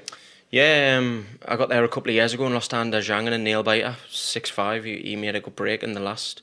It's never been my happiest hunting grounds, the Barbican. Don't know if you know, but I've never ever won a match there in the whole time I've been on the tour, which is a long time. Wow. The only time they ever moved it was to Milton Keynes and I won a couple. So the UK is not my happiest hunting grounds, but we'll try and put that right. Well, you've got a great chance. You can only have the opportunity if you're there. Well done, Elliot, Cheers, tonight, mate. and we will see you in York at the Barbican. Look forward to it. He's Cheers. there. Ben Wollaston has just played a lovely split here, and he's 43 in front, trying to make it 5-all with Joe O'Connor and take us to a decider. So he's really played well second half of the match, Wollaston, and what a chance this is. He's given himself the chance to, as I say, level it up. There's still not much in that other frame. Scott Donaldson and Stuart Bingham will be over there shortly, but we want to see if Ben can take this all the way. 50. I think this game deserves a decider, doesn't it? Because it's been some match. Joe O'Connor has thrown the kitchen sink at Ben Wollaston with the 2 clearances that he made early on in the game, and there'd have been a lot of players that might have folded there and then, but not Ben. He stood up well, responded well in the sort of calm fashion that he has out there in the arena. Very, very composed player. Doesn't really give much away. Tough one to call, Dave. Who's going to win it? If he wins this frame, of course. Yeah, I mean, it's hard to say. He's playing the better snooker now, isn't he, at this point in the match? But deciders sort of have a flavour of their own. But he's been 50-odd in front before now in this match and lost a couple of frames. So really must see this out. He's had a 1-3-5, Wollaston, in frame 7. O'Connor opened with 116 in frame 1. It's been a terrific match.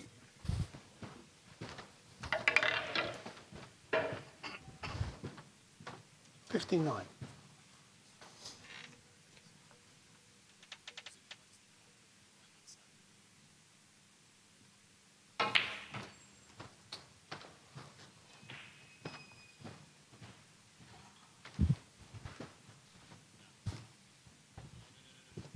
$66.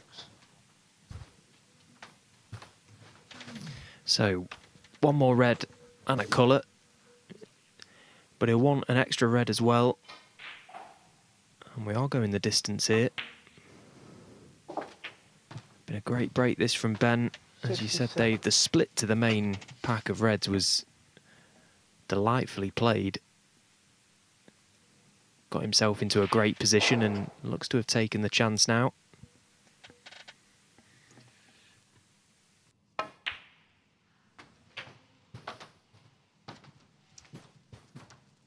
OK, well, snooker's needed, so 5-all looking like. And what about this? Scott Donaldson with a chance from 5-0 down to make it 5-all with Stuart Bingham on table 1. And what a chance this is. And Bingham, how's he going to pick himself up? Because he's had so many chances, hasn't he? We've seen various balls he's missed along the way, mistakes he's made. He must be really feeling it now. But also, you've got to say Donaldson has vastly improved. And the two together explains the turnaround. Yeah, but we always say it's now the pressure kind of turns, doesn't it? Scott Donaldson 29. from 5-0 down, he's thinking about the journey home. He's out of the UK Championships in his mind, resigned. All of a sudden it's 5 each, and not just the way he's playing, but the way Stuart Bingham's playing, he actually becomes a big favourite, but it's a case of can he get the job done? I mean, for Stuart Bingham to make any sort of frame-winning contribution in the decider, 75. should we get there, will be some valiant effort from him, because he's given us no reason to believe that that is coming. Well, you're right, of course. At 5-all, it's 36. Donaldson's first chance to win. He's been chasing the whole time. It's a different psychology. Anyway, just got to put this frame away and then we'll find out, I guess.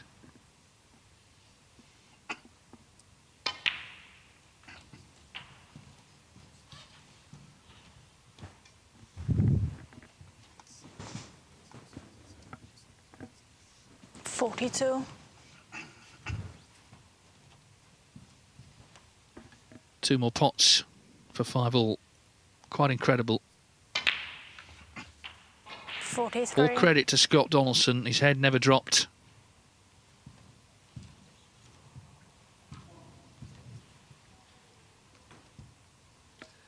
This pink, he's 45 in front with 43 on. Amazing. Amazing turnaround, and, well, what a frame we've got for you coming up on both tables, because they're not quite at 5 each on the other one, but Woolerson's actually potted another red, so Joe O'Connor needs a load of snookers there. It's going to be 5-all, I'm sure, on both tables remaining. 50. This is what we like, Stephen, at this time of night. Yeah, it's not what Stuart Bingham likes at this time of night. He should have been home and bathed by now. And all of a sudden he's got to, as you say, pick himself up off the canvas, and that really is exactly what he's got to do. How does he even find any sort of form? He's going to have to use all of his vast 56. experience. This could be one of the most hurtful losses of Stuart Bingham's career if he doesn't win this game. It really could be that big. 57. And on the opposite side of things, this could be one of Scott Donaldson's biggest ever wins as well.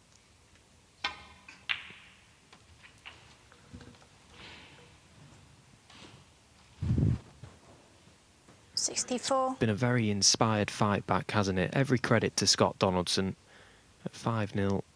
He has continued to conduct himself professionally.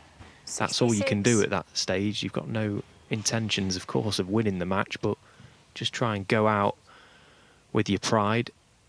And all of a sudden, he's now going to have a chance to win the 69. match.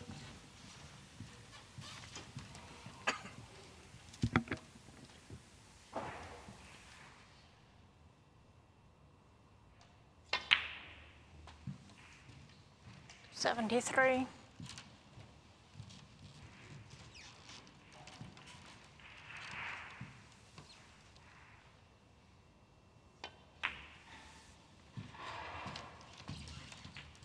$78. Well, this is terrific stuff from Donaldson. Yes, Bingham has made errors, but it's not just about that. It's about the player trailing, their attitude 84. and their ability to raise their game, and he's certainly done that. He's played brilliantly, actually. He really has. And there, evidence with the last black. Scott Donaldson, loving life. He's come from 5-0 down, and he's all square at 5-all, and we've got 2 deciders coming your way on both remaining tables. We'll just take a brief pause before we get them underway. Go back 2 years and we can see Ronnie O'Sullivan becoming the oldest UK champion.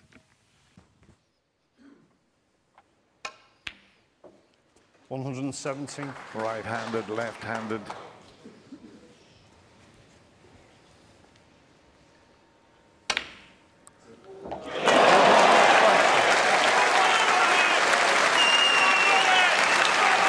Averaging 13 seconds a shot, all the way around the angles to get on the blue. Here it comes. Don't hit the pink. 124. I think these two players will give each other a big hug because they have given us a final that is absolutely incredible. And listen to the crowd here. Just listen to them.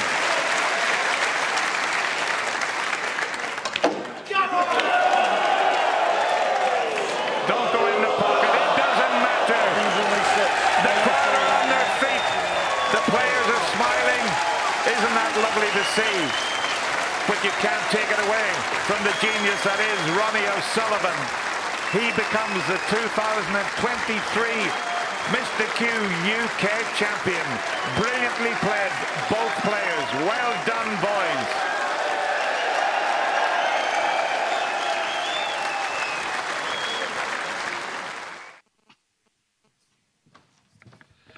Yeah, what a night that was. But what a night this is. Joe O'Connor and Ben Williston just underway in their decider. Nothing potted. Couple of shots played. Stuart Bingham just breaking off against Scott Donaldson. So 2 frames left to bring you. Simple as that. The 2 winners will go into the draw and the 2 losers will be very disappointed. But certainly if Stuart Bingham's one of them, then it's going to be a pretty bitter pill to swallow, to say the least.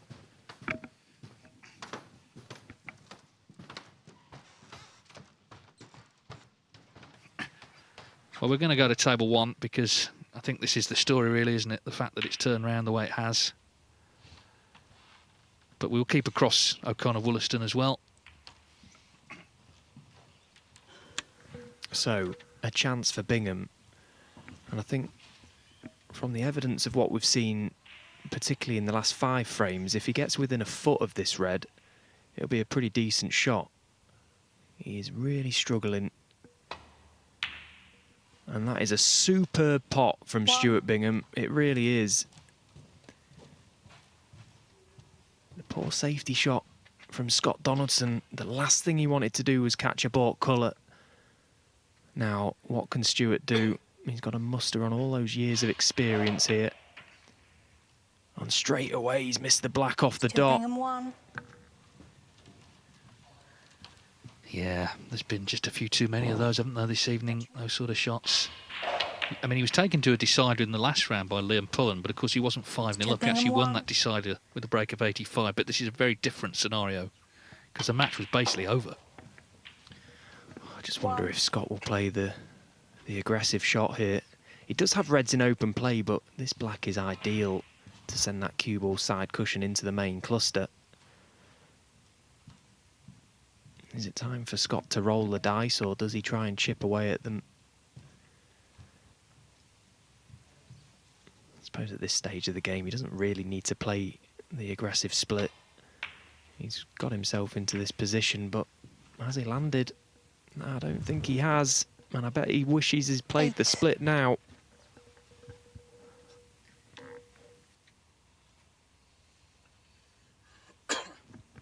Well, like you said earlier, you know, it's a different feel for him because he's now not chasing. He's now trying to lead the way to the winning line.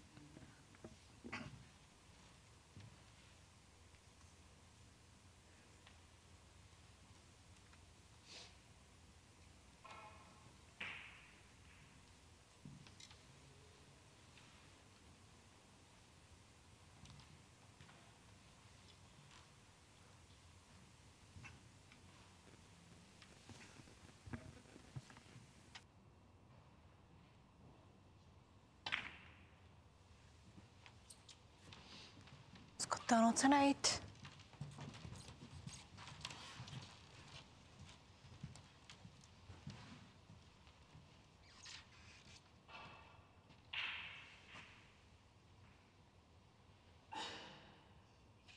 So we've got 2 deciders in progress.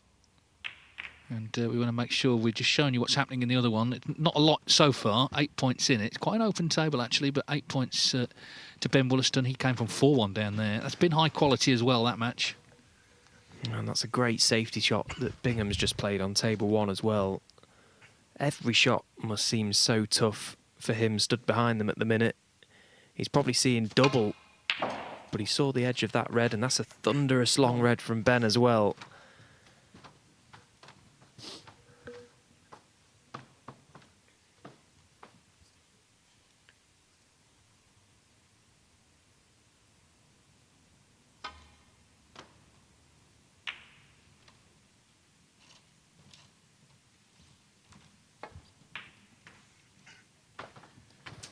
So Ben Wollaston with a chance. We'll come back to that shortly, but we're just going to go back to table 1. Of course, we had one decider this afternoon, Lu Haiqian beating Mitchell Mann 6-5.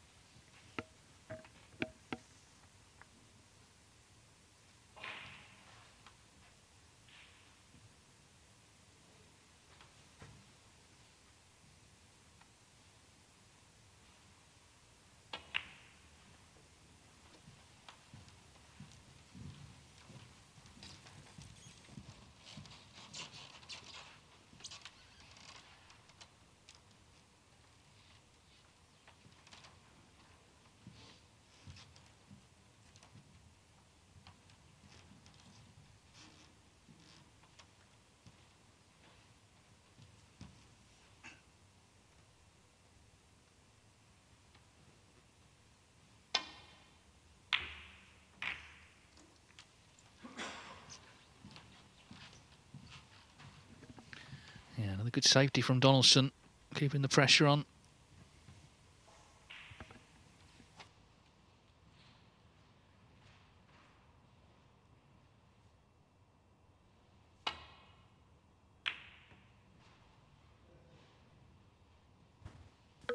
And again, another good return from Stewart, anxiously looking to see if he'd left the gap. He certainly cut off any return down the right side. Can Donaldson get through to a pot here? If he can, he'll be pretty straight on this red, and he can hold the cue ball for the black. This is a chance. Oh, and what a pot that is from Scott Donaldson. And Stuart Bingham raises his hands as if to say, how's my form leaving the gap there? But he did leave the gap. And that is a great pot from Scott. 1.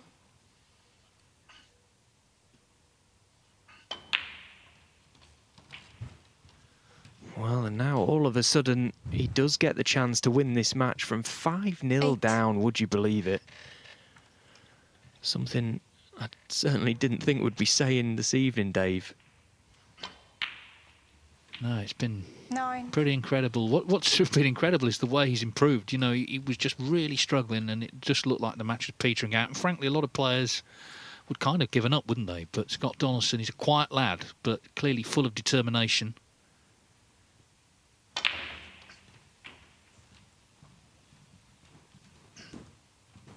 He's made career century number 100 this evening, and now 16. This is his chance to win it.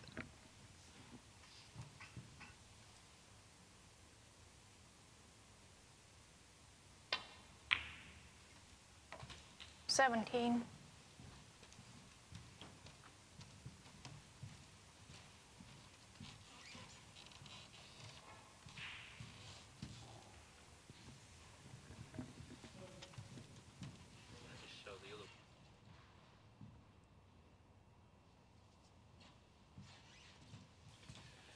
Well, talking of quiet players who are full of determination, here's Ben Wollaston still going, 28-0 up, still in the balls.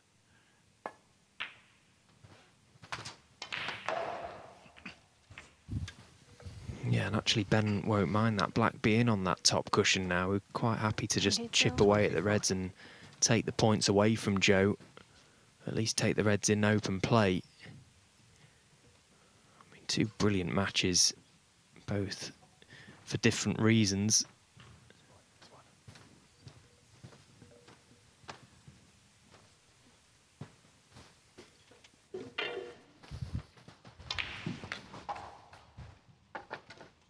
43.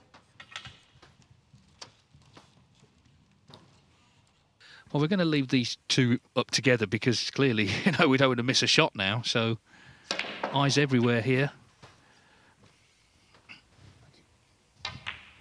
Well, he's just left himself a little tester now, blue to corner. He'd like to be pretty straight on it. He's slightly hampered by the reds beneath his stomach there on the top cushion. It just makes queuing over them a little awkward. Might need the mini butt on the end of the queue or something here. Scott Donaldson, meanwhile, going well on table one. What a chance that is for Scott. Goodness me. Off such a great long red to get in. A real test of queuing, dead straight, over distance, pumps it in. Yeah, I mean, he just looks Donaldson like he won't miss. It doesn't mean he won't, but it looks like he won't. And he must be feeling so good. He seemed bemused earlier that he was playing well, but must just be, well, feeling $1 million. Yeah, it's been an incredibly inspired fight back, this, from Scott, hasn't it? There really isn't many players that would have dug in the way he has from 5-0 down. Well, meanwhile, Wollaston playing safe, so that's the end of that visit.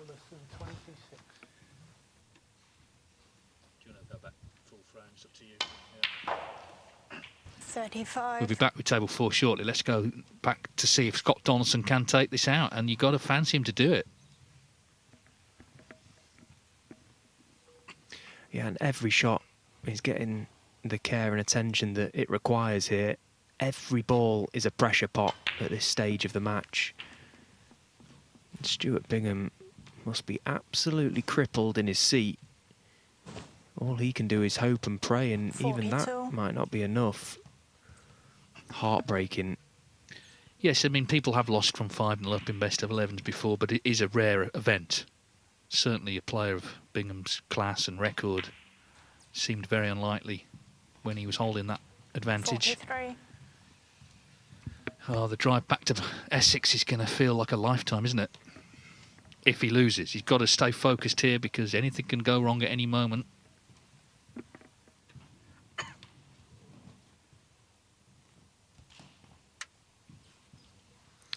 Yeah, he needs 2 more reds, doesn't he, Scott, after this pink.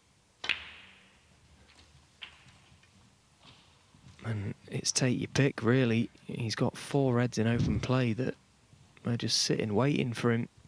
A little side-eye glance at the score. He's dialed in. He's locked in, Scott Donaldson.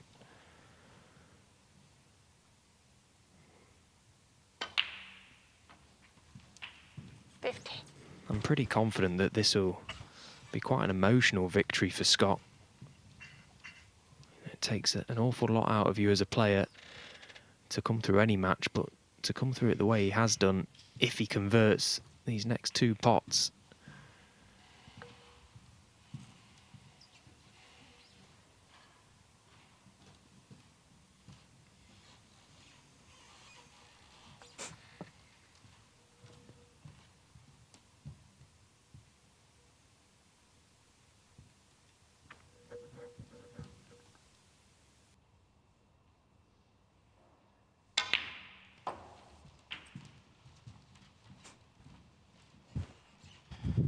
Well, if we hadn't seen it, we might not have believed it. But if this red goes in, it will have happened. Stuart Bingham, 56. 5-0, playing really well, dominating the match, looking the only winner. Couldn't put it away, has had chances, has made mistakes. Scott Donaldson has got the rest out. This is match ball to complete a great comeback. And wouldn't you know, it's middle of the pocket. So Scott Donaldson, barring snookers, 57. he's over the line here. What a result. What a comeback.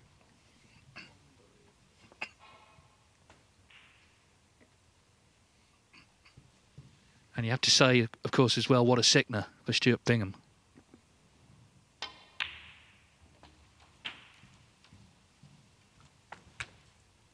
.71 in front, 59 on. 64.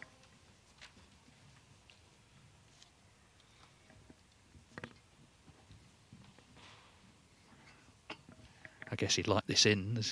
Bingham may play on. Well, just playing safe. Scott Donaldson, 64. I guess Stuart Bingham feels he has to play on, but it just feels a long, long way back now.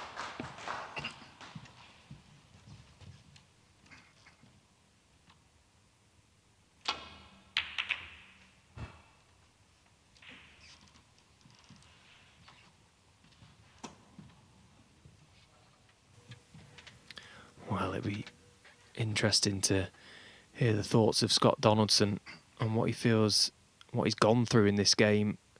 What a performance. From 5-0 down, he's got the win. Quite incredible.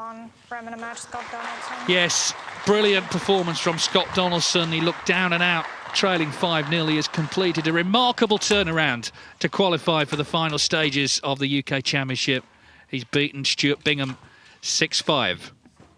We'll hear from him in due course. This is live on table 4, 5-all, Ben Wollaston 38-0, and he's knocked a long red in. 1. So another chance for Ben to get this one. This is how the visit came about. O'Connor himself attempting a long red. And he pots it, but watch the cue ball. Is that his last shot? Foul. He was 4-1 up. He was also playing great. He made a couple of great clearances. But Ben Wollaston stuck to his task. And, well, it's not over by far yet, but it's another chance. We will hear from Scott Donaldson shortly, but we want to, of course, follow this as well. Well, what a dramatic evening it's been. A dramatic day, full stop. Remember, we're back again to do it all again tomorrow. And we'll have the draw at 3 o'clock tomorrow afternoon.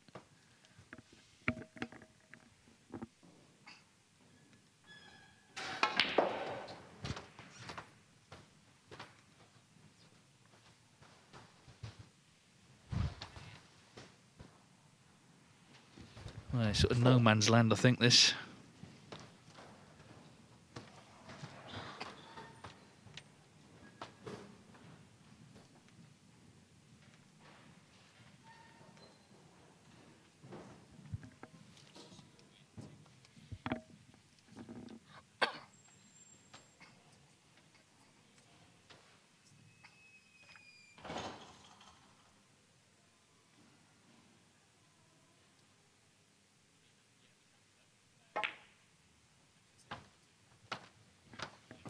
He's flirting with this corner pocket, but he's okay.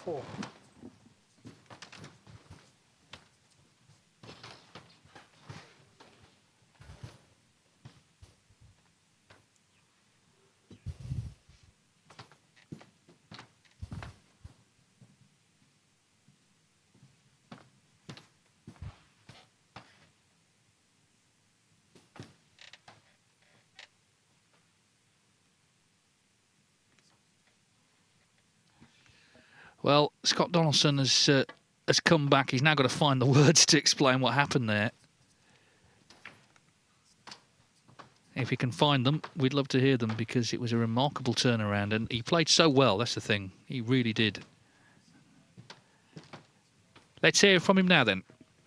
The comeback kid has come to join us. Scott, I don't even know where to start with that. Absolutely incredible. Stuart playing brilliant snooker, 5-0, and you've just produced one of the greatest comebacks of your career, one of the greatest comebacks we've seen in the UK Championship. Yeah, it's my dad. He died last month. I lost my dad five hours after I qualified for the National Championship. There's just no way I'm winning that match, normally. I can't believe it, honestly. Oh, yeah. Yeah, I don't know what to say. Just, it was my dad. Wow, so you've obviously been through an incredibly difficult month, but you somehow just harnessed strength from him from afar. I didn't do it. There's no way I've done that. I couldn't play. I don't know what the table was. I would need to play on that for about 5 hours to get used to it. I mean, the run of the ball that I had in the last 3 frames, it was incredible. Stuart must be absolutely sick. You know, he's a lovely guy. I don't know what to say. I mean, yeah, I played a good decider, but I don't know what happened, honestly. No idea. Were you thinking about your dad during the match, or it just... No, not until the very end, when I potted sort of match ball. I thought, what is going on here? This game is just stupid. You can go from feeling nothing, and then at the end there, I thought I could put anything on the table. But I hadn't changed anything. So, yeah, sorry, Rob, I don't know what to say. I'm struggling for words. Well, no, listen, yeah, that's why the sport is so incredible, because impossible things do happen. I mean, Nigel Bond did a 5-0 recovery against Barry. I think it was the last 64 in the UK 11 years ago, but they're very, very rare. Would you say, bearing in mind that your dad has passed so recently, is that one of the most memorable, unusual matches that you've ever played? Yeah, probably. I've been playing for a long time. This is, I think, my 13th or 14th season now, and I don't ever remember coming from 5-0 behind. Maybe you could look at the stats. I can't remember it. I think I might have come from 4-0 or 3-0 down best of sevens, but yeah, I just, at the start of the game, I'm playing so well right now, and I just couldn't get to grips with the table. It was, the balls were going in weird positions, and the angles that were getting created, I couldn't get my head around it. But perhaps the first 5 frames, I kind of got used to it, and I started playing all right. I don't know. But Stuart had chances, and he'll be gutted. I think it's kind of a case of Stuart maybe lost it. I won at the end, I think. I played a good last frame. Stuart will be sick. He will be, but look, you must give yourself credit. You know, there would have been many scenarios in the past with lots of different players where your heart would have gone, and you might have thought, you know what, this is done. But somehow you had the determination to keep going, and you'll walk down the stairs at the Barbican because of it. Yeah, that's another thing. My dad, we all used to travel to York together for the UK Championship, so that's going to be tough. He was actually meant to come to Belfast with me a month ago. He'd passed a couple of weeks before, and I'm playing, and I'm looking to see where is he sitting. He's nowhere. Right now, it's hard for me to think about anything to do with snooker. But when I'm out there, I'm all right, because I'm used to just being like a robot when I'm out there.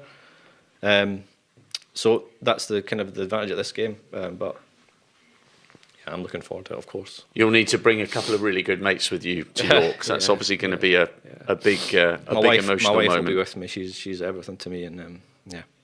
Okay, well, Scott, it's wow. I don't really know what to say either, other than nothing you can say. He'd be so proud of you, and I'm sure it will be fitting that you're going back to a great venue where you've shared some good memories with him. So congratulations, and see you in the draw tomorrow afternoon, and see you at the Barbican. You'll get a fantastic reception, my friend. Cheers. Well, unbelievable emotion here, Dave. What's going on in the other decider? Well, here we are, Ben Wollaston 42 in front against Joe O'Connor, and back in. Yeah, well, congratulations to Scott. He's obviously been through a terrible time.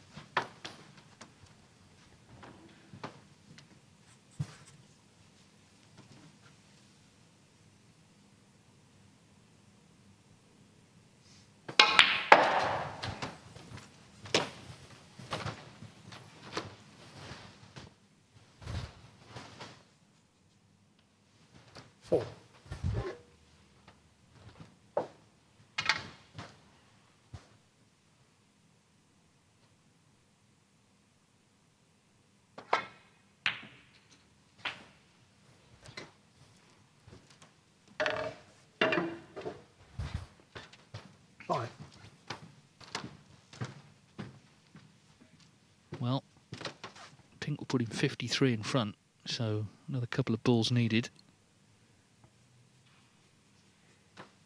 Joe O'Connor again, I mean, it's not the same as the 5-0, clearly, but 4-1, he'd won 2 frames with great clearances, stolen them. It would have broken the spirit of a lot of players.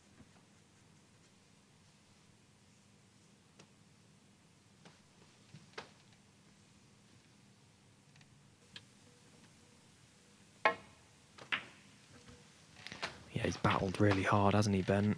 As you would expect from such an experienced campaigner. A couple of balls away from being numerically over the line. Red-pink puts him 60 in front with 59 on. Be desperate for just one more red anywhere.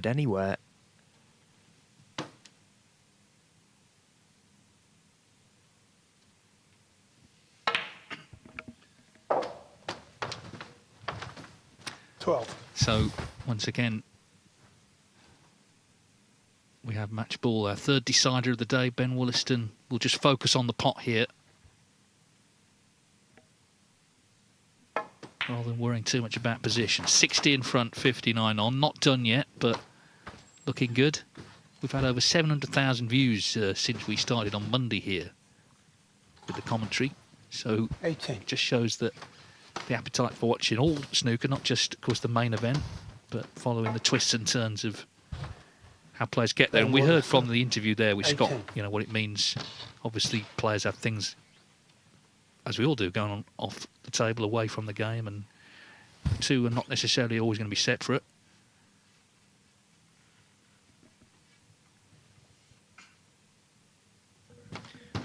Isn't it strange, though? It did feel like something greater was at play in that comeback from Scott Donaldson. Just the balls Bingham was missing, and as Scott alluded to, the rub of the green that he was getting, that just doesn't happen.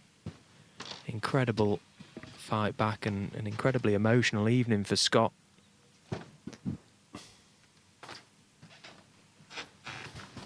Ben Wollaston agonisingly close to a handshake.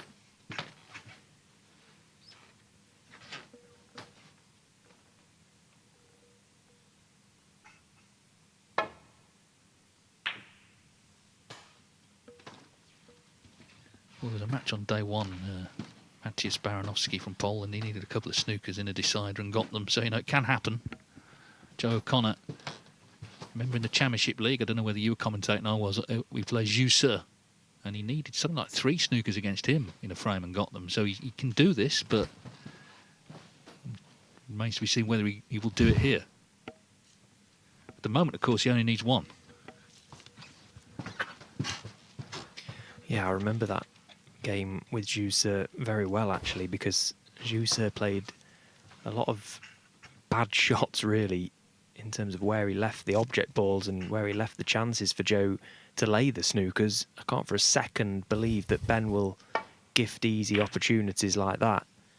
He's too clued up. He's too clever. Yeah, that's where, funnily enough, the sort of Leicester grounding that they both had, learning the game in, you know, that sort of Q Sports Mad City, will help Wollaston. Like you say, he's unlikely to do anything rash. He's going to have to be a really good snooker from Joe O'Connor.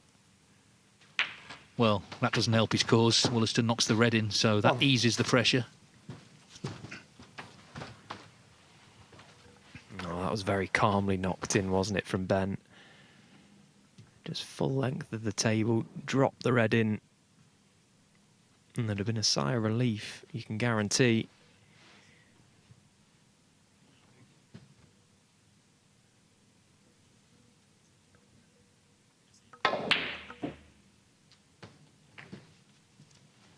Ben Wollaston, 1.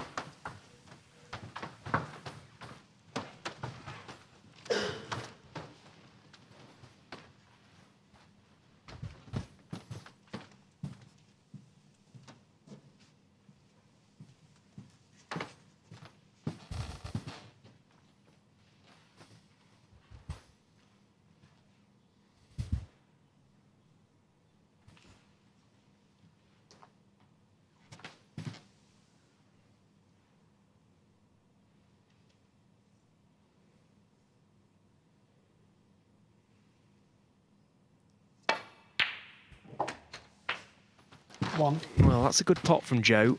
He's got the chance now to get that black back on its spot. That helps. Let's go red-black now and then leave that final red by the top cushion. Try and play the snooker from that.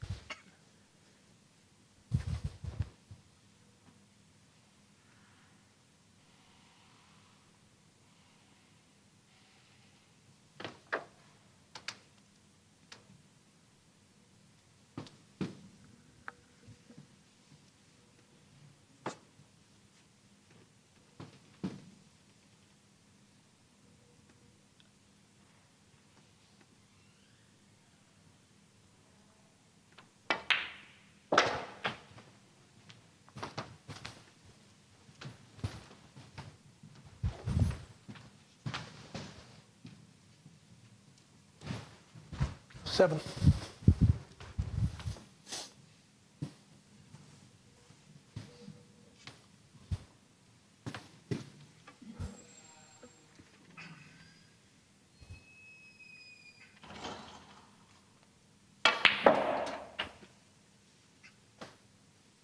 Eight.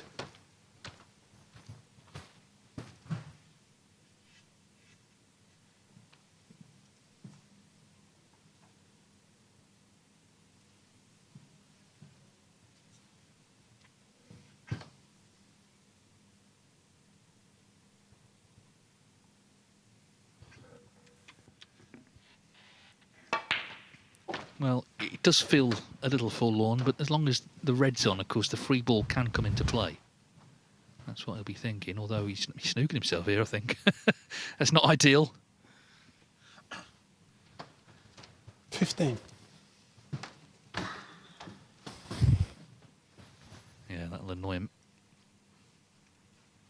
He's played well in this match. I mean, he has, but again, these best of 11s, they are quite long matches. You've got to retain hope early on. You go 3-1 down, you know, it's not a best of 7. There's time to recover. We've seen it a few times today now. Yeah, it's a great length of match, isn't it? Because it does allow for some proper twists and turns. Joe Connor. 15. It allows for those comebacks.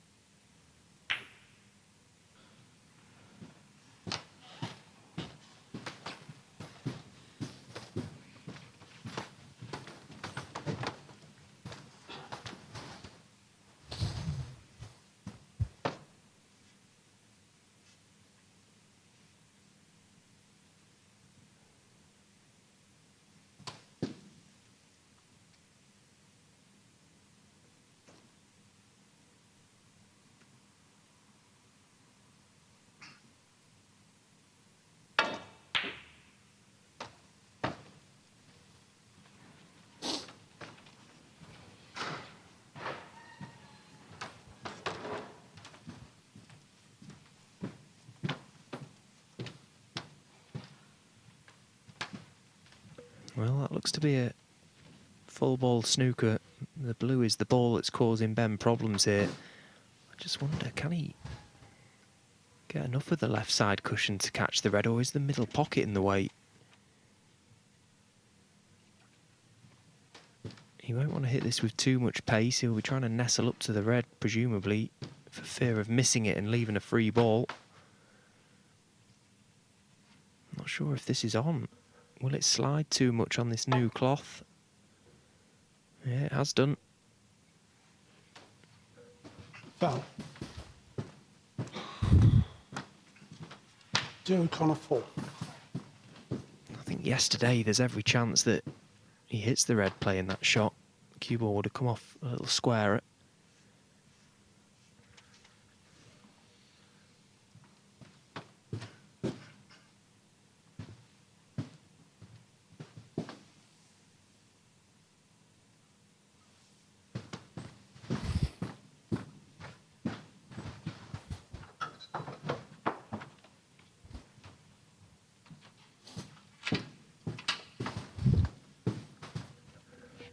So in a situation like this, with particularly blue, pink and black on their spots, trying to leave the cue ball in one half of the table, send the red into the opposite half, almost use them in a diagonal line, quite a big target to get a snooker. I'll tell you what, if that cue ball runs, this is good. That's the blue again come to his rescue. Just feels the longer this goes on, the danger is lurking and lurking for Wollaston.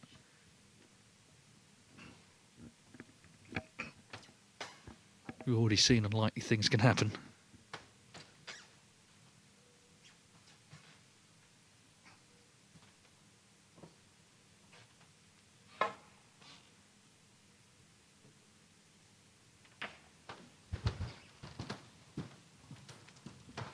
Oh, and he's been quite fortunate there. It was a good hit, Ben, but if that red pulls up a ball left or right of where it has come to rest, Joe would have had an easy chance to just drop that red past the blue and nestle the cue ball in behind it.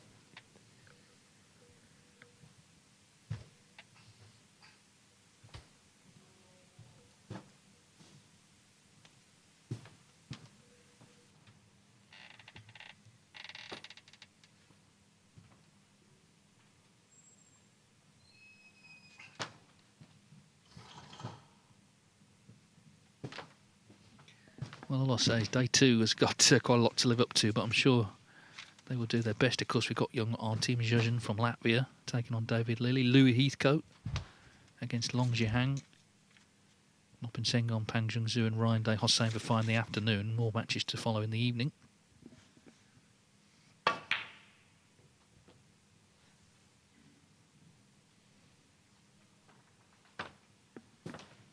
Yeah, he might have got him, but it's going to have to be a really good snooker. Can't see Wollaston missing this. Might be able to hit it anyway, but it's going to have to be nailed in somewhere behind a colour. Ideally, red near a colour, I guess. But as I say, the danger's lurking.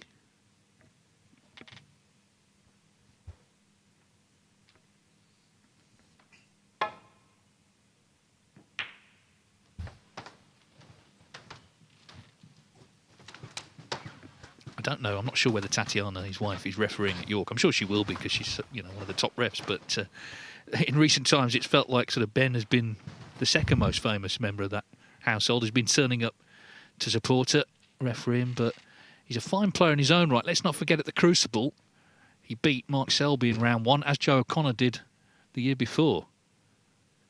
He's an understated character, Ben Wollaston, but very steely inside, as we've seen tonight.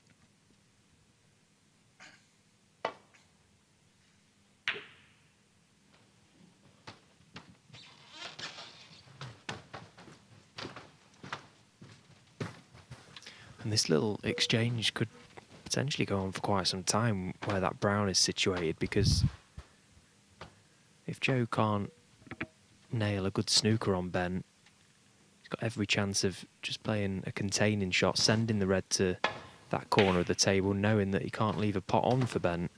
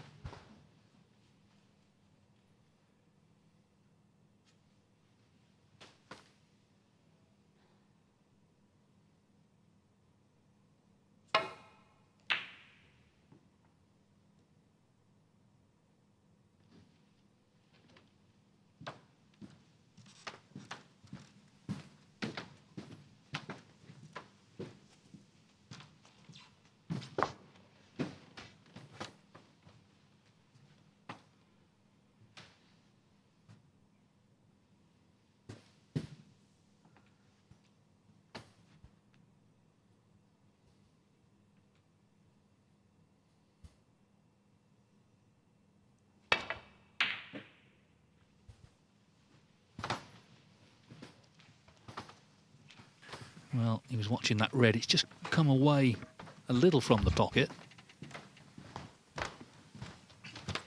But if Wollaston could pot it, it would end all of this. It would end the match.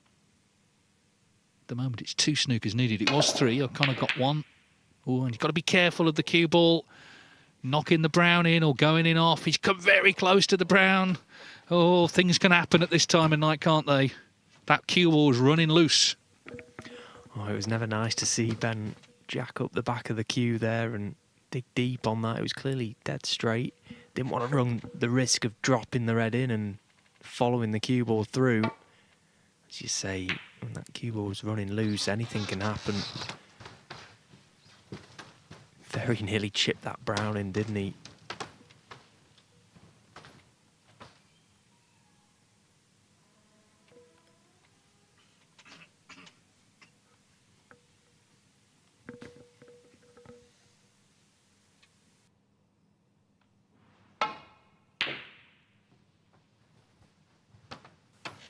Oh, this looks good. If that red continues on. Yeah, good shot from Ben. Just to weather the storm.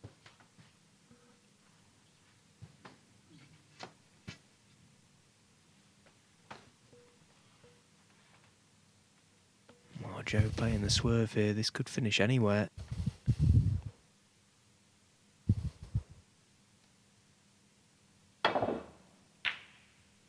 Good hit. Now, where's it going to finish? Is he going to leave the red? Oh, has the pink come to his rescue? Little shake of the head from Ben.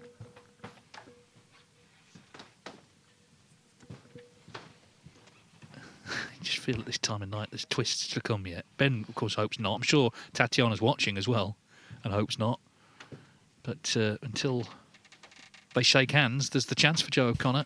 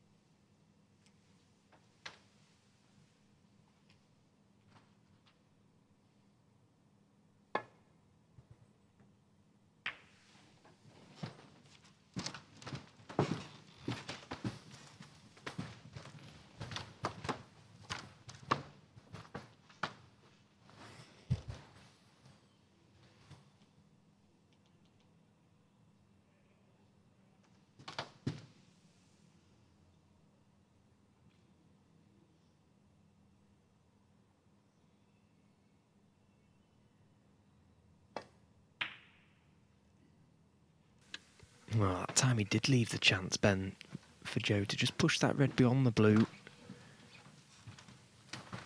Wanted that cue ball a little closer to the blue, yes, but didn't make too much of a difference. The same shot is available for Ben, but he is in a snooker.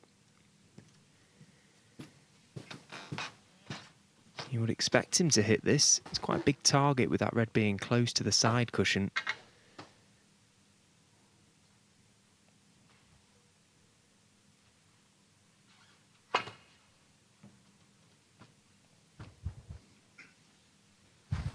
But he's gone too far. Foul. Joe O'Connor, 4. Well, now the pressure's well and truly on.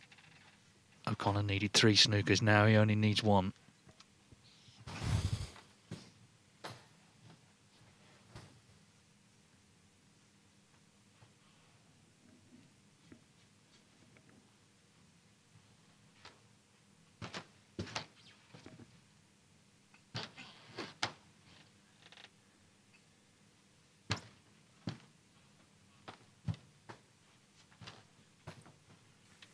Again, he's got a pretty decent chance here, Joe, to lay another snooker.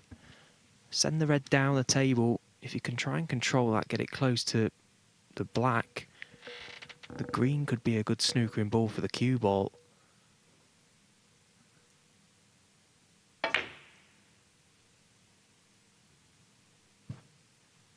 would have loved that cue ball to have just travelled backwards another 6 inches. That would have been even tougher for Ben to escape. It's quite a routine hit now. Top cushion into the red.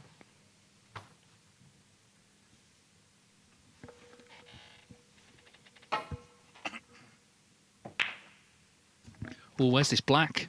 Where's the black? Oh. Well, actually, in the end, it might not be a bad result if that doesn't pot to the middle. I'm not sure if it does, but obviously O'Connor would need red and black. May just be able to pot it.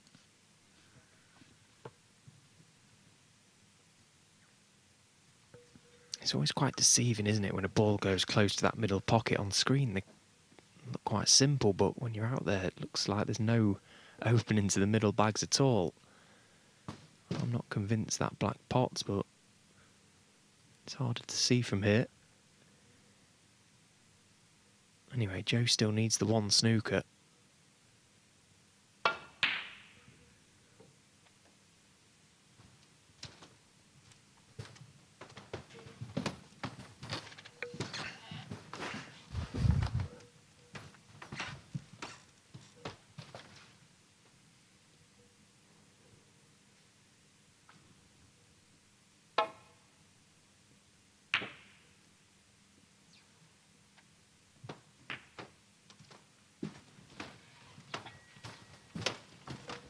Well, that massively helps Ben's cause now, that green going safe. providing quite a big target diagonally down the table.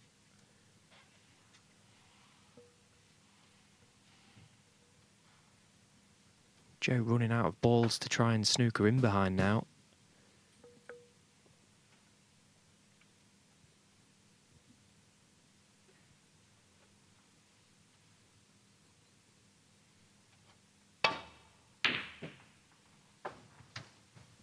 Oh, that's a great attempt. What a shot he's played there. That's a really well played, really well controlled shot from Joe. Difficult to get enough purchase on the cue ball over that sort of distance. Had to be timed correctly.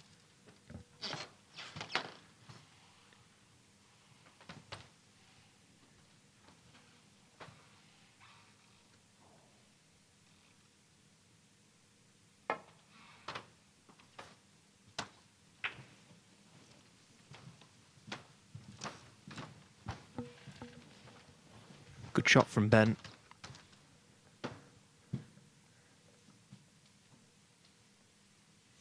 I'm sure even the one cushion escapes at this stage are looking more complex.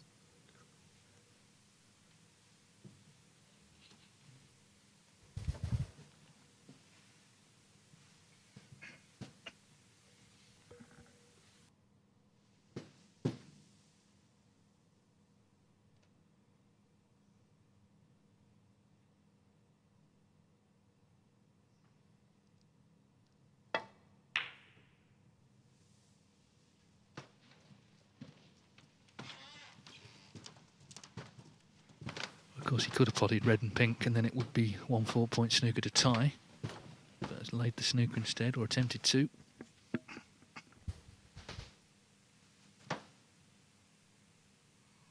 I think sometimes, even a decider, a player will play on for snookers when the heart's not really in it. But that's not Joe O'Connor. He's done it before, as I mentioned earlier.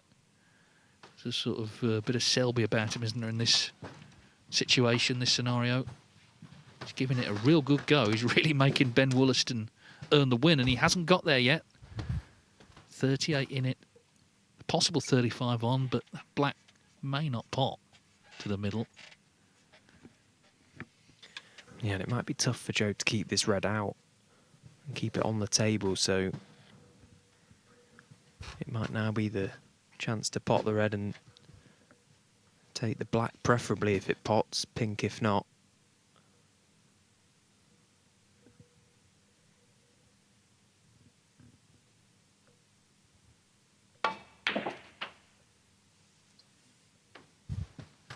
One.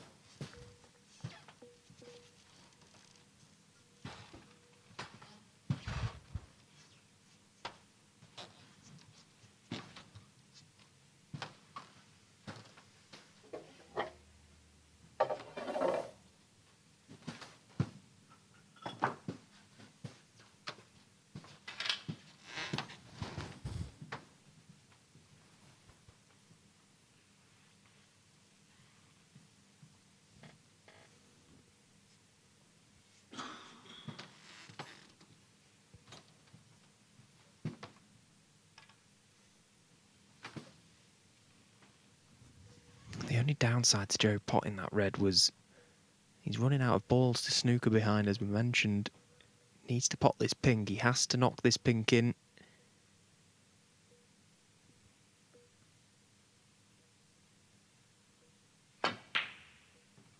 Yeah, good pot. But now really the hard work starts. There doesn't look to be barely any room in behind that green.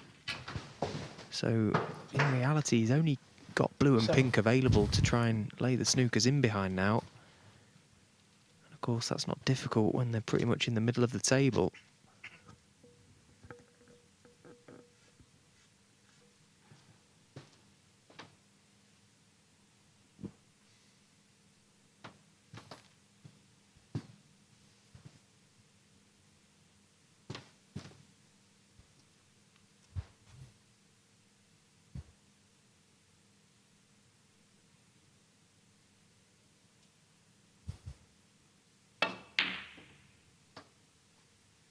Joe O'Connor, 7.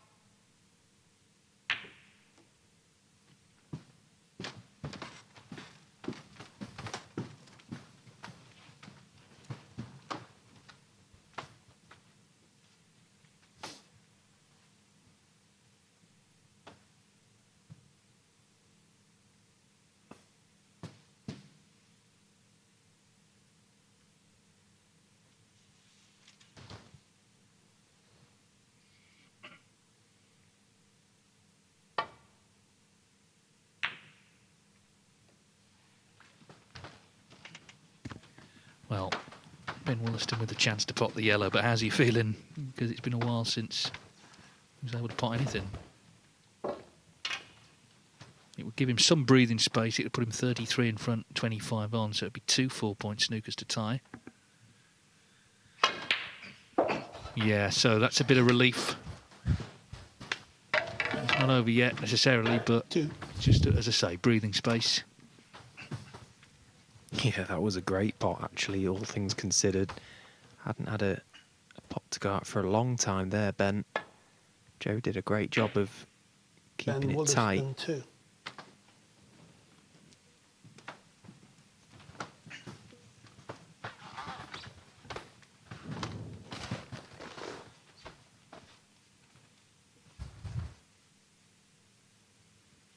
Well, I'm not sure he wants to start taking too many balls off the table. Not got many to snooker behind.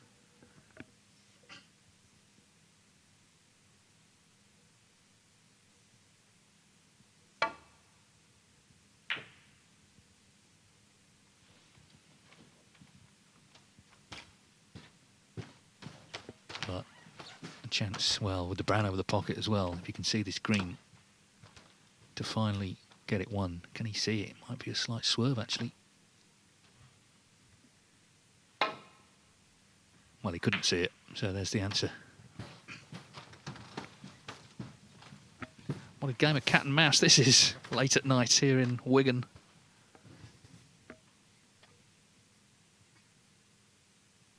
You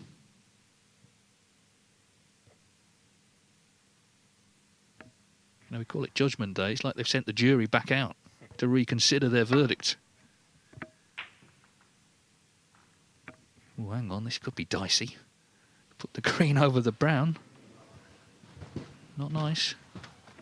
Yeah, that's a pretty good shot from Joe, actually, that.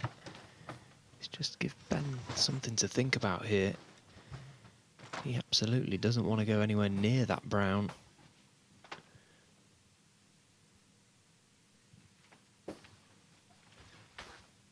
What does he do here? Does he try and come off the baulk cushion and just chip the edge of it?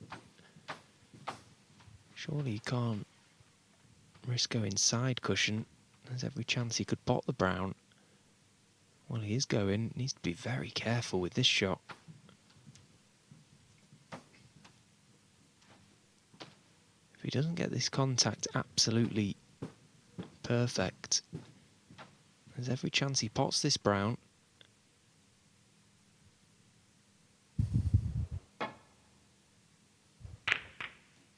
He's done well, but that has just given quite a big target now for Joe O'Connor. That corner of the table is quite inviting.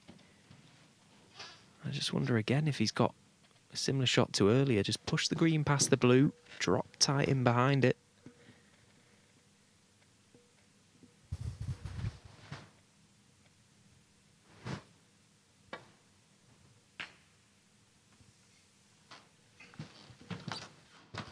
Well, I mean, even Mark Selby would regard this as, as hard as nail snooker, but every credit to Joe O'Connor just refusing to lie down here. Refusing to yield. Not giving in to the disappointment of having lost the 4-1 lead. And finding himself now playing for snookers in the decider. Just keeping the pressure on Ben Wollaston.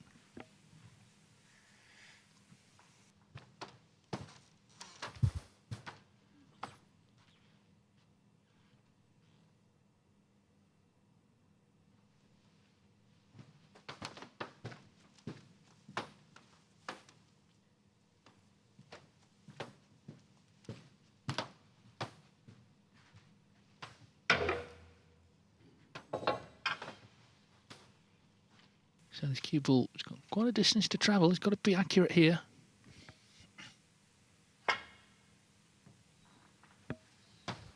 Well, he was certainly that. He caught a big piece of the green.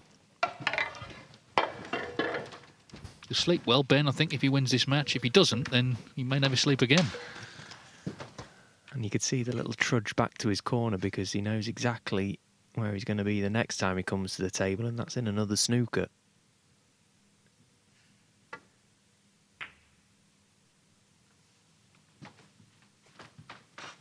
Okay, they haven't necessarily been the best of snookers ever from Joe O'Connor, but at this stage of a game, with this much on the line, even these one cushions can be missed. But Ben just doing a very good job to keep Joe at bay.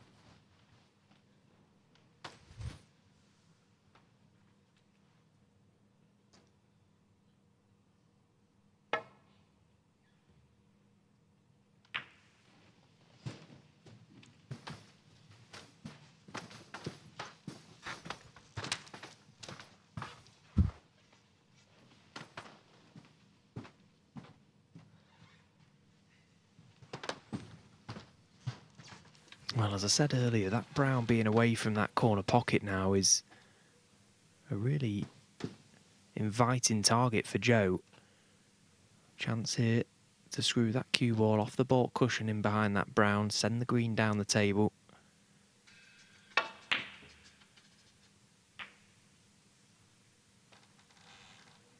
Good attempt.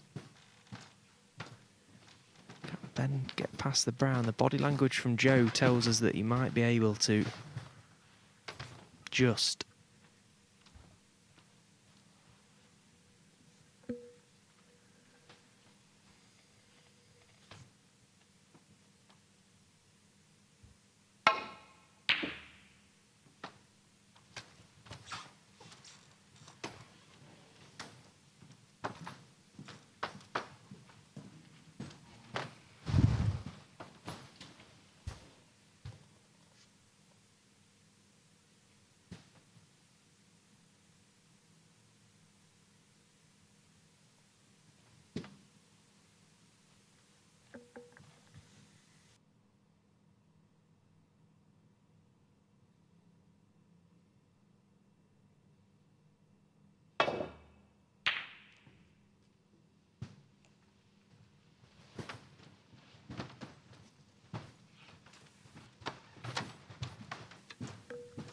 Look at this from Joe, another snooker.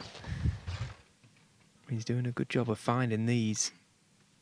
Again, shouldn't be an issue for Ben to hit this green ball.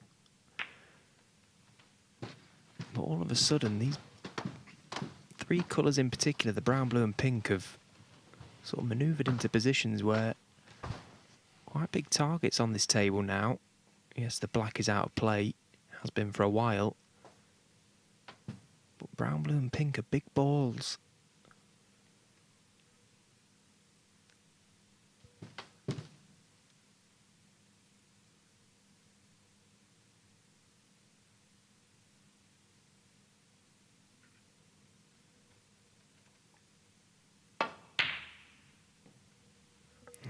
look at this for an attempt.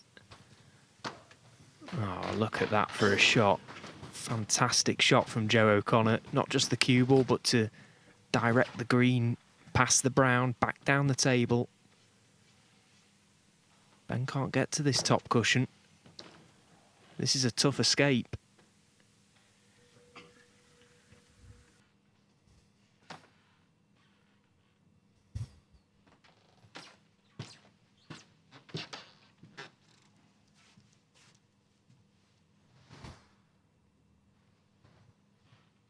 This frame now nearly an hour long, and Ben Wollaston trying to work things out and, you know, not leave free balls and not hit the pit, all that sort of stuff going through his mind.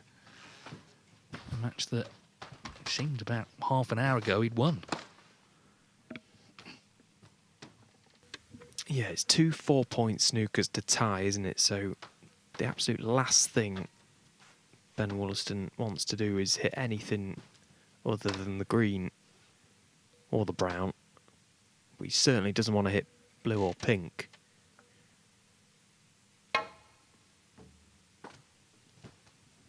Well, he hit the green, as you can see, so we're back to 1 to tie now. Yeah, that was a great snooker from Joe, and look at where the balls have been left now. That blue and pink, the target here. Good chance to lay another snooker.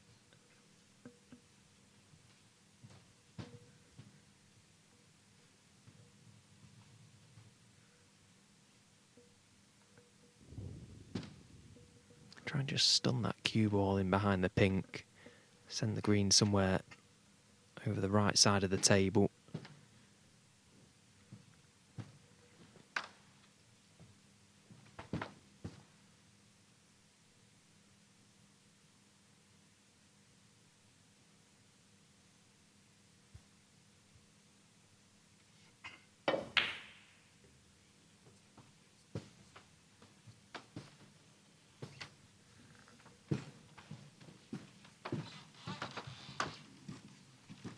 Well, this is a masterclass of playing for snookers from Joe O'Connor.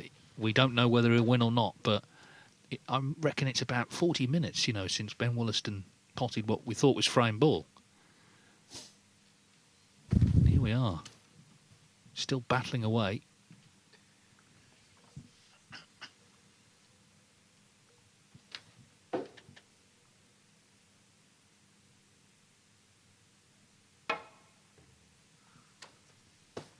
Three cushions, good hit. But every time it comes to the table, it's sort of turmoil, isn't it? I mean, he's done well, but Ben, he has given some points away, but they were nasty snookers.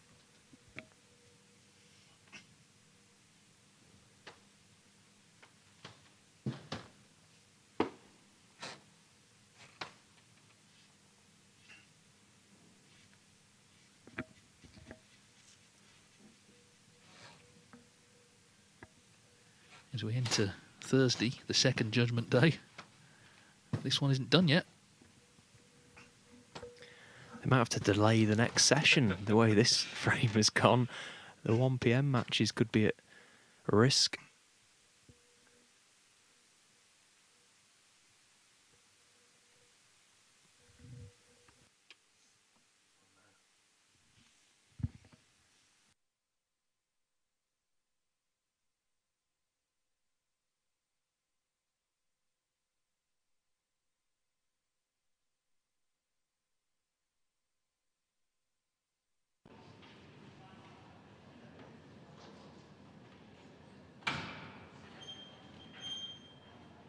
Well, apologies, we've got a slight picture issue. We're back now, so still the same deficit, 29 points.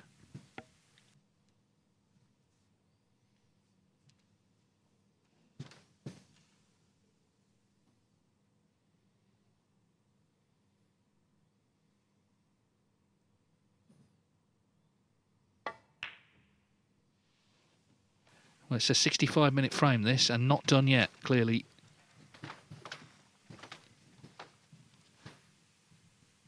We saw Stuart Bingham try to cut a red like this in. He actually overcut it. Ben Wollaston may feel he's got to just try it to end this misery once and for all for him.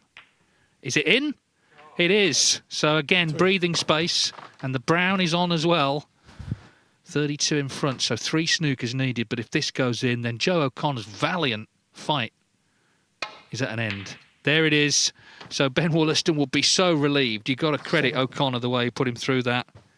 But at 4 minutes past midnight, it looks like he's got the job done, and he ends a dramatic and an emotional day 1 of the final qualifying round. The first judgment day has delivered 3 deciders, plenty of stories. 18. Frame. 8 qualifiers for York, and Ben Wollaston, the last of them.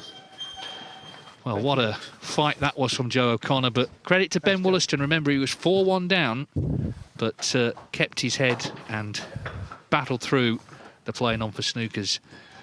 So as we enter Thursday, he is the winner. So these are the results, Stephen. Of course, well, the big one was Scott Donaldson. I mean, what an emotional story that was as well.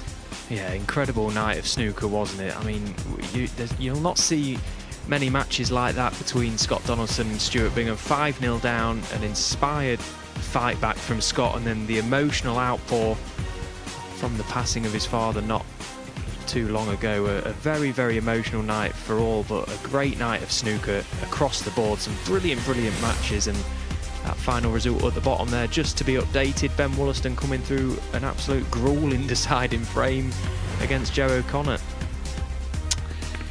Yeah, and Elliot Slessor, you know, he punched the table and he was getting down on himself. I thought his interview actually was very honest afterwards. He said, this is how I am and I'm not going to change, but he managed to just channel the aggression, get it out of his system, channel it in the right way. Zhou Yulong kind of avoided the close drama, but still Jamie Clark was very spirited. Of course, he'd come from round 1 as an amateur. So they're the winners tonight. Of course, earlier on, Dave Gilbert, Steve Maguire, Michael Holt and Lou Haitian all came through. And those 8 players are in the hat. Of course, the draw will be, I was going to say tomorrow, but later today, 3 o'clock, we'll have it live in our coverage of the first Judgment Day session on Thursday. And of course, there'll be a few either-ors, but we'll essentially know who's going to play who in York. And of course, we'll have 8 more winners to come tomorrow. But let's hear from our last one. I'm sure Ben Wollaston is very relieved, Rob. Relieved, tired, elated and proud, I guess all of the above. Ben, fantastic comeback from 4-1 down. It really was. Yeah, it's just an incredible match. Probably the most crazy match I've ever been involved in since I've been professional. I was 4-1 down. Chucked 2 frames away from 50 or 60 in front. Probably should have been 3-2 up myself. Pot a really good red at 4-1. Was a bit unlucky. Pushed 2 reds over the corner pocket, and I had a long blue, which if I miss it, it's probably 5-1. And I pot that, and that got me going. I played really well from 4-1 down, but it felt like everything was slightly going against me all the time, even at the end. Even though Joe was brilliant getting the snookers, I snookered him 3 times, and he flipped a snooker back. I just wanted one more ball, to put it away. But he was brilliant at the end. The way he was getting me in a lot of trouble. Well, he didn't give up at all, did he? And he was going to make you earn a first professional victory over him. I know you haven't played too many times in the big events, but I was quite surprised by that stat when I looked it up on Q Tracker. But you're in the draw, and you'll be back at the Barbican for another big occasion. Yeah, I was there 2 years ago, and it was great. The new setup, 32 players, just 2 tables. So yeah, I'm excited about that. And it's been some year, hasn't it? I remember when we had a conversation in Hong Kong and you had 20 minutes to get to the airport because Stephen Maguire had some medical issues. So you had like half an hour to get on the plane, and you were at the World Grand Prix, and then that fantastic victory at the Crucible to make it to the last 16. 25 has been a memorable year for you. Yeah, it's been good. The Crucible was obviously the highlight. It's actually not been great this season. I've lost just more or less every match I've lost in the tournament. I've lost through my own fault in the decider. So, that was nice, to win one like that. So hopefully, because this season's it's just been winning one match, losing one match, and I've never got on a run. So hopefully in York. Well, it could be. Yeah. Any preference tomorrow? We're doing the draw at 3 o'clock. You can watch it here on all these platforms. Any preference who you get? I really don't care, no. At 4-1 down, I was out. So, yeah, it doesn't really matter. Well, tonight really was a night for the comebacks. Well done, Ben. Let's see who you get in the draw, and I look forward to introducing you on the big stage at the Barbican. It's going to be an epic match, whoever it is. Thanks. Cheers, Rob. Cool. So, Ben, you can go, Ben. No, thanks very much. Ben Wollaston has some interviews still to do. It really has been an incredible night. Dave Hendon would be very put out if I did not announce the winners of the books so far. Darren Egan from Tunbridge, well done to you, and Erica Stone from Wiltshire. You will both receive a copy of Hendo's book in the post. Christmas Day afternoon, after you've watched the King's speech, when the turkey's gone down, you're on the 5th brandy, get this book out and have a go at the questions. It really has been an incredible, incredible Judgment Day Part 1 here in Wigan. I can rarely remember, in 18 years of covering this great sport, I can rarely remember an outpouring of emotion like that from any player in any context. Tonight belongs to Scott Donaldson and his dad. We will see you for Judgment Day Part 2 here in Wigan at 1 o'clock tomorrow afternoon. Good night.